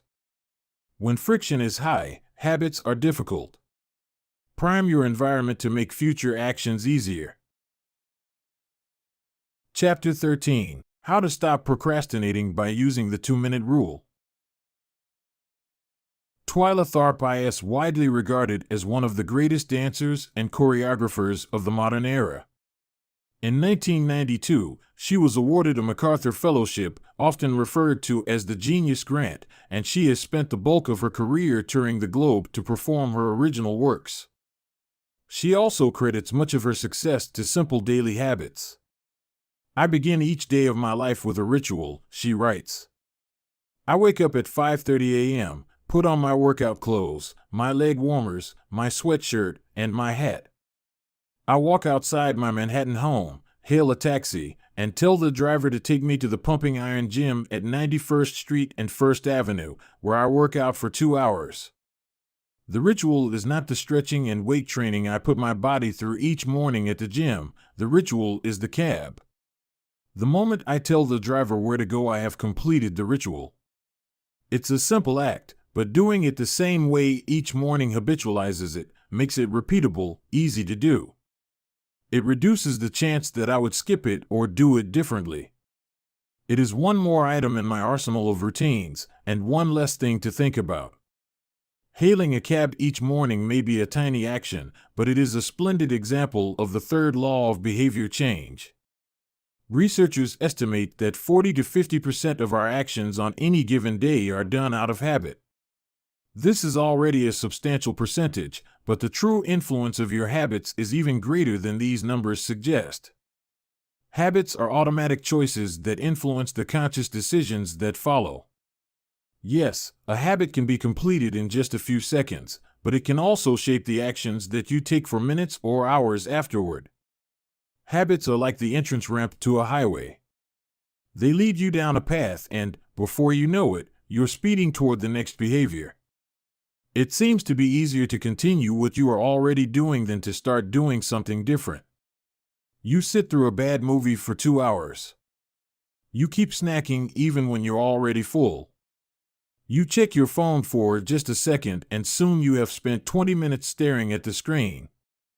In this way, the habits you follow without thinking often determine the choices you make when you are thinking. Each evening, there is a tiny moment, usually around 5:15 p.m., that shapes the rest of my night. My wife walks in the door from work and either we change into our workout clothes and head to the gym or we crash onto the couch, order Indian food, and watch the Vice, similar to Twyla Tharp hailing the cab. The ritual is changing into my workout clothes. If I change clothes, I know the workout will happen. Everything that follows, driving to the gym, deciding which exercises to do, stepping under the bar, is easy once I've taken the first step. Every day, there are a handful of moments that deliver an outsized impact. I refer to these little choices as decisive moments. The moment you decide between ordering takeout or cooking dinner. The moment you choose between driving your car or riding your bike. The moment you decide between starting your homework or grabbing the video game controller. These choices are a fork in the road. Decisive moments. Decisive moments set the options available to your future self. For instance, walking into a restaurant is a decisive moment because it determines what you'll be eating for lunch. Technically, you are in control of what you order, but in a larger sense, you can only order an item if it is on the menu. If you walk into a steakhouse, you can get a sirloin or a ribeye, but not sushi. Your options are constrained by what's available. They are shaped by the first choice. We are limited by where our habits lead us. This is why mastering the decisive moments throughout your day is so important. Each day is made up of many moments, but it is really a few habitual choices that determine the path you take. These little choices stack up, each one setting the trajectory for how you spend the next chunk of time. Habits are the entry point, not the end point. They are the cab, not the gym. The 2-minute rule. Even when you know you should start small, it's easy to start too big. When you dream about making a change, excitement inevitably takes over and you end up trying to do too much too soon. The most effective way I know to counteract this tendency is to use the 2-minute rule, which states, when you start a new habit, it should take less than 2 minutes to do. You'll find that nearly any habit can be scaled down into a 2-minute version. Read before bed each night becomes read 1 page. Do 30 minutes of yoga becomes take out my yoga mat. Study for class becomes open my notes. Fold the laundry becomes fold 1 pair of socks. Run 3 miles becomes tie my running shoes. The idea is to make your habits as easy as possible to start. Anyone can meditate for 1 minute, read 1 page, or put 1 item of clothing away. And, as we have just discussed, this is a powerful strategy because once you've started doing the right thing, it is much easier to continue doing it. A new habit should not feel like a challenge. The actions that follow can be challenging, but the first 2 minutes should be easy. What you want is a gateway habit that naturally leads you down a more productive path. You can usually figure out the gateway habits that will lead to your desired outcome by mapping out your goals on a scale from very easy to very hard. For instance, running a marathon is very hard. Running a 5K is hard. Walking 10,000 steps is moderately difficult. Walking 10 minutes is easy. And putting on your running shoes is very easy. Your goal might be to run a marathon, but your gateway habit is to put on your running shoes. That's how you follow the 2-minute rule. People often think it's weird to get hyped about reading one page or meditating for 1 minute or making one sales call. But the point is not to do one thing. The point is to master the habit of showing up. The truth is, a habit must be established before it can be improved. If you can't learn the basic skill of showing up, then you have little hope of mastering the finer details. Instead of trying to engineer a perfect habit from the start, do the easy thing on a more consistent basis. You have to standardize before you can optimize. As you master the art of showing up, the first 2 minutes simply become a ritual at the beginning of a larger routine. This is not merely a hack to make habits easier, but actually the ideal way to master a difficult skill.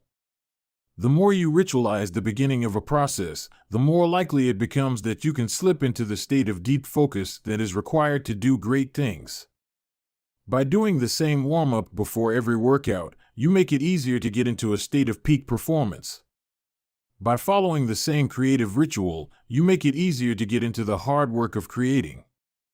By developing a consistent power-down habit, you make it easier to get to bed at a reasonable time each night. You may not be able to automate the whole process, but you can make the first action mindless. Make it easy to start and the rest will follow. The 2-minute rule can seem like a trick to some people. You know that the real goal is to do more than just 2 minutes, so it may feel like you're trying to fool yourself. Nobody is actually aspiring to read 1 page or do 1 push-up or open their notes. And if you know it's a mental trick, why would you fall for it? If the 2-minute rule feels forced, try this: do it for 2 minutes and then stop. Go for a run, but you must stop after 2 minutes. Start meditating, but you must stop after 2 minutes. Study Arabic, but you must stop after 2 minutes. It's not a strategy for starting, it's the whole thing. Your habit can only last 120 seconds. One of my readers used this strategy to lose over 100 pounds.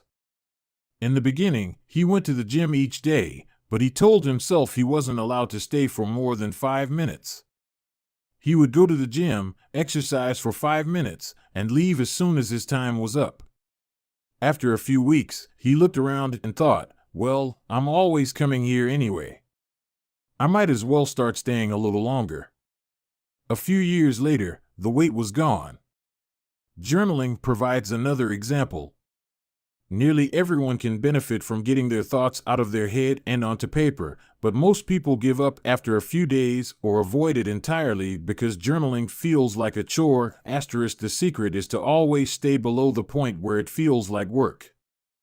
Greg McEwen, a leadership consultant from the United Kingdom, built a daily journaling habit by specifically writing less than he felt like.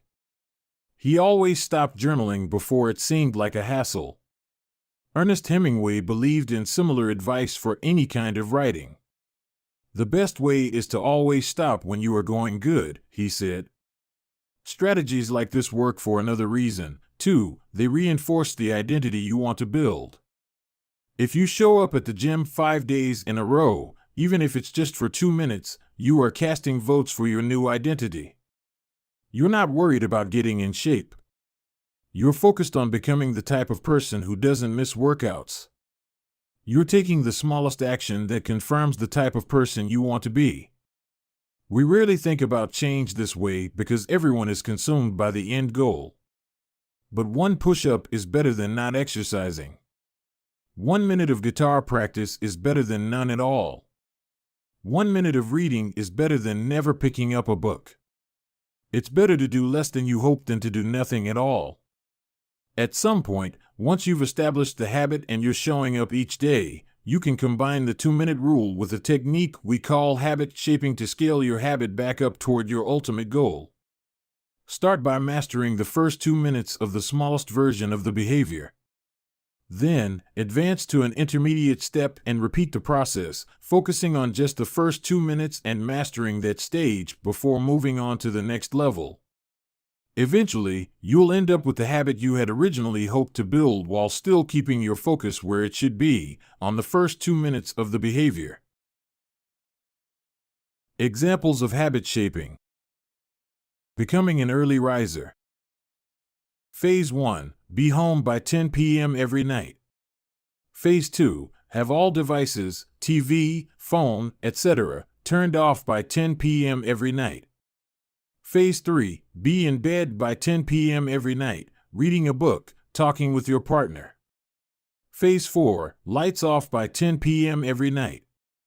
Phase 5. Wake up at 6 a.m. every day. Becoming vegan. Phase 1. Start eating vegetables at each meal. Phase 2. Stop eating animals with 4 legs, cow, pig, lamb, etc. Phase 3. Stop eating animals with 2 legs, chicken, turkey, etc. Phase 4. Stop eating animals with no legs, fish, clams, scallops, etc. Phase 5. Stop eating all animal products, eggs, milk, cheese. Starting to exercise. Phase 1. Change into workout clothes. Phase 2. Step out the door, try taking a walk. Phase 3. Drive to the gym, exercise for 5 minutes, and leave. Phase 4. Exercise for 15 minutes at least once per week. Phase 5. Exercise 3 times per week. Nearly any larger life goal can be transformed into a 2-minute behavior. I want to live a healthy and long life greater than I need to stay in shape, greater than I need to exercise, greater than I need to change into my workout clothes. I want to have a happy marriage, greater than I need to be a good partner, greater than I should do something each day to make my partner's life easier, greater than I should meal plan for next week. Whenever you are struggling to stick with a habit, you can employ the 2-minute rule. It's a simple way to make your habits easy. Chapter Summary. Habits can be completed in a few seconds, but continue to impact your behavior for minutes or hours afterward. Many habits occur at decisive moments, choices that are like a fork in the road, and either send you in the direction of a productive day or an unproductive one. The 2-minute rule states, when you start a new habit, it should take less than 2 minutes to do. The more you ritualize the beginning of a process, the more likely it becomes that you can slip into the state of deep focus that is required to do great things. Standardize before you optimize. You can't improve a habit that doesn't exist. Chapter 14. How to make good habits inevitable and bad habits impossible. In the summer of 1830, Victor Hugo was facing an impossible deadline. 12 months earlier, the French author had promised his publisher a new book. But instead of writing, he spent that year pursuing other projects, entertaining guests, and delaying his work. Frustrated, Hugo's publisher responded by setting a deadline less than 6 months away. The book had to be finished by February 1831. Hugo concocted a strange plan to beat his procrastination. He collected all of his clothes and asked an assistant to lock them away in a large chest. He was left with nothing to wear except a large shawl. Lacking any suitable clothing to go outdoors, he remained in his study and wrote furiously during the fall and winter of 1830. The Hunchback of Notre Dame was published 2 weeks early on January 14, 1831. Sometimes success is less about making good habits easy and more about making bad habits hard. This is an inversion of the third law of behavior change: make it difficult. If you find yourself continually struggling to follow through on your plans, then you can take a page from Victor Hugo and make your bad habits more difficult by creating what psychologists call a commitment device. A commitment device is a choice you make in the present that controls your actions in the future. It is a way to lock in future behavior, bind you to good habits, and restrict you from bad ones. When Victor Hugo shut his clothes away so he could focus on writing, he was creating a commitment device. There are many ways to create a commitment device. You can reduce overeating by purchasing food in individual packages rather than in bulk size. You can voluntarily ask to be added to the banned list at casinos and online poker sites to prevent future gambling sprees. I've even heard of athletes who have to make weight for a competition choosing to leave their wallets at home during the week before weigh-in so they won't be tempted to buy fast food. As another example, my friend and fellow habits expert Nir Eyal purchased an outlet timer, which is an adapter that he plugged in between his internet router and the power outlet. At 10 p.m. each night, the outlet timer cuts off the power to the router. When the internet goes off, everyone knows it is time to go to bed.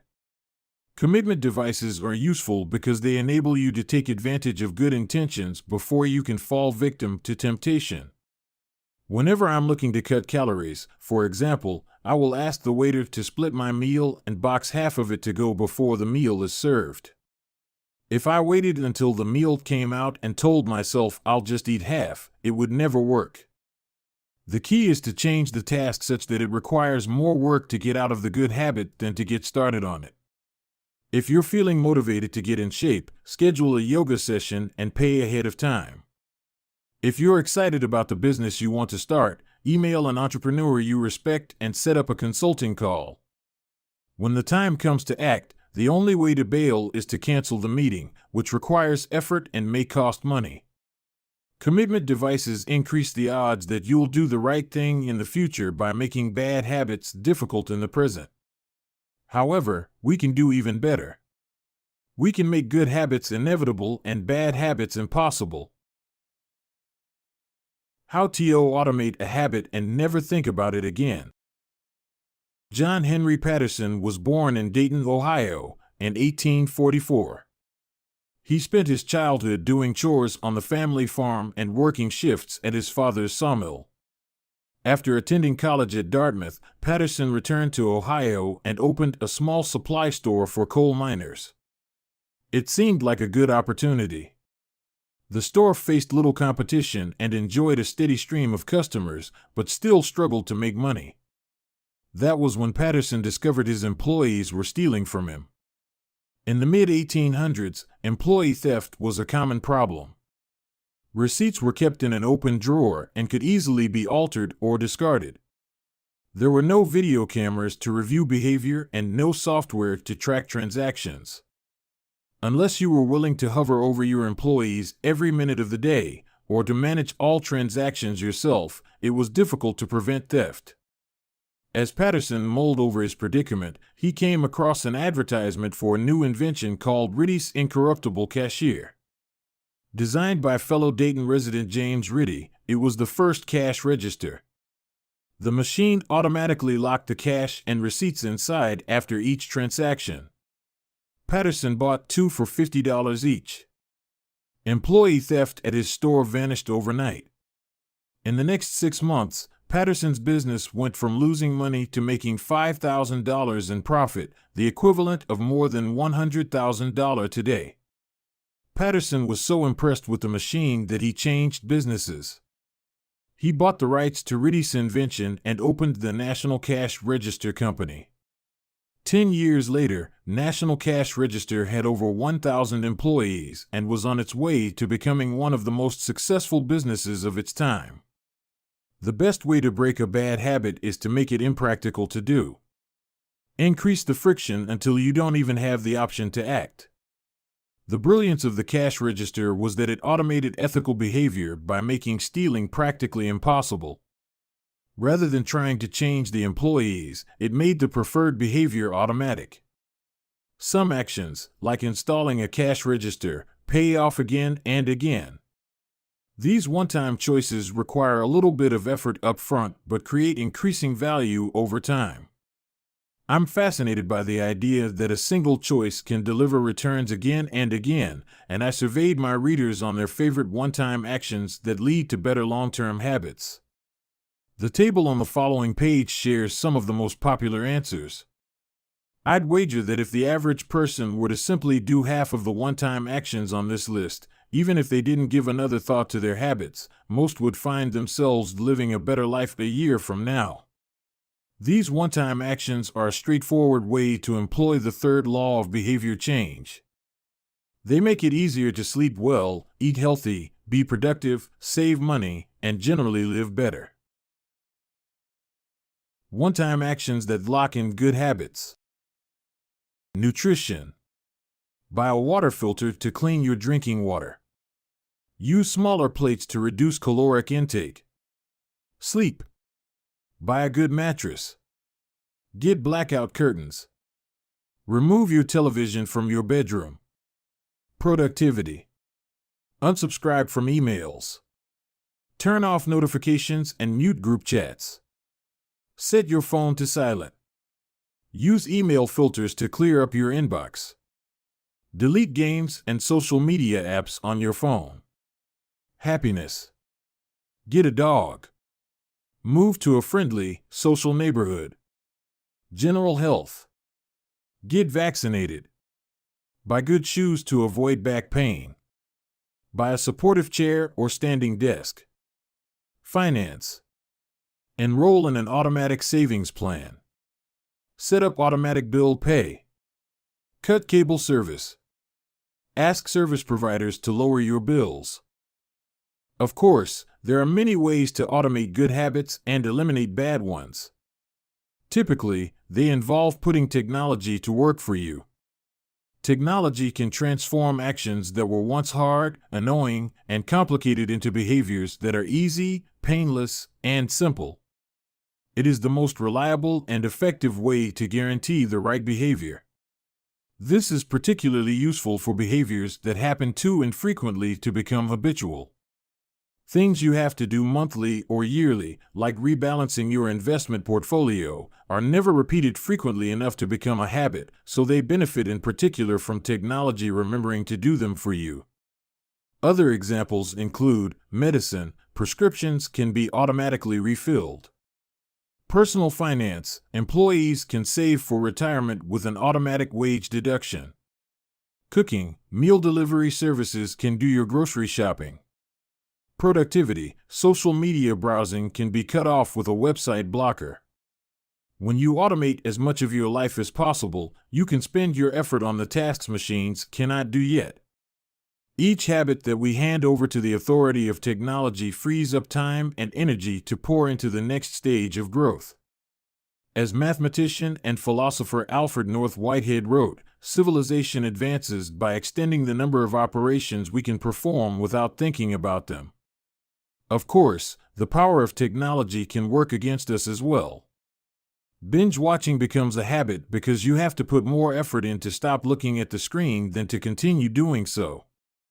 Instead of pressing a button to advance to the next episode, Netflix or YouTube will autoplay it for you. All you have to do is keep your eyes open. Technology creates a level of convenience that enables you to act on your smallest whims and desires. At the mere suggestion of hunger, you can have food delivered to your door. At the slightest hint of boredom, you can get lost in the vast expanse of social media. When the effort required to act on your desires becomes effectively zero, you can find yourself slipping into whatever impulse arises at the moment. The downside of automation is that we can find ourselves jumping from easy task to easy task without making time for more difficult, but ultimately more rewarding, work. I often find myself gravitating toward social media during any downtime. If I feel bored for just a fraction of a second, I reach for my phone. It's easy to write off these minor distractions as just taking a break, but over time they can accumulate into a serious issue. The constant tug of just one more minute can prevent me from doing anything of consequence. I'm not the only one. The average person spends over 2 hours per day on social media. What could you do with an extra 600 hours per year? During the year I was writing this book, I experimented with a new time management strategy. Every Monday, my assistant would reset the passwords on all my social media accounts, which logged me out on each device. All week I worked without distraction. On Friday, she would send me the new passwords. I had the entire weekend to enjoy what social media had to offer until Monday morning when she would do it again. If you don't have an assistant, team up with a friend or family member and reset each other's passwords each week. One of the biggest surprises was how quickly I adapted. Within the first week of locking myself out of social media, I realized that I didn't need to check it nearly as often as I had been, and I certainly didn't need it each day. It had simply been so easy that it had become the default. Once my bad habit became impossible, I discovered that I did actually have the motivation to work on more meaningful tasks. After I removed the mental candy from my environment, it became much easier to eat the healthy stuff. When working in your favor, automation can make your good habits inevitable and your bad habits impossible. It is the ultimate way to lock in future behavior rather than relying on willpower in the moment. By utilizing commitment devices, strategic one-time decisions, and technology, you can create an environment of inevitability, a space where good habits are not just an outcome you hope for but an outcome that is virtually guaranteed. Chapter Summary. The inversion of the third law of behavior change is make it difficult. A commitment device is a choice you make in the present that locks in better behavior in the future. The ultimate way to lock in future behavior is to automate your habits. One-time choices, like buying a better mattress or enrolling in an automatic savings plan, are single actions that automate your future habits and deliver increasing returns over time. Using technology to automate your habits is the most reliable and effective way to guarantee the right behavior. The fourth law, make it satisfying. Chapter 15. The Cardinal Rule of Behavior Change. In the late 1990s, a public health worker named Stephen Luby left his hometown of Omaha, Nebraska, and bought a one-way ticket to Karachi, Pakistan. Karachi was one of the most populous cities in the world. By 1998, over 9 million people called it home. It was the economic center of Pakistan and a transportation hub, with some of the most active airports and seaports in the region. In the commercial parts of town, you could find all of the standard urban amenities and bustling downtown streets. But Karachi was also one of the least livable cities in the world. Over 60% of Karachi's residents lived in squatter settlements and slums. These densely packed neighborhoods were filled with makeshift houses cobbled together from old boards, cinder blocks, and other discarded materials. There was no waste removal system, no electricity grid, no clean water supply. When dry, the streets were a combination of dust and trash. When wet, they became a muddy pit of sewage. Mosquito colonies thrived in pools of stagnant water, and children played among the garbage. The unsanitary conditions lead to widespread illness and disease. Contaminated water sources caused epidemics of diarrhea, vomiting, and abdominal pain. Nearly 1/3 of the children living there were malnourished. With so many people crammed into such a small space, viruses and bacterial infections spread rapidly. It was this public health crisis that had brought Stephen Luby to Pakistan. Luby and his team realized that in an environment with poor sanitation, the simple habit of washing your hands could make a real difference in the health of the residents. But they soon discovered that many people were already aware that hand washing was important. And yet, despite this knowledge, many residents were washing their hands in a haphazard fashion. Some people would just run their hands under the water quickly. Others would only wash one hand. Many would simply forget to wash their hands before preparing food. Everyone said hand washing was important, but few people made a habit out of it. The problem wasn't knowledge. The problem was consistency. That was when Luby and his team partnered with Procter & Gamble to supply the neighborhood with Safeguard soap. Compared to your standard bar of soap, using Safeguard was a more enjoyable experience. In Pakistan, Safeguard was a premium soap, Luby told me. The study participants commonly mentioned how much they liked it. The soap foamed easily, and people were able to lather their hands with suds. It smelled great. Instantly, hand washing became slightly more pleasurable. I see the goal of hand washing promotion not as behavior change, but as habit adoption, Luby said. It is a lot easier for people to adopt a product that provides a strong positive sensory signal, for example the mint taste of toothpaste, than it is to adopt a habit that does not provide pleasurable sensory feedback, like flossing one's teeth. The marketing team at Procter & Gamble talked about trying to create a positive hand-washing experience. Within months, the researchers saw a rapid shift in the health of children in the neighborhood. The rate of diarrhea fell by 52%, pneumonia by 48%, and impetigo, a bacterial skin infection, by 35%. The long-term effects were even better. We went back to some of the households in Karachi 6 years after, Luby told me. Over 95% of households who had been given the soap for free and encouraged to wash their hands had a hand-washing station with soap and water available when our study team visited. We had not given any soap to the intervention group for over 5 years, but during the trial they had become so habituated to wash their hands that they had maintained the practice. It was a powerful example of the fourth and final law of behavior change: make it satisfying. We are more likely to repeat a behavior when the experience is satisfying. This is entirely logical. Feelings of pleasure, even minor ones like washing your hands with soap that smells nice and lathers well, are signals that tell the brain, this feels good. Do this again, next time. Pleasure teaches your brain that a behavior is worth remembering and repeating. Take the story of chewing gum. Chewing gum had been sold commercially throughout the 1800s, but it wasn't until Wrigley launched in 1891 that it became a worldwide habit. Early versions were made from relatively bland resins, chewy, but not tasty. Wrigley revolutionized the industry by adding flavors like spearmint and juicy fruit, which made the product flavorful and fun to use.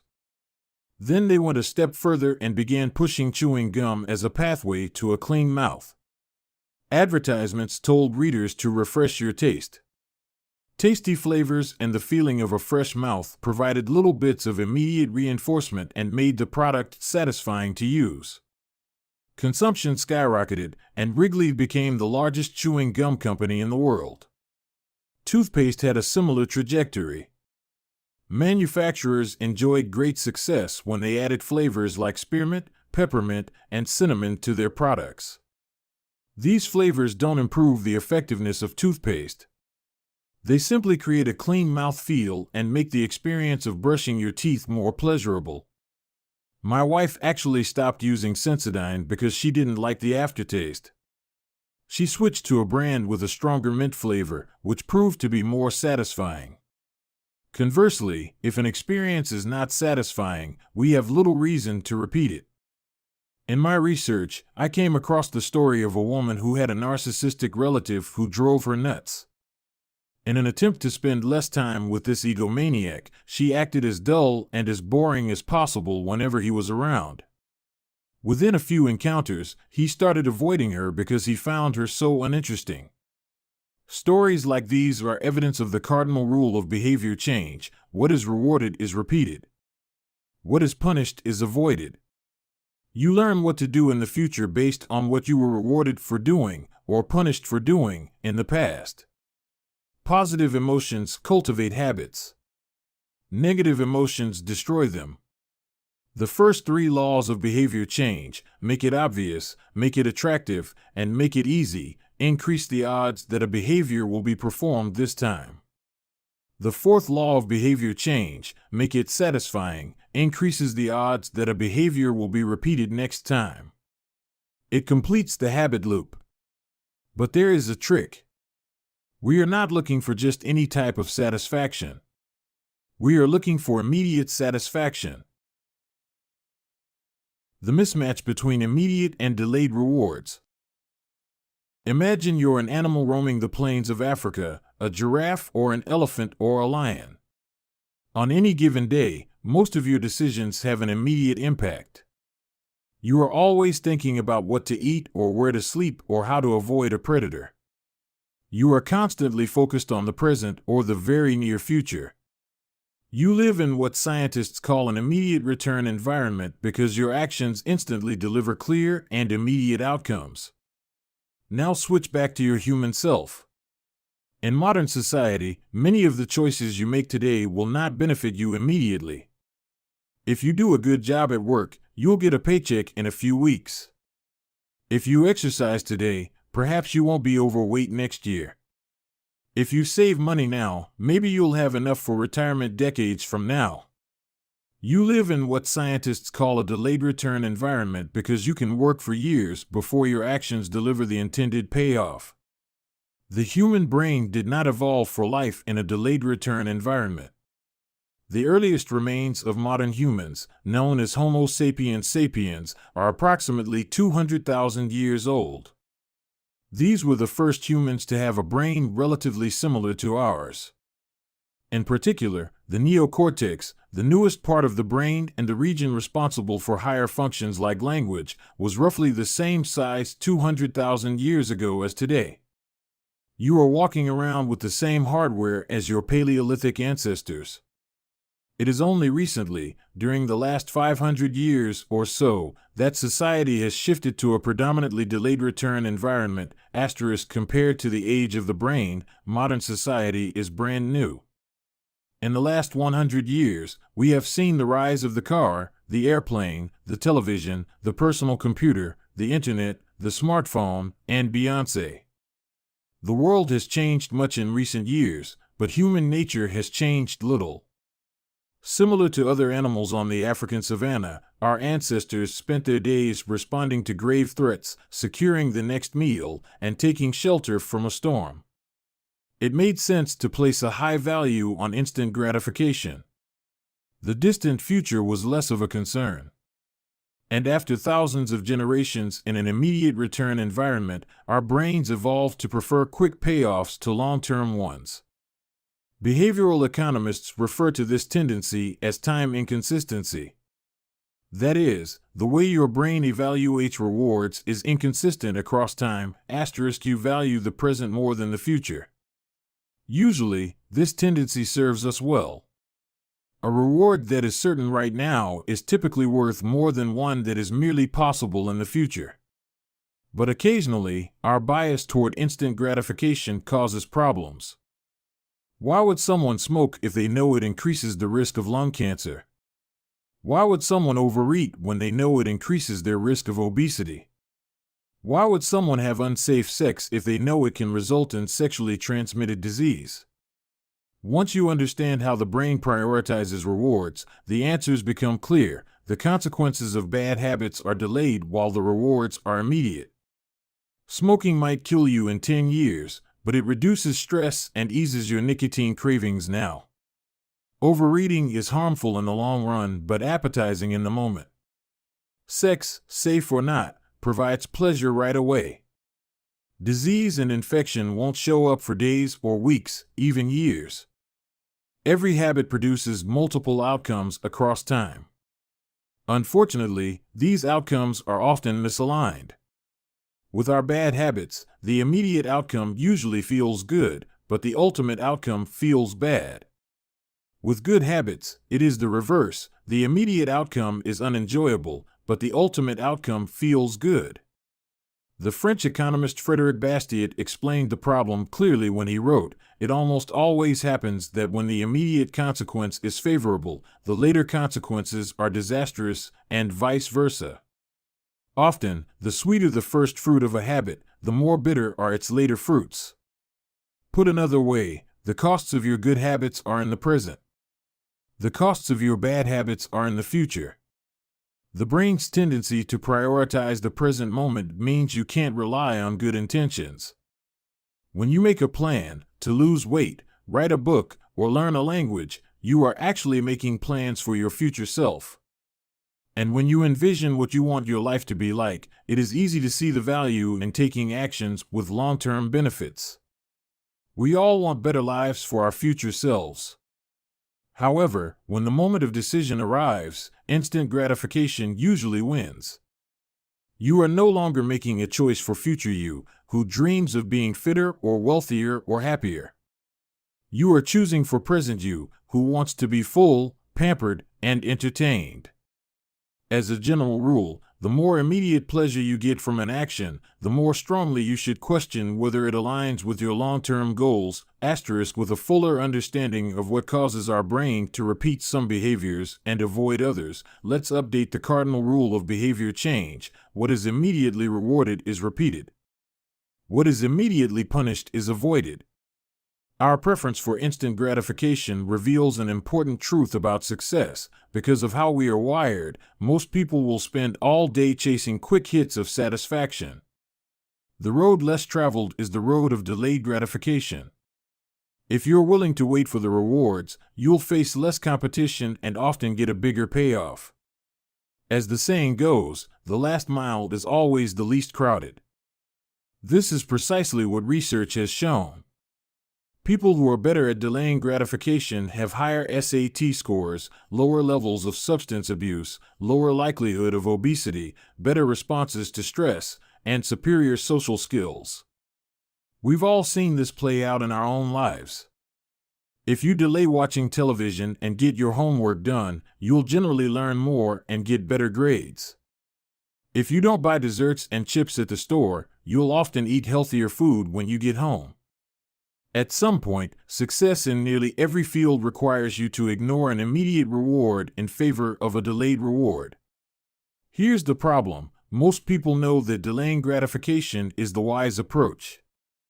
They want the benefits of good habits, to be healthy, productive, at peace. But these outcomes are seldom top of mind at the decisive moment. Thankfully, it's possible to train yourself to delay gratification, but you need to work with the grain of human nature, not against it. The best way to do this is to add a little bit of immediate pleasure to the habits that pay off in the long run and a little bit of immediate pain to ones that don't. How to turn instant gratification to your advantage. The vital thing in getting a habit to stick is to feel successful, even if it's in a small way. The feeling of success is a signal that your habit paid off and that the work was worth the effort. In a perfect world, the reward for a good habit is the habit itself. In the real world, good habits tend to feel worthwhile only after they have provided you with something. Early on, it's all sacrifice. You've gone to the gym a few times, but you're not stronger or fitter or faster, at least, not in any noticeable sense. It's only months later, once you shed a few pounds or your arms gain some definition, that it becomes easier to exercise for its own sake. In the beginning, you need a reason to stay on track. This is why immediate rewards are essential.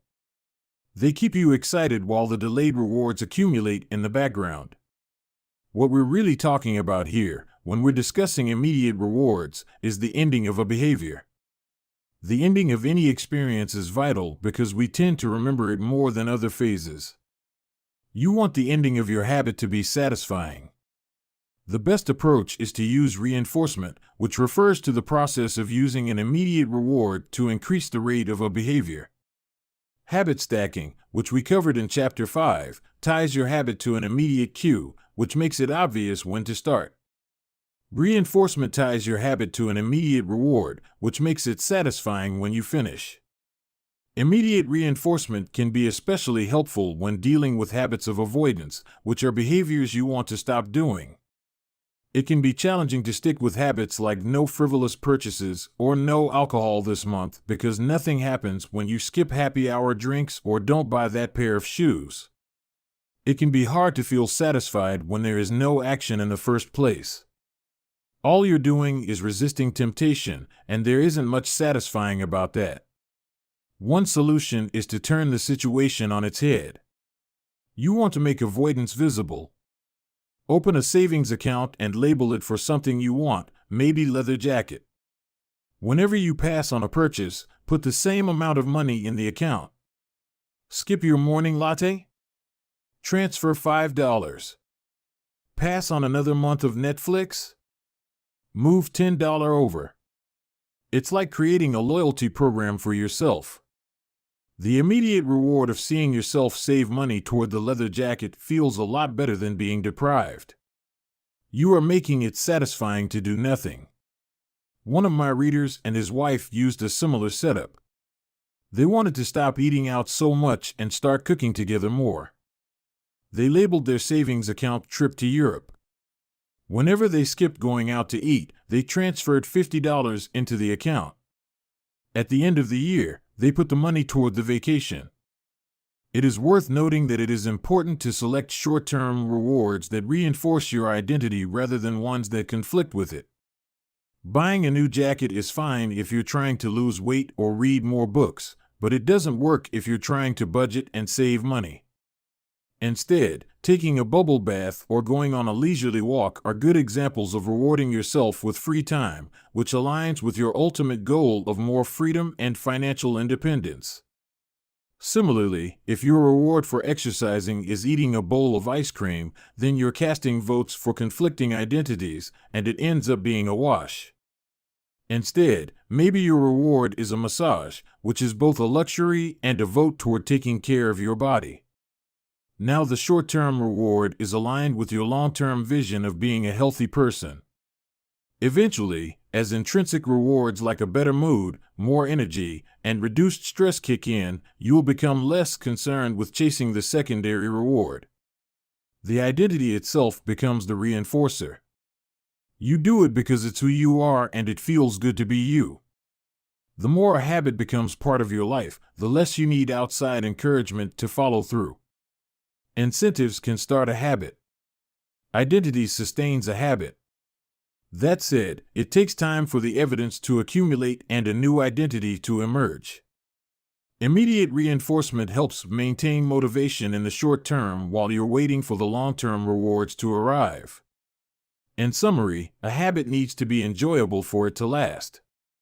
Simple bits of reinforcement, like soap that smells great or toothpaste that has a refreshing mint flavor or seeing $50 hit your savings account, can offer the immediate pleasure you need to enjoy a habit. And change is easy when it is enjoyable. Chapter Summary. The fourth law of behavior change is make it satisfying. We are more likely to repeat a behavior when the experience is satisfying. The human brain evolved to prioritize immediate rewards over delayed rewards. The cardinal rule of behavior change: what is immediately rewarded is repeated. What is immediately punished is avoided. To get a habit to stick, you need to feel immediately successful, even if it's in a small way. The first three laws of behavior change: make it obvious, make it attractive, and make it easy, increase the odds that a behavior will be performed this time. The fourth law of behavior change: make it satisfying, increases the odds that a behavior will be repeated next time. Chapter 16. How to stick with good habits every day. In 1993, a bank in Abbotsford, Canada, hired a 23-year-old stockbroker named Trent Dursmid. Abbotsford was a relatively small suburb, tucked away in the shadow of nearby Vancouver, where most of the big business deals were being made. Given the location, and the fact that Dursmid was a rookie, nobody expected too much of him. But he made brisk progress thanks to a simple daily habit. Dursmid began each morning with 2 jars on his desk. One was filled with 120 paper clips. The other was empty. As soon as he settled in each day, he would make a sales call. Immediately after, he would move 1 paper clip from the full jar to the empty jar, and the process would begin again. Every morning I would start with 120 paper clips in 1 jar, and I would keep dialing the phone until I had moved them all to the second jar, he told me. Within 18 months, Dursmid was bringing in $5 million to the firm. By age 24, he was making $75,000 per year, the equivalent of $125,000 today. Not long after, he landed a 6-figure job with another company.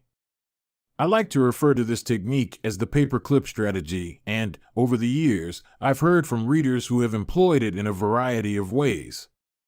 One woman shifted a hairpin from one container to another whenever she wrote a page of her book. Another man moved a marble from one bin to the next after each set of push-ups. Making progress is satisfying, and visual measures, like moving paper clips or hairpins or marbles, provide clear evidence of your progress. As a result, they reinforce your behavior and add a little bit of immediate satisfaction to any activity. Visual measurement comes in many forms: food journals, workout logs, loyalty punch cards, the progress bar on a software download, even the page numbers in a book. But perhaps the best way to measure your progress is with a habit tracker. How to keep your habits on track. A habit tracker is a simple way to measure whether you did a habit. The most basic format is to get a calendar and cross off each day you stick with your routine. For example, if you meditate on Monday, Wednesday, and Friday, each of those dates gets an X. As time rolls by, the calendar becomes a record of your habit streak. Countless people have tracked their habits, but perhaps the most famous was Benjamin Franklin. Beginning at age 20, Franklin carried a small booklet everywhere he went and used it to track 13 personal virtues. This list included goals like lose no time, be always employed in something useful, and avoid trifling conversation. At the end of each day, Franklin would open his booklet and record his progress. Jerry Seinfeld reportedly uses a habit tracker to stick with his streak of writing jokes. In the documentary Comedian, he explains that his goal is simply to never break the chain of writing jokes every day. In other words, he is not focused on how good or bad a particular joke is or how inspired he feels. He is simply focused on showing up and adding to his streak. Don't break the chain is a powerful mantra. Don't break the chain of sales calls and you'll build a successful book of business. Don't break the chain of workouts and you'll get fit faster than you'd expect. Don't break the chain of creating every day and you will end up with an impressive portfolio. Habit tracking is powerful because it leverages multiple laws of behavior change. It simultaneously makes a behavior obvious, attractive, and satisfying. Let's break down each one. Benefit number 1: habit tracking is obvious. Recording your last action creates a trigger that can initiate your next one.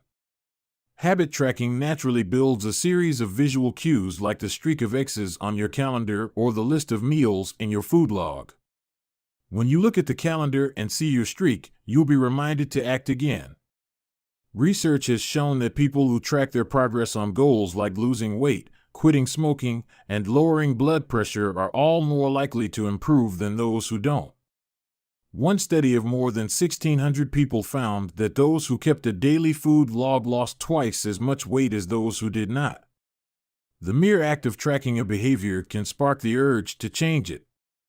Habit tracking also keeps you honest. Most of us have a distorted view of our own behavior. We think we act better than we do. Measurement offers one way to overcome our blindness to our own behavior and notice what's really going on each day.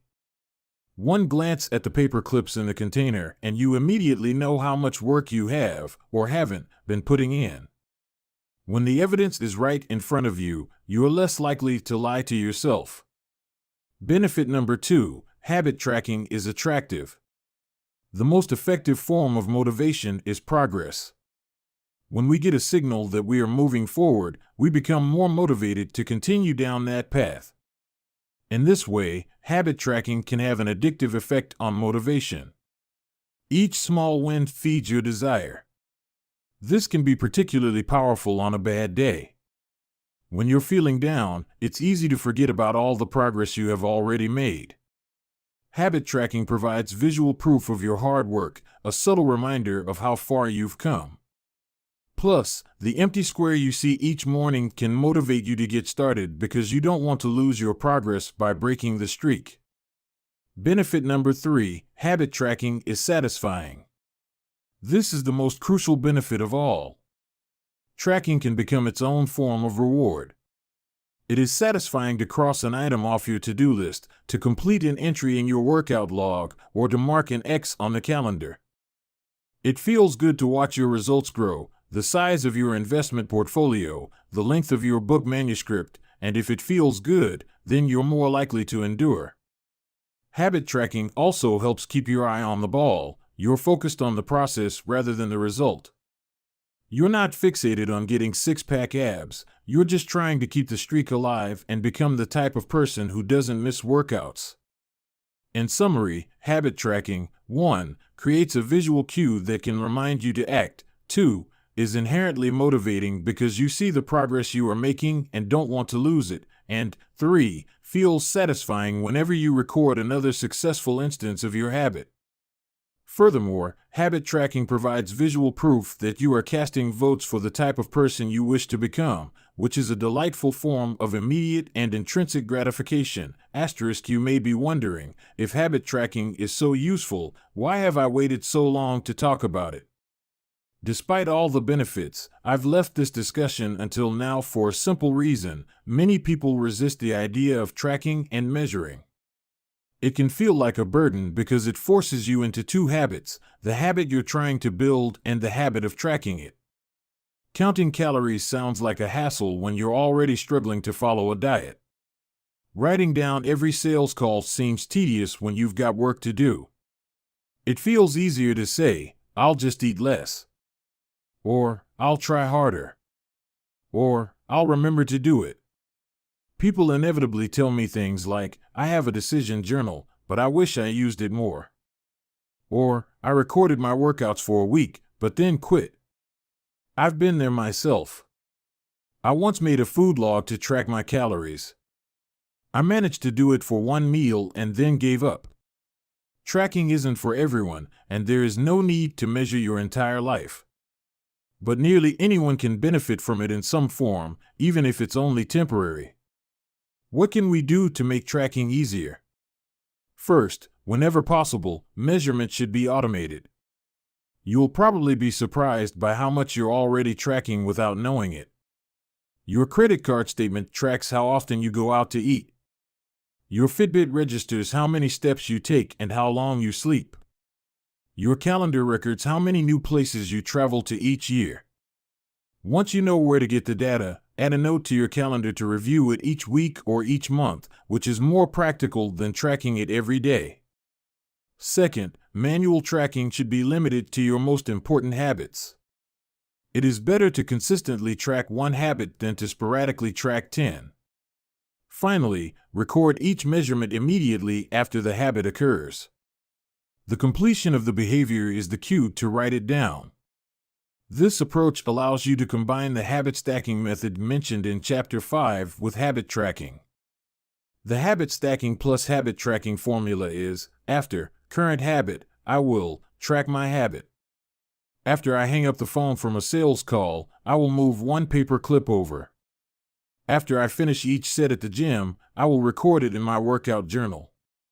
After I put my plate in the dishwasher, I will write down what I ate. These tactics can make tracking your habits easier. Even if you aren't the type of person who enjoys recording your behavior, I think you'll find a few weeks of measurements to be insightful. It's always interesting to see how you've actually been spending your time. That said, every habit streak ends at some point. And, more important than any single measurement, is having a good plan for when your habits slide off track. How to recover quickly when your habits break down. No matter how consistent you are with your habits, it is inevitable that life will interrupt you at some point. Perfection is not possible. Before long, an emergency will pop up, you get sick, or you have to travel for work, or your family needs a little more of your time. Whenever this happens to me, I try to remind myself of a simple rule: never miss twice. If I miss one day, I try to get back into it as quickly as possible. Missing one workout happens, but I'm not going to miss 2 in a row. Maybe I'll eat an entire pizza, but I'll follow it up with a healthy meal. I can't be perfect, but I can avoid a second lapse. As soon as one streak ends, I get started on the next one. The first mistake is never the one that ruins you. It is the spiral of repeated mistakes that follows. Missing once is an accident. Missing twice is the start of a new habit. This is a distinguishing feature between winners and losers. Anyone can have a bad performance, a bad workout, or a bad day at work. But when successful people fail, they rebound quickly. The breaking of a habit doesn't matter if the reclaiming of it is fast. I think this principle is so important that I'll stick to it even if I can't do a habit as well or as completely as I would like. Too often, we fall into an all-or-nothing cycle with our habits. The problem is not slipping up. The problem is thinking that if you can't do something perfectly, then you shouldn't do it at all. You don't realize how valuable it is to just show up on your bad, or busy, days. Lost days hurt you more than successful days help you. If you start with $100, then a 50% gain will take you to $150. But you only need a 33% loss to take you back to $100. In other words, avoiding a 33% loss is just as valuable as achieving a 50% gain. As Charlie Munger says, the first rule of compounding: never interrupt it unnecessarily. This is why the bad workouts are often the most important ones. Sluggish days and bad workouts maintain the compound gains you accrued from previous good days. Simply doing something, 10 squats, 5 sprints, a push-up, anything really, is huge. Don't put up a zero. Don't let losses eat into your compounding. Furthermore, it's not always about what happens during the workout. It's about being the type of person who doesn't miss workouts. It's easy to train when you feel good, but it's crucial to show up when you don't feel like it, even if you do less than you hope. Going to the gym for 5 minutes may not improve your performance, but it reaffirms your identity. The all-or-nothing cycle of behavior change is just one pitfall that can derail your habits. Another potential danger, especially if you are using a habit tracker, is measuring the wrong thing. Knowing when, and when not, to track a habit. Say you're running a restaurant and you want to know if your chef is doing a good job. One way to measure success is to track how many customers pay for a meal each day. If more customers come in, the food must be good. If fewer customers come in, something must be wrong. However, this one measurement, daily revenue, only gives a limited picture of what's really going on. Just because someone pays for a meal doesn't mean they enjoy the meal. Even dissatisfied customers are unlikely to dine and dash. In fact, if you're only measuring revenue, the food might be getting worse, but you're making up for it with marketing or discounts or some other method. Instead, it may be more effective to track how many customers finish their meal or perhaps the percentage of customers who leave a generous tip. The dark side of tracking a particular behavior is that we become driven by the number rather than the purpose behind it. If your success is measured by quarterly earnings, you will optimize sales, revenue, and accounting for quarterly earnings. If your success is measured by a lower number on the scale, you will optimize for a lower number on the scale, even if that means embracing crash diets, juice cleanses, and fat loss pills. The human mind wants to win whatever game is being played. This pitfall is evident in many areas of life. We focus on working long hours instead of getting meaningful work done. We care more about getting 10,000 steps than we do about being healthy. We teach for standardized tests instead of emphasizing learning, curiosity, and critical thinking. In short, we optimize for what we measure. When we choose the wrong measurement, we get the wrong behavior. This is sometimes referred to as Goodhart's Law. Named after the economist Charles Goodhart, the principle states, when a measure becomes a target, it ceases to be a good measure. Measurement is only useful when it guides you and adds context to a larger picture, not when it consumes you. Each number is simply one piece of feedback in the overall system. In our data-driven world, we tend to overvalue numbers and undervalue anything ephemeral, soft, and difficult to quantify. We mistakenly think the factors we can measure are the only factors that exist. But just because you can measure something doesn't mean it's the most important thing. And just because you can't measure something doesn't mean it's not important at all. All of this to say, It's crucial to keep habit tracking in its proper place. It can feel satisfying to record a habit and track your progress, but the measurement is not the only thing that matters. Furthermore, there are many ways to measure progress, and sometimes it helps to shift your focus to something entirely different. This is why non-scale victories can be effective for weight loss. The number on the scale may be stubborn, so if you focus solely on that number, your motivation will sag. But you may notice that your skin looks better, or you wake up earlier, or your sex drive got a boost. All of these are valid ways to track your improvement. If you're not feeling motivated by the number on the scale, perhaps it's time to focus on a different measurement, one that gives you more signals of progress. No matter how you measure your improvement, habit tracking offers a simple way to make your habits more satisfying. Each measurement provides a little bit of evidence that you're moving in the right direction and a brief moment of immediate pleasure for a job well done. Chapter Summary. One of the most satisfying feelings is the feeling of making progress. A habit tracker is a simple way to measure whether you did a habit, like marking an X on a calendar. Habit trackers and other visual forms of measurement can make your habits satisfying by providing clear evidence of your progress. Don't break the chain. Try to keep your habit streak alive. Never miss twice. If you miss one day, try to get back on track as quickly as possible. Just because you can measure something doesn't mean it's the most important thing. Chapter 17. How an accountability partner can change everything. After serving as a pilot in World War II, Roger Fisher attended Harvard Law School and spent 34 years specializing in negotiation and conflict management. He founded the Harvard Negotiation Project and worked with numerous countries and world leaders on peace resolutions, hostage crises, and diplomatic compromises.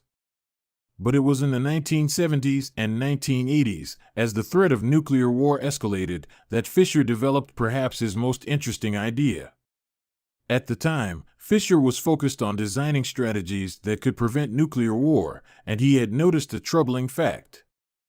Any sitting president would have access to launch codes that could kill millions of people but would never actually see anyone die because he would always be thousands of miles away.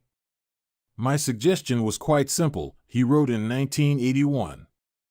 Put that nuclear code number in a little capsule and then implant that capsule right next to the heart of a volunteer. The volunteer would carry with him a big, heavy butcher knife as he accompanied the president. If ever the president wanted to fire nuclear weapons, the only way he could do so would be for him first, with his own hands, to kill one human being. The president says, "George, I'm sorry, but tens of millions must die." He has to look at someone and realize what death is, what an innocent death is. Blood on the White House carpet. It's reality brought home. When I suggested this to friends in the Pentagon, they said, "My God, that's terrible. Having to kill someone would distort the president's judgment. He might never push the button." Throughout our discussion of the fourth law of behavior change, we have covered the importance of making good habits immediately satisfying. Fisher's proposal is an inversion of the fourth law, make it immediately unsatisfying. Just as we are more likely to repeat an experience when the ending is satisfying, we are also more likely to avoid an experience when the ending is painful. Pain is an effective teacher. If a failure is painful, it gets fixed. If a failure is relatively painless, it gets ignored. The more immediate and more costly a mistake is, the faster you will learn from it. The threat of a bad review forces a plumber to be good at his job. The possibility of a customer never returning makes restaurants create good food. The cost of cutting the wrong blood vessel makes a surgeon master human anatomy and cut carefully. When the consequences are severe, people learn quickly. The more immediate the pain, the less likely the behavior. If you want to prevent bad habits and eliminate unhealthy behaviors, then adding an instant cost to the action is a great way to reduce their odds. We repeat bad habits because they serve us in some way, and that makes them hard to abandon. The best way I know to overcome this predicament is to increase the speed of the punishment associated with the behavior. There can't be a gap between the action and the consequences. As soon as actions incur an immediate consequence, behavior begins to change. Customers pay their bills on time when they are charged a late fee. Students show up to class when their grade is linked to attendance. We'll jump through a lot of hoops to avoid a little bit of immediate pain. There is, of course, a limit to this. If you're going to rely on punishment to change behavior, then the strength of the punishment must match the relative strength of the behavior it is trying to correct. To be productive, the cost of procrastination must be greater than the cost of action. To be healthy, the cost of laziness must be greater than the cost of exercise. Getting fined for smoking in a restaurant or failing to recycle adds consequence to an action. Behavior only shifts if the punishment is painful enough and reliably enforced. In general, the more local, tangible, concrete, and immediate the consequence, the more likely it is to influence individual behavior. The more global, intangible, vague, and delayed the consequence, the less likely it is to influence individual behavior. Thankfully, there is a straightforward way to add an immediate cost to any bad habit: create a habit contract. The habit contract. The first seatbelt law was passed in New York on December 1, 1984. At the time, just 14% of people in the United States regularly wore a seatbelt, but that was all about to change. Within 5 years, over half of the nation had seatbelt laws. Today, wearing a seatbelt is enforceable by law in 49 of the 50 states. And it's not just the legislation, the number of people wearing seatbelts has changed dramatically as well. In 2016, over 88% of Americans buckled up each time they got in a car. In just over 30 years, there was a complete reversal in the habits of millions of people. Laws and regulations are an example of how government can change our habits by creating a social contract. As a society, we collectively agree to abide by certain rules and then enforce them as a group. Whenever a new piece of legislation impacts behavior, seatbelt laws, banning smoking inside restaurants, mandatory recycling, it is an example of a social contract shaping our habits. The group agrees to act in a certain way, and if you don't follow along, you'll be punished. Just as governments use laws to hold citizens accountable, you can create a habit contract to hold yourself accountable. A habit contract is a verbal or written agreement in which you state your commitment to a particular habit and the punishment that will occur if you don't follow through. Then you find 1 or 2 people to act as your accountability partners and sign off on the contract with you. Brian Harris, an entrepreneur from Nashville, Tennessee, was the first person I saw put this strategy into action. Shortly after the birth of his son, Harris realized he wanted to shed a few pounds. He wrote up a habit contract between himself, his wife, and his personal trainer. The first version read, "Brian's number 1 objective for Q1 of 2017 is to start eating correctly again so he feels better, looks better, and is able to hit his long-term goal of 200 pounds at 10% body fat." Below that statement, Harris laid out a roadmap for achieving his ideal outcome. Phase number 1, get back to a strict slow-carb diet in Q1. Phase number 2, start a strict macronutrient tracking program in Q2.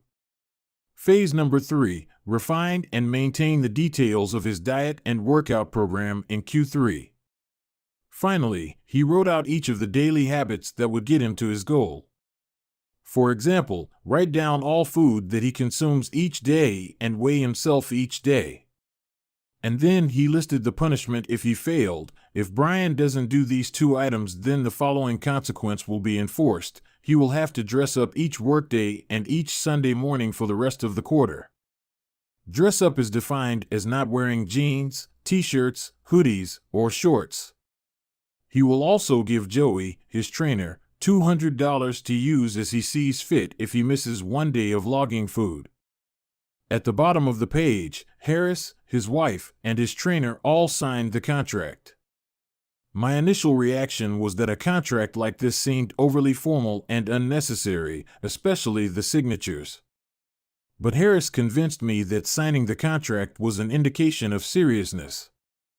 Anytime I skip this part, he said, I start slacking almost immediately. 3 months later, after hitting his targets for Q1, Harris upgraded his goals. The consequences escalated, too. If he missed his carbohydrate and protein targets, he had to pay his trainer $100. And if he failed to weigh himself, he had to give his wife $500 to use as she saw fit. Perhaps most painfully, if he forgot to run sprints, he had to dress up for work every day and wear an Alabama hat the rest of the quarter, the bitter rival of his beloved Auburn team. The strategy worked. With his wife and trainer acting as accountability partners and with the habit contract clarifying exactly what to do each day, Harris lost the weight. To make bad habits unsatisfying, your best option is to make them painful in the moment. Creating a habit contract is a straightforward way to do exactly that. Even if you don't want to create a full-blown habit contract, simply having an accountability partner is useful. The comedian Margaret Cho writes a joke or song every day. She does the Psalm a Day challenge with a friend, which helps them both stay accountable. Knowing that someone is watching can be a powerful motivator. You are less likely to procrastinate or give up because there is an immediate cost. If you don't follow through, perhaps they'll see you as untrustworthy or lazy. Suddenly, you are not only failing to uphold your promises to yourself, but also failing to uphold your promises to others. You can even automate this process. Thomas Frank, an entrepreneur in Boulder, Colorado, wakes up at 5:55 each morning. And if he doesn't, he has a tweet automatically scheduled that says, "It's 6:10 and I'm not up because I'm lazy." Reply to this for $5 via PayPal, limit 5, assuming my alarm didn't malfunction. We are always trying to present our best selves to the world. We comb our hair and brush our teeth and dress ourselves carefully because we know these habits are likely to get a positive reaction. We want to get good grades and graduate from top schools to impress potential employers and mates and our friends and family. We care about the opinions of those around us because it helps if others like us. This is precisely why getting an accountability partner or signing a habit contract can work so well. Chapter Summary. The inversion of the fourth law of behavior change is make it unsatisfying. We are less likely to repeat a bad habit if it is painful or unsatisfying.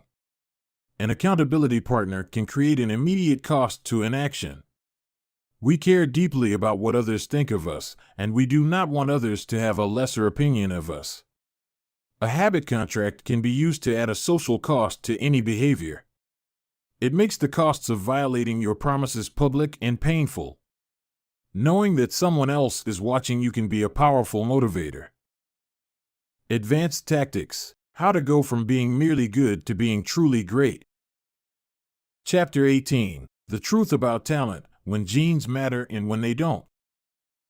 Many people are familiar with Michael Phelps, who is widely considered to be one of the greatest athletes in history. Phelps has won more Olympic medals not only than any swimmer but also more than any Olympian in any sport. Fewer people know the name Hisham El Guru, but he was a fantastic athlete in his own right. El Guru is a Moroccan runner who holds 2 Olympic gold medals and is one of the greatest middle-distance runners of all time.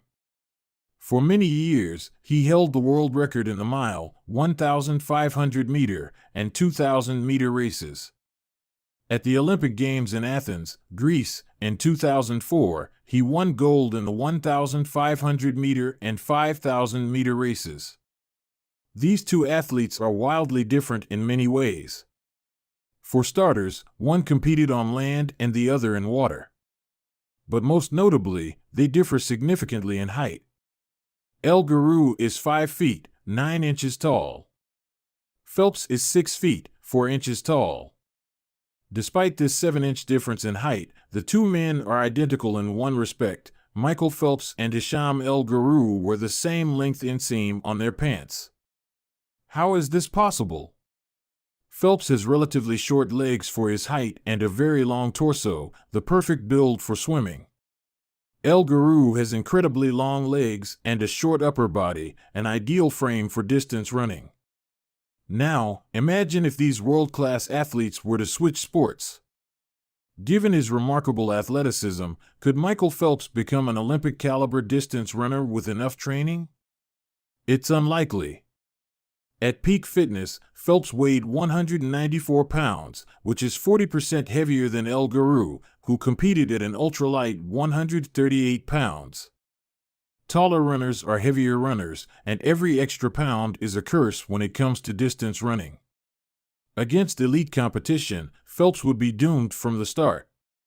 Similarly, El Guru might be one of the best runners in history, but it's doubtful he would ever qualify for the Olympics as a swimmer. Since 1976, the average height of Olympic gold medalists in the men's 1,500-meter run is 5 feet, 10 inches. In comparison, the average height of Olympic gold medalists in the men's 100-meter freestyle swim is 6 feet, 4 inches. Swimmers tend to be tall and have long backs and arms, which are ideal for pulling through the water. El Guru would be at a severe disadvantage before he ever touched the pool. The secret to maximizing your odds of success is to choose the right field of competition. This is just as true with habit change as it is with sports and business. Habits are easier to perform and more satisfying to stick with when they align with your natural inclinations and abilities. Like Michael Phelps in the pool or Hisham El Guru on the track, you want to play a game where the odds are in your favor. Embracing this strategy requires the acceptance of the simple truth that people are born with different abilities. Some people don't like to discuss this fact. On the surface, your genes seem to be fixed, and it's no fun to talk about things you cannot control. Plus, phrases like biological determinism makes it sound like certain individuals are destined for success and others doomed to failure. But this is a short-sighted view of the influence of genes on behavior. The strength of genetics is also their weakness. Genes cannot be easily changed, which means they provide a powerful advantage in favorable circumstances and a serious disadvantage in unfavorable circumstances. If you want to dunk a basketball, being 7 feet tall is very useful. If you want to perform a gymnastics routine, being 7 feet tall is a great hindrance. Our environment determines the suitability of our genes and the utility of our natural talents. When our environment changes, so do the qualities that determine success. This is true not just for physical characteristics, but for mental ones as well. I'm smart if you ask me about habits and human behavior, not so much when it comes to knitting, rocket propulsion, or guitar chords. Competence is highly dependent on context. The people at the top of any competitive field are not only well-trained, they are also well-suited to the task. And this is why, if you want to be truly great, selecting the right place to focus is crucial. In short, genes do not determine your destiny. They determine your areas of opportunity. As physician Gabor Mate notes, genes can predispose, but they don't predetermine. The areas where you are genetically predisposed to success are the areas where habits are more likely to be satisfying. The key is to direct your effort toward areas that both excite you and match your natural skills, to align your ambition with your ability. The obvious question is, how do I figure out where the odds are in my favor? How do I identify the opportunities and habits that are right for me? The first place we will look for an answer is by understanding your personality. How your personality influences your habits.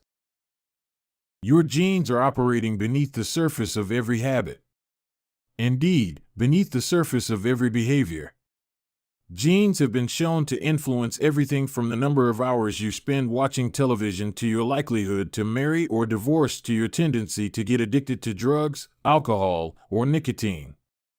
There's a strong genetic component to how obedient or rebellious you are when facing authority, how vulnerable or resistant you are to stressful events, how proactive or reactive you tend to be, and even how captivated or bored you feel during sensory experiences like attending a concert. As Robert Plowman, a behavioral geneticist at King's College in London, told me, it is now at the point where we have stopped testing to see if traits have a genetic component because we literally can't find a single one that isn't influenced by our genes.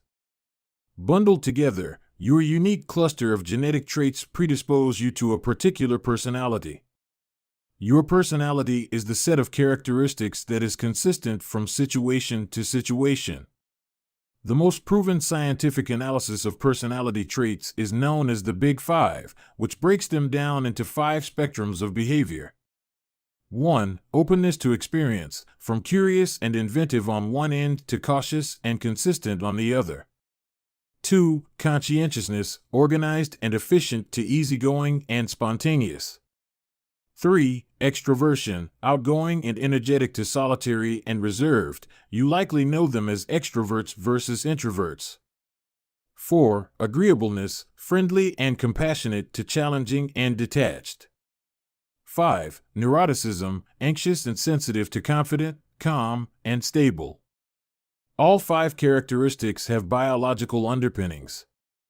Extroversion, for instance, can be tracked from birth. If scientists play a loud noise in the nursing ward, some babies turn toward it while others turn away. When the researchers tracked these children through life, they found that the babies who turned toward the noise were more likely to grow up to be extroverts. Those who turned away were more likely to become introverts. People who are high in agreeableness are kind, considerate, and warm. They also tend to have higher natural oxytocin levels, a hormone that plays an important role in social bonding, increases feelings of trust, and can act as a natural antidepressant. You can easily imagine how someone with more oxytocin might be inclined to build habits like writing thank you notes or organizing social events. As a third example, consider neuroticism, which is a personality trait all people possess to various degrees. People who are high in neuroticism tend to be anxious and worry more than others.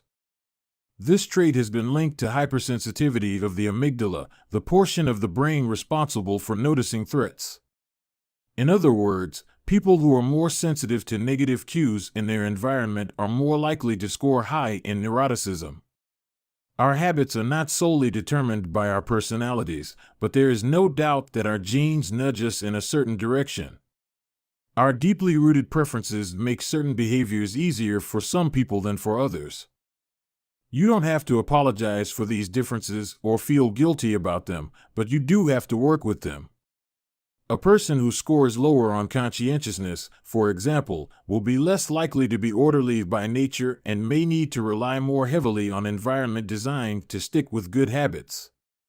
As a reminder for the less conscientious readers among us, environment design is a strategy we discussed in chapters 6 and 12. The takeaway is that you should build habits that work for your personality.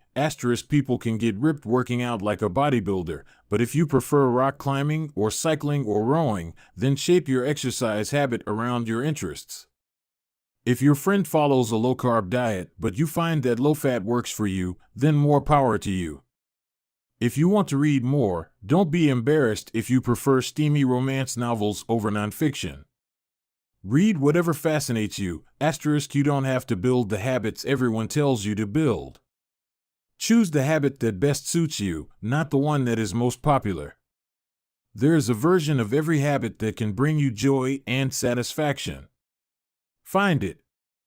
Habits need to be enjoyable if they are going to stick. This is the core idea behind the 4th law. Tailoring your habits to your personality is a good start, but this is not the end of the story. Let's turn our attention to finding and designing situations where you're at a natural advantage. How to find a game where the odds are in your favor. Learning to play a game where the odds are in your favor is critical for maintaining motivation and feeling successful. In theory, you can enjoy almost anything. In practice, you are more likely to enjoy the things that come easily to you. People who are talented in a particular area tend to be more competent at that task and are then praised for doing a good job. They stay energized because they are making progress where others have failed, and because they get rewarded with better pay and bigger opportunities, which not only makes them happier but also propels them to produce even higher quality work. It's a virtuous cycle. Pick the right habit and progress is easy. Pick the wrong habit and life is a struggle. How do you pick the right habit? The first step is something we covered in the third law: make it easy. In many cases, when people pick the wrong habit, it simply means they picked a habit that was too difficult. When a habit is easy, you are more likely to be successful. When you are successful, you are more likely to feel satisfied. However, there is another level to consider. In the long run, if you continue to advance and improve, any area can become challenging. At some point, you need to make sure you're playing the right game for your skill set. How do you figure that out? The most common approach is trial and error. Of course, there's a problem with this strategy: life is short. You don't have time to try every career, date every eligible bachelor, or play every musical instrument. Thankfully, there is an effective way to manage this conundrum, and it is known as the explore/exploit trade-off. In the beginning of a new activity, there should be a period of exploration. In relationships, it's called dating. In college, it's called the liberal arts. In business, it's called split testing. The goal is to try out many possibilities, research a broad range of ideas, and cast a wide net. After this initial period of exploration, shift your focus to the best solution you've found, but keep experimenting occasionally. The proper balance depends on whether you're winning or losing. If you are currently winning, you exploit, exploit, exploit. If you are currently losing, you continue to explore, explore, explore. In the long run, it is probably most effective to work on the strategy that seems to deliver the best results about 80 to 90% of the time and keep exploring with the remaining 10 to 20%. Google famously asks employees to spend 80% of the workweek on their official job and 20% on projects of their choice, which has led to the creation of blockbuster products like AdWords and Gmail. The optimal approach also depends on how much time you have. If you have a lot of time, like someone at the beginning of their career, it makes more sense to explore because once you find the right thing, you still have a good amount of time to exploit it. If you're pressed for time, say, as you come up on the deadline for a project, you should implement the best solution you've found so far and get some results. As you explore different options, there are a series of questions you can ask yourself to continually narrow in on the habits and areas that will be most satisfying to you. What feels like fun to me, but work to others? The mark of whether you are made for a task is not whether you love it, but whether you can handle the pain of the task easier than most people. When are you enjoying yourself while other people are complaining? The work that hurts you less than it hurts others is the work you were made to do. What makes me lose track of time? Flow is the mental state you enter when you are so focused on the task at hand that the rest of the world fades away. This blend of happiness and peak performance is what athletes and performers experience when they are in the zone. It is nearly impossible to experience a flow state and not find the task satisfying at least to some degree. Where do I get greater returns than the average person? We are continually comparing ourselves to those around us, and a behavior is more likely to be satisfying when the comparison is in our favor. When I started writing at jamesclear.com, my email list grew very quickly. I wasn't quite sure what I was doing well, but I knew that results seemed to be coming faster for me than for some of my colleagues, which motivated me to keep writing. What comes naturally to me? For just a moment, ignore what you have been taught. Ignore what society has told you. Ignore what others expect of you. Look inside yourself and ask, what feels natural to me? When have I felt alive? When have I felt like the real me? No internal judgments or people-pleasing. No second guessing or self-criticism. Just feelings of engagement and enjoyment. Whenever you feel authentic and genuine, you are headed in the right direction. To be honest, some of this process is just luck. Michael Phelps and Isham El Guru were lucky to be born with a rare set of abilities that are highly valued by society and to be placed in the ideal environment for those abilities. We all have limited time on this planet, and the truly great among us are the ones who not only work hard but also have the good fortune to be exposed to opportunities that favor us. But what if you don't want to leave it up to luck? If you can't find a game where the odds are stacked in your favor, create one. Scott Adams, the cartoonist behind Dilbert, says, everyone has at least a few areas in which they could be in the top 25% with some effort. In my case, I can draw better than most people, but I'm hardly an artist. And I'm not any funnier than the average stand-up comedian who never makes it big, but I'm funnier than most people. The magic is that few people can draw well and write jokes. It's the combination of the two that makes what I do so rare. And when you add in my business background, suddenly I had a topic that few cartoonists could hope to understand without living it. When you can't win by being better, you can win by being different.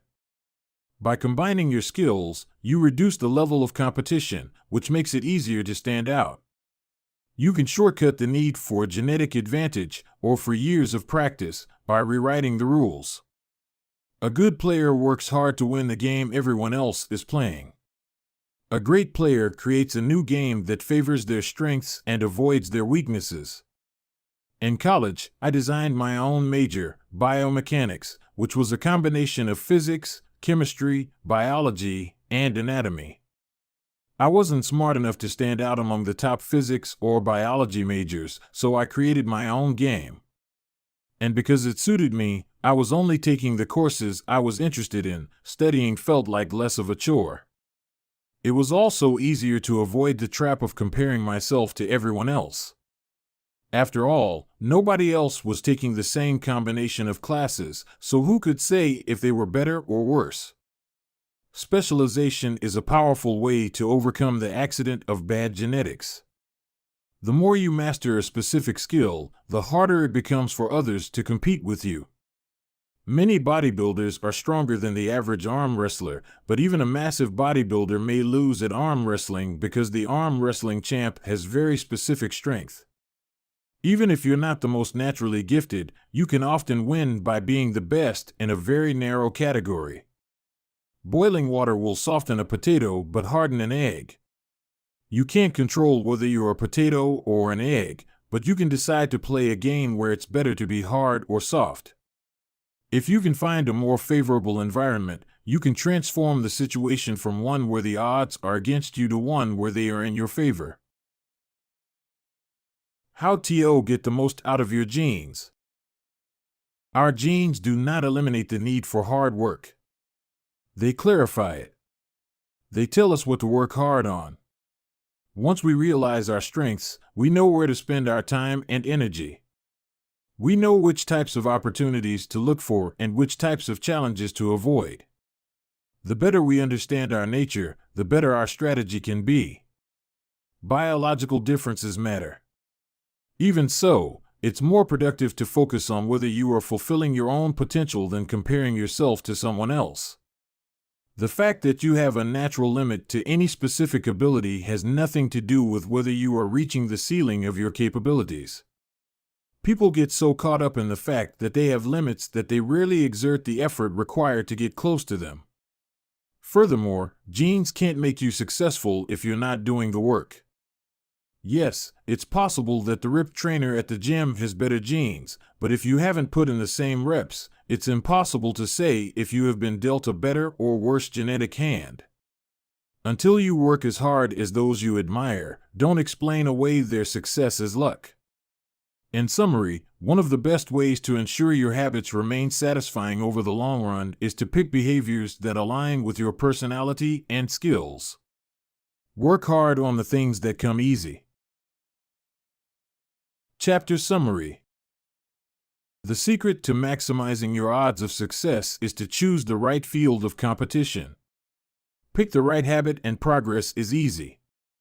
Pick the wrong habit and life is a struggle.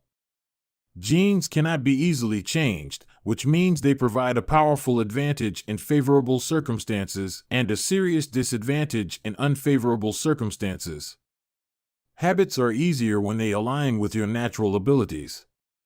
Choose the habits that best suit you. Play a game that favors your strengths. If you can't find a game that favors you, create one. Genes do not eliminate the need for hard work. They clarify it. They tell us what to work hard on. Chapter 19: The Goldilocks Rule: How to Stay Motivated in Life and Work. In 1955, Disneyland had just opened in Anaheim, California, when a 10-year-old boy walked in and asked for a job. Labor laws were loose back then, and the boy managed to land a position selling guidebooks for 50 cents apiece. Within a year, he had transitioned to Disney's Magic Shop, where he learned tricks from the older employees. He experimented with jokes and tried out simple routines on visitors. Soon he discovered that what he loved was not performing magic, but performing in general. He set his sights on becoming a comedian. Beginning in his teenage years, he started performing in little clubs around Los Angeles. The crowds were small and his act was short. He was rarely on stage for more than 5 minutes. Most of the people in the crowd were too busy drinking or talking with friends to pay attention. One night, he literally delivered his stand-up routine to an empty club. It wasn't glamorous work, but there was no doubt he was getting better. His first routines would only last 1 or 2 minutes. By high school, his material had expanded to include a 5-minute act and, a few years later, a 10-minute show. At 19, he was performing weekly for 20 minutes at a time. He had to read 3 poems during the show just to make the routine long enough, but his skills continued to progress. He spent another decade experimenting, adjusting, and practicing. He took a job as a television writer and, gradually, he was able to land his own appearances on talk shows. By the mid-1970s, he had worked his way into being a regular guest on The Tonight Show and Saturday Night Live. Finally, after nearly 15 years of work, the young man rose to fame. He toured 60 cities in 63 days. Then 72 cities in 80 days. Then 85 cities in 90 days. He had 18,695 people attend one show in Ohio. Another 45,000 tickets were sold for his 3-day show in New York. He catapulted to the top of his genre and became one of the most successful comedians of his time. His name is Steve Martin. Martin's story offers a fascinating perspective on what it takes to stick with habits for the long run. Comedy is not for the timid. It is hard to imagine a situation that would strike fear into the hearts of more people than performing alone on stage and failing to get a single laugh. And yet Steve Martin faced this fear every week for 18 years.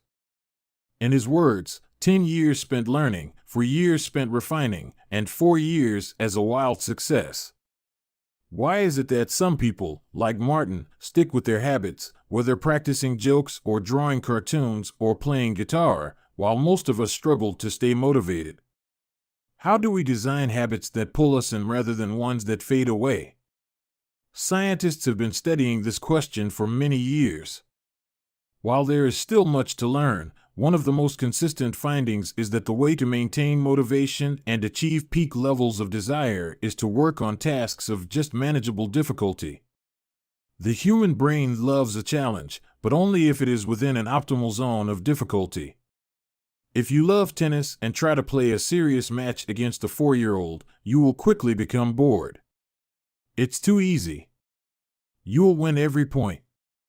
In contrast, if you play a professional tennis player like Roger Federer or Serena Williams, you will quickly lose motivation because the match is too difficult. Now consider playing tennis against someone who is your equal. As the game progresses, you win a few points and you lose a few. You have a good chance of winning, but only if you really try. Your focus narrows, distractions fade away, and you find yourself fully invested in the task at hand. This is a challenge of just manageable difficulty, and it is a prime example of the Goldilocks rule. The Goldilocks rule states that humans experience peak motivation when working on tasks that are right on the edge of their current abilities. Not too hard. Not too easy. Just right. The Goldilocks rule. Martin's comedy career is an excellent example of the Goldilocks rule in practice. Each year, he expanded his comedy routine, but only by a minute or two. He was always adding new material, but he also kept a few jokes that were guaranteed to get laughs. There were just enough victories to keep him motivated and just enough mistakes to keep him working hard. When you're starting a new habit, it's important to keep the behavior as easy as possible so you can stick with it even when conditions aren't perfect. This is an idea we covered in detail while discussing the third law of behavior change. Once a habit has been established, however, it's important to continue to advance in small ways. These little improvements and new challenges keep you engaged.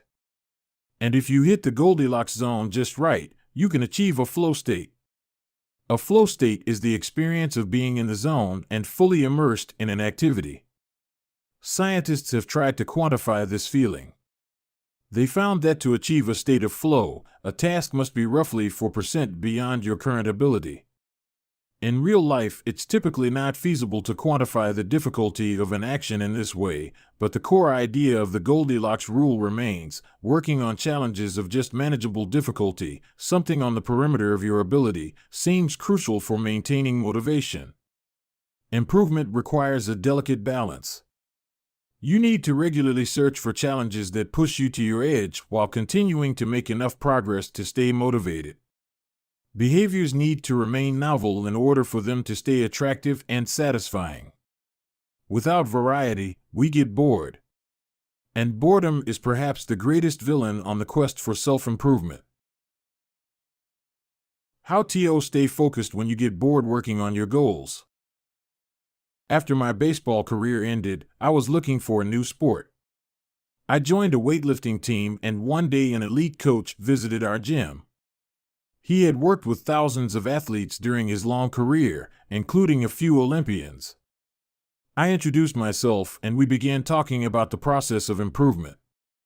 What's the difference between the best athletes and everyone else? I asked. What do the really successful people do that most don't? He mentioned the factors you might expect: genetics, luck, talent. But then he said something I wasn't expecting. At some point it comes down to who can handle the boredom of training every day, doing the same lifts over and over and over. His answer surprised me because it's a different way of thinking about work ethic. People talk about getting amped up to work on their goals. Whether it's business or sports or art, you hear people say things like, "It all comes down to passion," or "You have to really want it."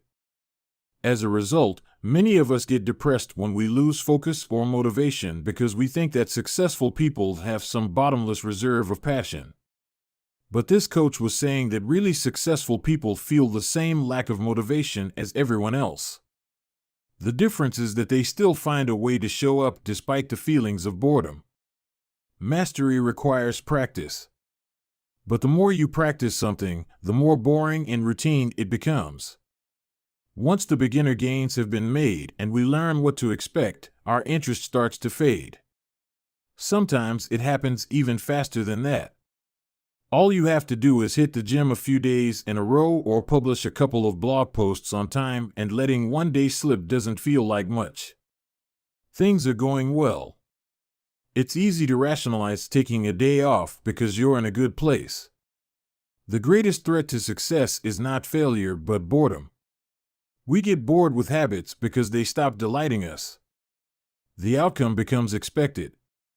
And as our habits become ordinary, we start derailing our progress to seek novelty. Perhaps this is why we get caught up in a never-ending cycle, jumping from one workout to the next, one diet to the next, one business idea to the next. As soon as we experience the slightest dip in motivation, we begin seeking a new strategy, even if the old one was still working. As Machiavelli noted, men desire novelty to such an extent that those who are doing well wish for a change as much as those who are doing badly. Perhaps this is why many of the most habit-forming products are those that provide continuous forms of novelty. Video games provide visual novelty. Porn provides sexual novelty. Junk foods provide culinary novelty. Each of these experiences offer continual elements of surprise. In psychology, this is known as a variable reward. Slot machines are the most common real-world example. A gambler hits the jackpot every now and then, but not at any predictable interval. The pace of rewards varies. This variance leads to the greatest spike of dopamine, enhances memory recall, and accelerates habit formation. Variable rewards won't create a craving. That is, you can't take a reward people are uninterested in, give it to them at a variable interval, and hope it will change their mind, but they are a powerful way to amplify the cravings we already experience because they reduce boredom. The sweet spot of desire occurs at a 50-50 split between success and failure. Half of the time you get what you want. Half of the time you don't. You need just enough winning to experience satisfaction and just enough wanting to experience desire. This is one of the benefits of following the Goldilocks rule. If you're already interested in a habit, working on challenges of just manageable difficulty is a good way to keep things interesting. Of course, not all habits have a variable reward component, and you wouldn't want them to. If Google only delivered a useful search result some of the time, I would switch to a competitor pretty quickly. If Uber only picked up half of my trips, I doubt I'd be using that service much longer. And if I flossed my teeth each night and only sometimes ended up with a clean mouth, I think I'd skip it. Variable rewards or not, no habit will stay interesting forever. At some point, everyone faces the same challenge on the journey of self-improvement. You have to fall in love with boredom.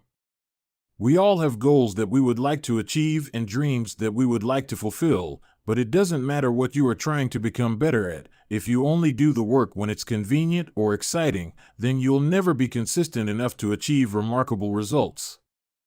I can guarantee that if you manage to start a habit and keep sticking to it, there will be days when you feel like quitting. When you start a business, there will be days when you don't feel like showing up. When you're at the gym, there will be sets that you don't feel like finishing. When it's time to write, there will be days that you don't feel like typing. But stepping up when it's annoying or painful or draining to do so, that's what makes the difference between a professional and an amateur. Professionals stick to the schedule, amateurs let life get in the way.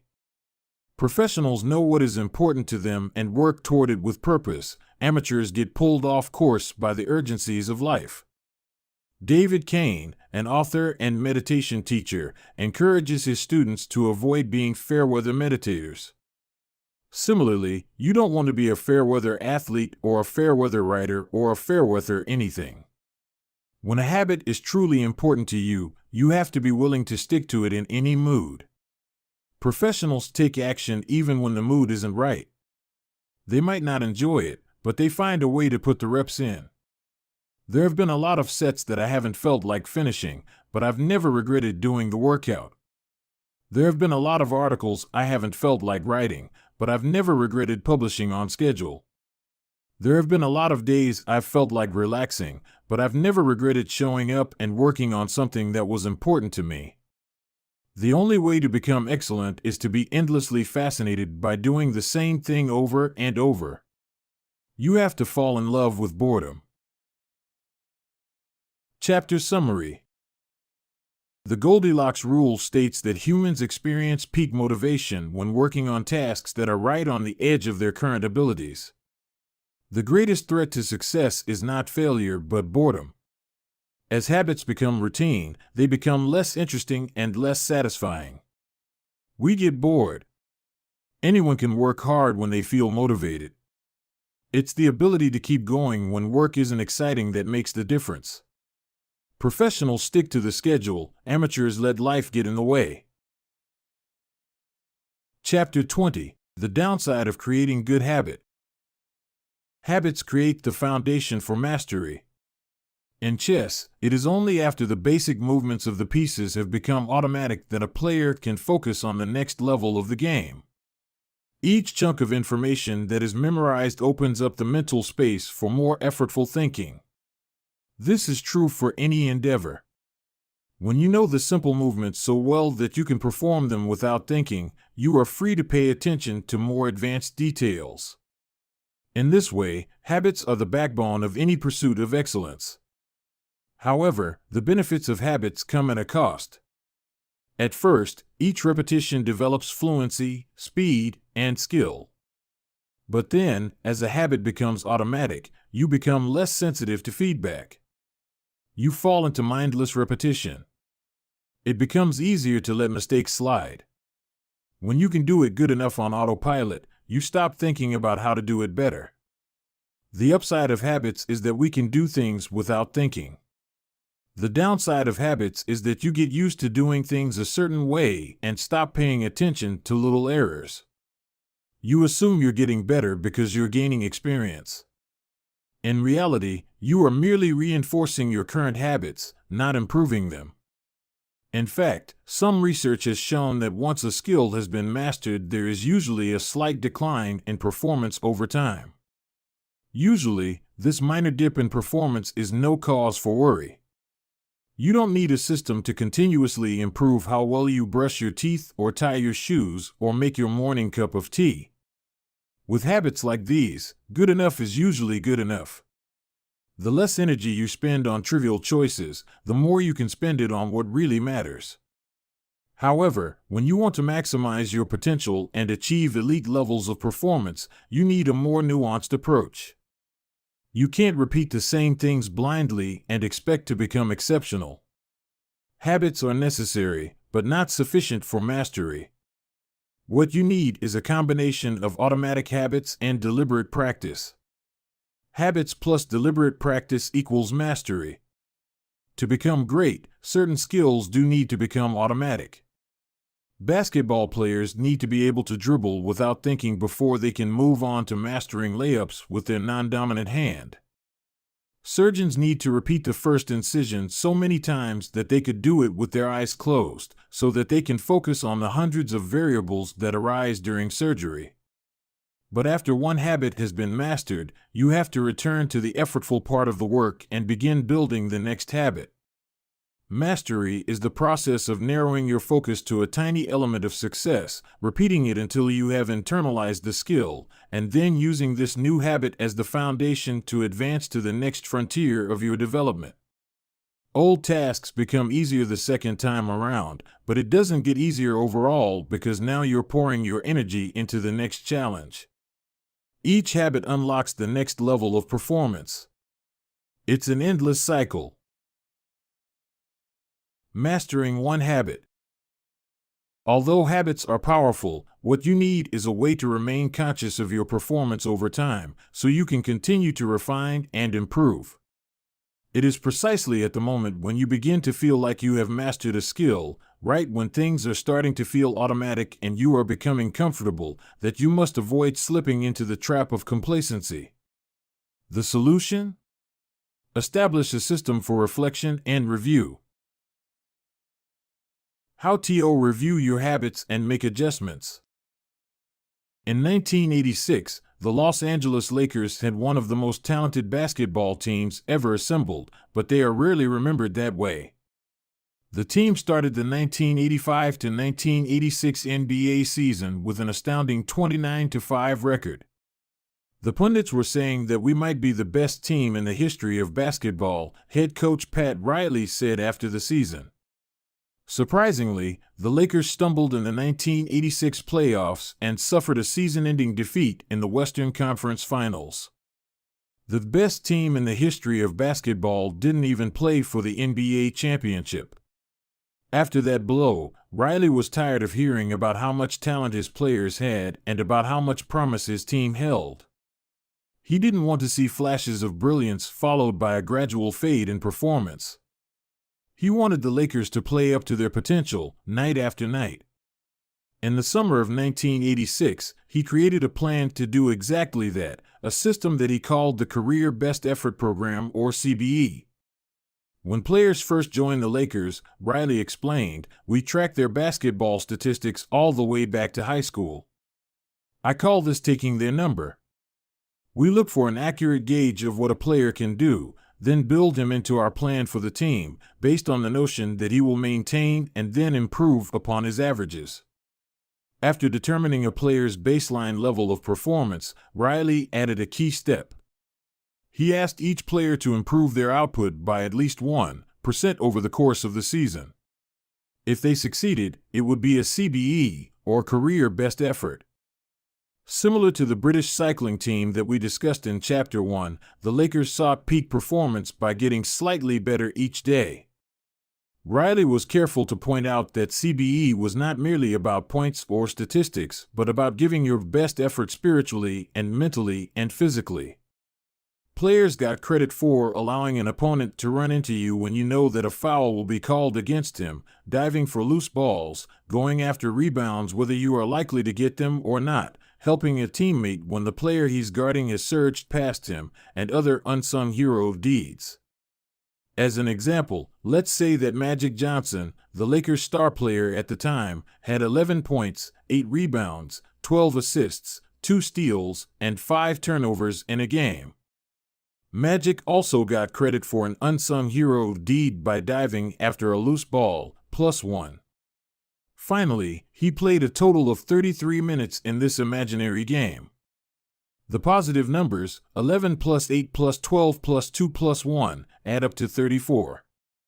Then, we subtract the 5 turnovers, 34 to 5, to get 29. Finally, we divide 29 by 33 minutes played. 29 divided by 33 is equal to 0.879. Magic's CBE number here would be 879. This number was calculated for all of a player's games, and it was the average CBE that a player was asked to improve by 1% over the season. Riley compared each player's current CBE to not only their past performances but also those of other players in the league. As Riley put it, we rank team members alongside league opponents who play the same position and have similar role definitions. Sports writer Jackie McMullen noted, Riley trumpeted the top performers in the league in bold lettering on the blackboard each week and measured them against the corresponding players on his own roster. Solid, reliable players generally rated a score in the 600s, while elite players scored at least 800. Magic Johnson, who submitted 138 triple-doubles in his career, often scored over 1,000. The Lakers also emphasized year-over-year progress by making historical comparisons of CBE data. Riley said, we stacked the month of November 1986 next to November 1985 and showed the players whether they were doing better or worse than at the same point last season. Then we showed them how their performance figures for December 1986 stacked up against November's. The Lakers rolled out CBE in October 1986. 8 months later, they were NBA champions. The following year, Pat Riley led his team to another title as the Lakers became the first team in 20 years to win back-to-back NBA championships. Afterward, he said, sustaining an effort is the most important thing for any enterprise. The way to be successful is to learn how to do things right, then do them the same way every time. The CBE program is a prime example of the power of reflection and review. The Lakers were already talented. CBE helped them get the most out of what they had and made sure their habits improved rather than declined. Reflection and review enables the long-term improvement of all habits because it makes you aware of your mistakes and helps you consider possible paths for improvement. Without reflection, we can make excuses, create rationalizations, and lie to ourselves. We have no process for determining whether we are performing better or worse compared to yesterday. Top performers in all fields engage in various types of reflection and review, and the process doesn't have to be complex. Kenyan runner Eliud Kipchoge is one of the greatest marathoners of all time and an Olympic gold medalist. He still takes notes after every practice in which he reviews his training for the day and searches for areas that can be improved. Similarly, gold medal swimmer Katie Ledecky records her wellness on a scale of 1 to 10 and includes notes on her nutrition and how well she slept. She also records the times posted by other swimmers. At the end of each week, her coach goes over her notes and adds his thoughts. It's not just athletes either. When comedian Chris Rock is preparing fresh material, he will first appear at small nightclubs dozens of times and test hundreds of jokes. He brings a notepad on stage and records which bits go over well and where he needs to make adjustments. The few killer lines that survive will form the backbone of his new show. I know of executives and investors who keep a decision journal in which they record the major decisions they make each week, why they made them, and what they expect the outcome to be. They review their choices at the end of each month or year to see where they were correct and where they went wrong. Improvement is not just about learning habits, it's also about fine-tuning them. Reflection and review ensures that you spend your time on the right things and make course corrections whenever necessary, like Pat Riley adjusting the effort of his players on a nightly basis. You don't want to keep practicing a habit if it becomes ineffective. Personally, I employ two primary modes of reflection and review. Each December, I perform an annual review, in which I reflect on the previous year. I tally my habits for the year by counting up how many articles I published, how many workouts I put in, how many new places I visited, and more. Then, I reflect on my progress, or lack thereof, by answering 3 questions. 1. What went well this year? 2. What didn't go so well this year? 3. What did I learn? 6 months later, when summer rolls around, I conduct an integrity report. Like everyone, I make a lot of mistakes. My integrity report helps me realize where I went wrong and motivates me to get back on course. I use it as a time to revisit my core values and consider whether I have been living in accordance with them. This is when I reflect on my identity and how I can work toward being the type of person I wish to become. My yearly integrity report answers 3 questions. 1. What are the core values that drive my life and work? 2. How am I living and working with integrity right now? 3. How can I set a higher standard in the future? These 2 reports don't take very long, just a few hours per year, but they are crucial periods of refinement. They prevent the gradual slide that happens when I don't pay close attention. They provide an annual reminder to revisit my desired identity and consider how my habits are helping me become the type of person I wish to be. They indicate when I should upgrade my habits and take on new challenges, and when I should dial my efforts back and focus on the fundamentals. Reflection can also bring a sense of perspective. Daily habits are powerful because of how they compound, but worrying too much about every daily choice is like looking at yourself in the mirror from an inch away. You can see every imperfection and lose sight of the bigger picture. There is too much feedback. Conversely, never reviewing your habits is like never looking in the mirror. You aren't aware of easily fixable flaws, a spot on your shirt, a bit of food in your teeth. There is too little feedback. Periodic reflection and review is like viewing yourself in the mirror from a conversational distance. You can see the important changes you should make without losing sight of the bigger picture. You want to view the entire mountain range, not obsess over each peak and valley. Finally, reflection and review offers an ideal time to revisit one of the most important aspects of behavior change, identity. How to break the beliefs that hold you back. In the beginning, repeating a habit is essential to build up evidence of your desired identity. As you latch onto that new identity, however, those same beliefs can hold you back from the next level of growth. When working against you, your identity creates a kind of pride that encourages you to deny your weak spots and prevents you from truly growing. This is one of the greatest downsides of building habits. The more sacred an idea is to us, That is, the more deeply it is tied to our identity, the more strongly we will defend it against criticism. You see this in every industry.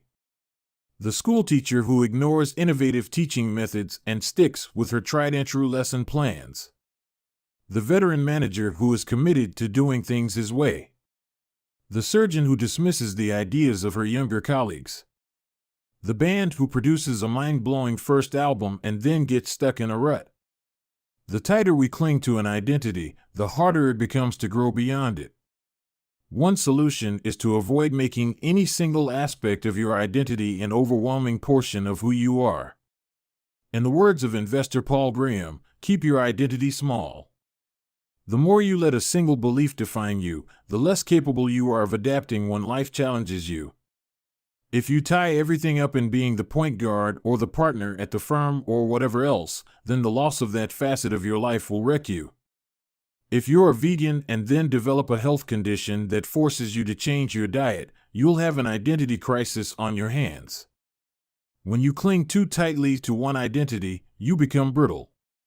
Lose that one thing and you lose yourself. For most of my young life, being an athlete was a major part of my identity. After my baseball career ended, I struggled to find myself. When you spend your whole life defining yourself in one way and that disappears, who are you now? Military veterans and former entrepreneurs report similar feelings. If your identity is wrapped up in a belief like "I'm a great soldier," what happens when your period of service ends? For many business owners, their identity is something along the lines of "I'm the CEO" or "I'm the founder." If you have spent every waking moment working on your business, how will you feel after you sell the company? The key to mitigating these losses of identity is to redefine yourself such that you get to keep important aspects of your identity even if your particular role changes. "I'm an athlete" becomes "I'm the type of person who is mentally tough and loves a physical challenge." "I'm a great soldier" transforms into "I'm the type of person who is disciplined, reliable, and great on a team." "I'm the CEO" translates to "I'm the type of person who builds and creates things." When chosen effectively, an identity can be flexible rather than brittle.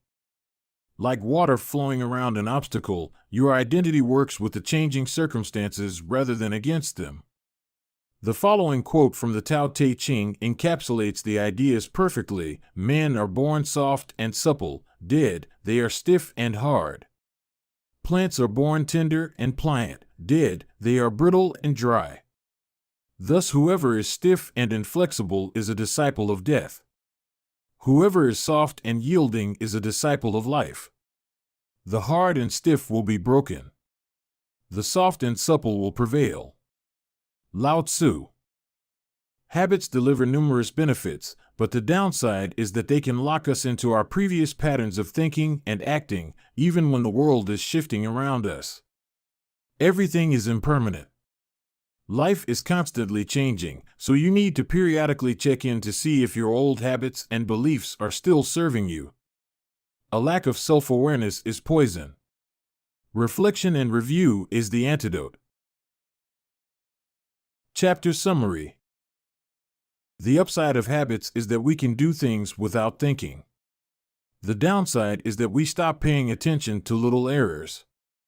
Habits plus deliberate practice equals mastery. Reflection and review is a process that allows you to remain conscious of your performance over time. The tighter we cling to an identity, the harder it becomes to grow beyond it. Conclusion. The secret to results that last here is an ancient Greek parable known as the Sorite's paradox, which talks about the effect one small action can have when repeated enough times. One formulation of the paradox goes as follows: can one coin make a person rich? If you give a person a pile of 10 coins, you wouldn't claim that he or she is rich. But what if you add another? And another? And another? At some point, you will have to admit that no one can be rich unless one coin can make him or her so. We can say the same about atomic habits. Can one tiny change transform your life? It's unlikely you would say so. But what if you made another? And another? And another? At some point, you will have to admit that your life was transformed by one small change. The holy grail of habit change is not a single 1% improvement, but 1,000 of them. It's a bunch of atomic habits stacking up, each one a fundamental unit of the overall system. In the beginning, small improvements can often seem meaningless because they get washed away by the weight of the system. Just as one coin won't make you rich, one positive change like meditating for 1 minute or reading one page each day is unlikely to deliver a noticeable difference. Gradually, though, as you continue to layer small changes on top of one another, the scales of life start to move. Each improvement is like adding a grain of sand to the positive side of the scale, slowly tilting things in your favor. Eventually, if you stick with it, you hit a tipping point. Suddenly, it feels easier to stick with good habits. The weight of the system is working for you rather than against you. Over the course of this book, we've looked at dozens of stories about top performers. We've heard about Olympic gold medalists, award-winning artists, business leaders, life-saving physicians, and star comedians who have all used the science of small habits to master their craft and vault to the top of their field. Each of the people, teams, and companies we have covered has faced different circumstances, but ultimately progressed in the same way, through a commitment to tiny, sustainable, unrelenting improvements. Success is not a goal to reach or a finish line to cross. It is a system to improve, an endless process to refine. In Chapter 1, I said, if you're having trouble changing your habits, the problem isn't you. The problem is your system. Bad habits repeat themselves again and again not because you don't want to change, but because you have the wrong system for change. As this book draws to a close, I hope the opposite is true. With the 4 laws of behavior change, you have a set of tools and strategies that you can use to build better systems and shape better habits. Sometimes a habit will be hard to remember and you'll need to make it obvious. Other times you won't feel like starting and you'll need to make it attractive. In many cases, you may find that a habit will be too difficult and you'll need to make it easy. And sometimes, you won't feel like sticking with it and you'll need to make it satisfying. You want to push your good habits toward the left side of the spectrum by making them obvious, attractive, easy, and satisfying. Meanwhile, you want to cluster your bad habits toward the right side by making them invisible, unattractive, hard, and unsatisfying. This is a continuous process. There is no finish line. There is no permanent solution. Whenever you're looking to improve, you can rotate through the 4 laws of behavior change until you find the next bottleneck. Make it obvious. Make it attractive. Make it easy. Make it satisfying. Round and round. Always looking for the next way to get 1% better. The secret to getting results that last is to never stop making improvements. It's remarkable what you can build if you just don't stop. It's remarkable the business you can build if you don't stop working. It's remarkable the body you can build if you don't stop training. It's remarkable the knowledge you can build if you don't stop learning. It's remarkable the fortune you can build if you don't stop saving. It's remarkable the friendships you can build if you don't stop caring. Small habits don't add up. They compound. That's the power of atomic habits. Tiny changes. Remarkable results. Appendix. What should you read next? Thank you so much for taking the time to read this book. It has been a pleasure sharing my work with you. If you are looking for something to read next, allow me to offer a suggestion. If you enjoyed Atomic Habits, then you may like my other writing as well. My latest articles are sent out in my free weekly newsletter. Subscribers are also the first to hear about my newest books and projects. Finally, in addition to my own work, each year I send out a reading list of my favorite books from other authors on a wide range of subjects. You can sign up at jamesclear.com/newsletter. Little Lessons from the Four Laws. In this book, I have introduced a four-step model for human behavior: cue, craving, response, reward. This framework not only teaches us how to create new habits, but also reveals some interesting insights about human behavior. In this section, I have compiled some lessons and a few bits of common sense that are confirmed by the model. The purpose of these examples is to clarify just how useful and wide-ranging this framework is when describing human behavior. Once you understand the model, you'll see examples of it everywhere. Awareness comes before desire. A craving is created when you assign meaning to a cue. Your brain constructs an emotion or feeling to describe your current situation, and that means a craving can only occur after you have noticed an opportunity. Happiness is simply the absence of desire. When you observe a cue, but do not desire to change your state, you are content with the current situation. Happiness is not about the achievement of pleasure, which is joy or satisfaction, but about the lack of desire. It arrives when you have no urge to feel differently. Happiness is the state you enter when you no longer want to change your state. However, happiness is fleeting because a new desire always comes along. As Cardinal says, happiness is the space between one desire being fulfilled and a new desire forming. Likewise, suffering is the space between craving a change in state and getting it. It is the idea of pleasure that we chase. We seek the image of pleasure that we generate in our minds. At the time of action, we do not know what it will be like to attain that image, or even if it will satisfy us. The feeling of satisfaction only comes afterward. This is what the Austrian urologist Viktor Frankl meant when he said that happiness cannot be pursued, it must ensue. Desire is pursued. Pleasure ensues from action. Peace occurs when you don't turn your observations into problems. The first step in any behavior is observation. You notice a cue, a bit of information, an event. If you do not desire to act on what you observe, then you are at peace. Craving is about wanting to fix everything. Observation without craving is the realization that you do not need to fix anything. Your desires are not running rampant. You do not crave a change in state. Your mind does not generate a problem for you to solve.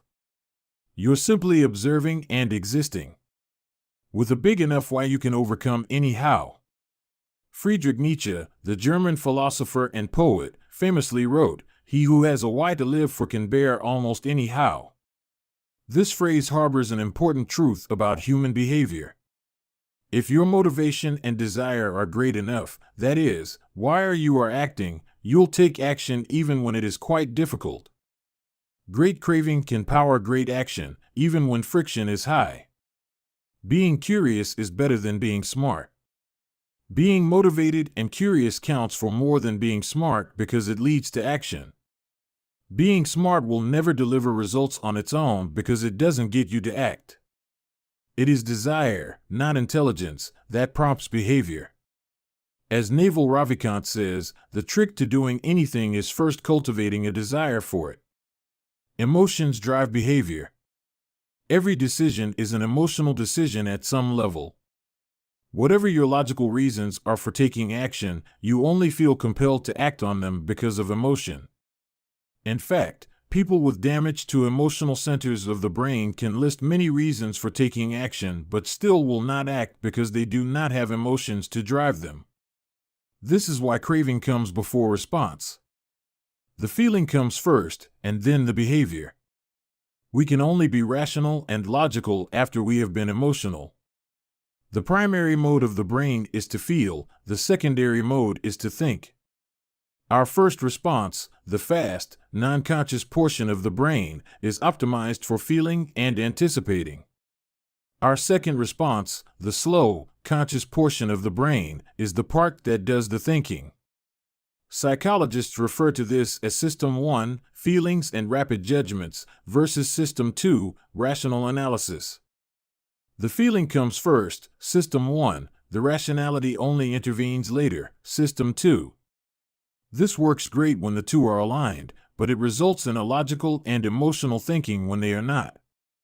Your response tends to follow your emotions.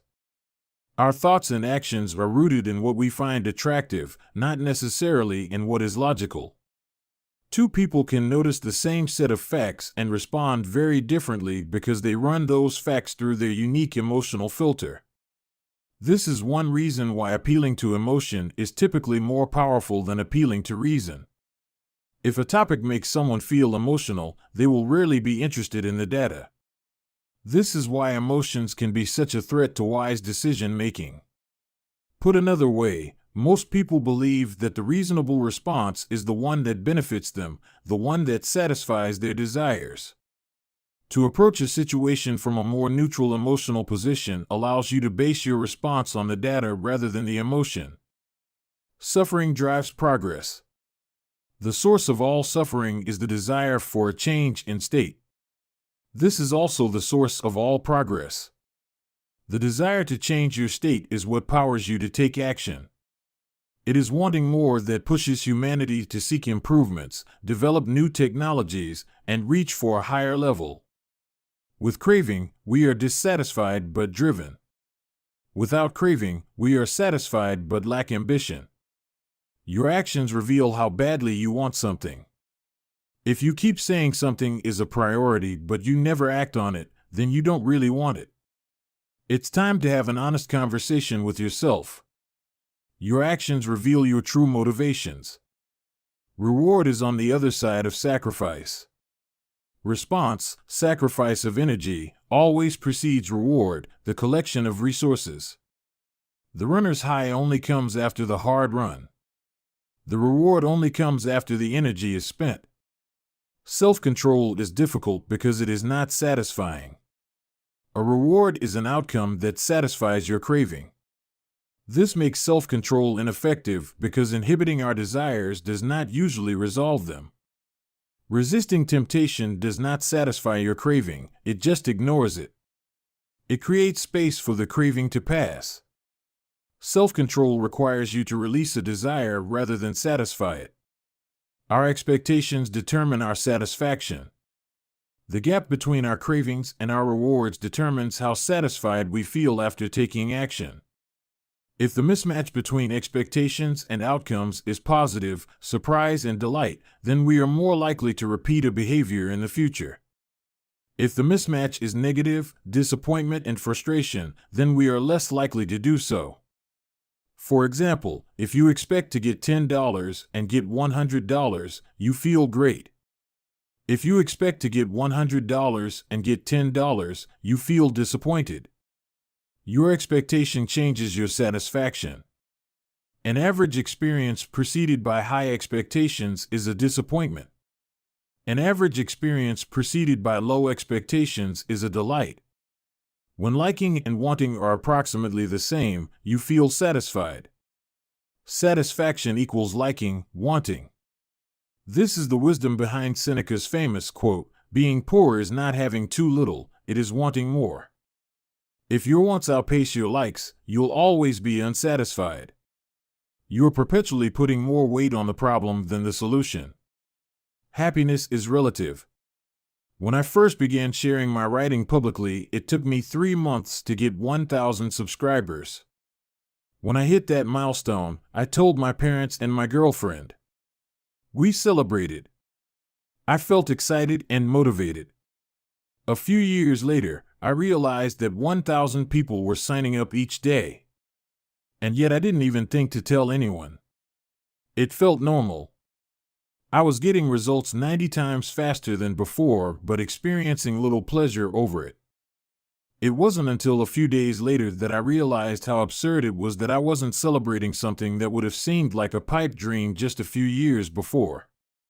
The pain of failure correlates to the height of expectation. When desire is high, it hurts to not like the outcome. Failing to attain something you want hurts more than failing to attain something you didn't think much about in the first place. This is why people say, "I don't want to get my hopes up." Feelings come both before and after the behavior. Before acting, there is a feeling that motivates you to act, the craving. After acting, there is a feeling that teaches you to repeat the action in the future, the reward. Cue greater than craving, feeling, greater than response, greater than reward, feeling. How we feel influences how we act, and how we act influences how we feel. Desire initiates. Pleasure sustains.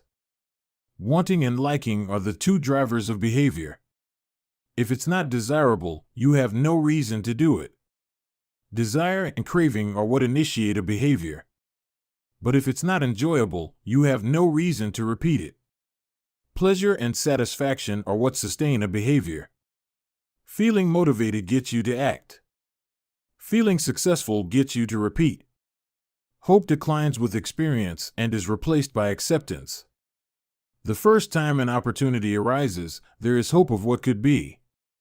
Your expectation, cravings, is based solely on promise. The second time around, your expectation is grounded in reality. You begin to understand how the process works, and your hope is gradually traded for a more accurate prediction and acceptance of the likely outcome. This is one reason why we continually grasp for the latest get-rich-quick or weight loss scheme. New plans offer hope because we don't have any experiences to ground our expectations.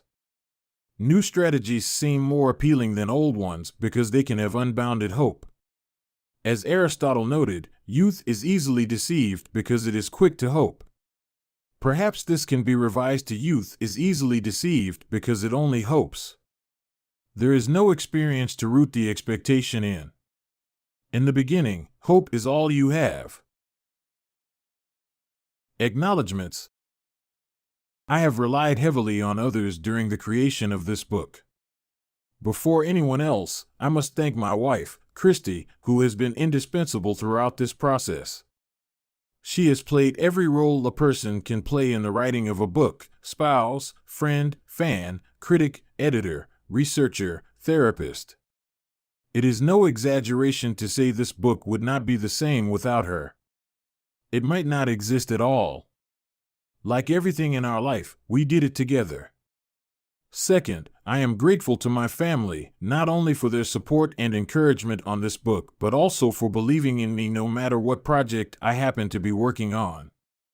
I have benefited from many years of support from my parents, grandparents, and siblings. In particular, I want my mom and dad to know that I love them. It is a special feeling to know that your parents are your greatest fans. Third, to my assistant, Lindsay Knuckles. At this point, her job defies description as she has been asked to do nearly everything one could imagine for a small business. Thankfully, her skills and talents are more powerful than my questionable management style. Some sections of this book are as much hers as they are mine. I am deeply grateful for her help. As for the content and writing of the book, I have a long list of people to thank. To start, there are few people from whom I have learned so much that it would be a crime to not mention them by name. Leo Babauta, Charles Duhigg, Nir Eyal, and B.J. Fogg have each influenced my thoughts on habits in meaningful ways. Their work and ideas can be found sprinkled throughout this text. If you enjoyed this book, I'd encourage you to read their writing as well. At various stages of writing, I benefited from the guidance of many fine editors. Thanks to Peter Guzzardi for walking me through the early stages of the writing process and for a kick in the pants when I really needed it. I am indebted to Blake Atwood and Robin Delabo for transforming my ugly and insanely long first drafts into a tight, readable manuscript. And I am thankful to Anne Barngrover for her ability to add a little class and poetic style to my writing. I'd like to thank the many people who read early versions of the manuscript, including Bruce Ammons, Darcy Ansell, Tim Ballard, Vishal Bardwaj, Charlotte Blank, Jerome Burt, Sim Campbell, Alabama Carlos, Nikki Case, Julie Chang, Jason Collins, Deborah Croy, Roger Dooley, Tiago Forte, Matt Gartland, Andrew Girer, Randy Jiffin, John Gigante, Adam Gilbert, Stephen Guyanet, Jeremy Hendon, Jane Horvath, Joachim Jansen, Josh Kaufman, and Kavanaugh, Chris Klaus, Zeke Lopez, Katie Macon, Sid Matson, Kira McGrath, Amy Mitchell, Anna Moise, Stacey Morris, Tara Nicole Nelson, Taylor Pearson, Max Shank, Trey Shelton, Jason Shen, Jacob Zangelitis, and Ari Zelmano. The book benefited greatly from your feedback. To the team at Avery and Penguin Random House who made this book a reality, thank you. I owe a debt of special thanks to my publisher, Megan Newman, for her endless patience as I continually pushed back deadlines. She gave me the space I needed to create a book I was proud of and championed my ideas at every step. To Nina, for her ability to transform my writing while still retaining my original message. To Lindsay, Farron, Casey, and the rest of the PRH team for spreading the message of this book to more people than I could ever reach on my own. To Pete Garceau, for designing a beautiful cover for this book. And to my agent, Lisa DeMona, for her guidance and insight at every step of the publishing process. To the many friends and family members who asked how's the book going and offered a word of encouragement when I inevitably replied slowly, thank you. Every author faces a few dark moments when writing a book, and one kind word can be enough to get you to show up again the next day. I am sure there are people I have forgotten, but I keep an updated list of anyone who has influenced my thinking in meaningful ways at jamesclear.com/thanks. And finally, to you. Life is short and you have shared some of your precious time with me by reading this book. Thank you.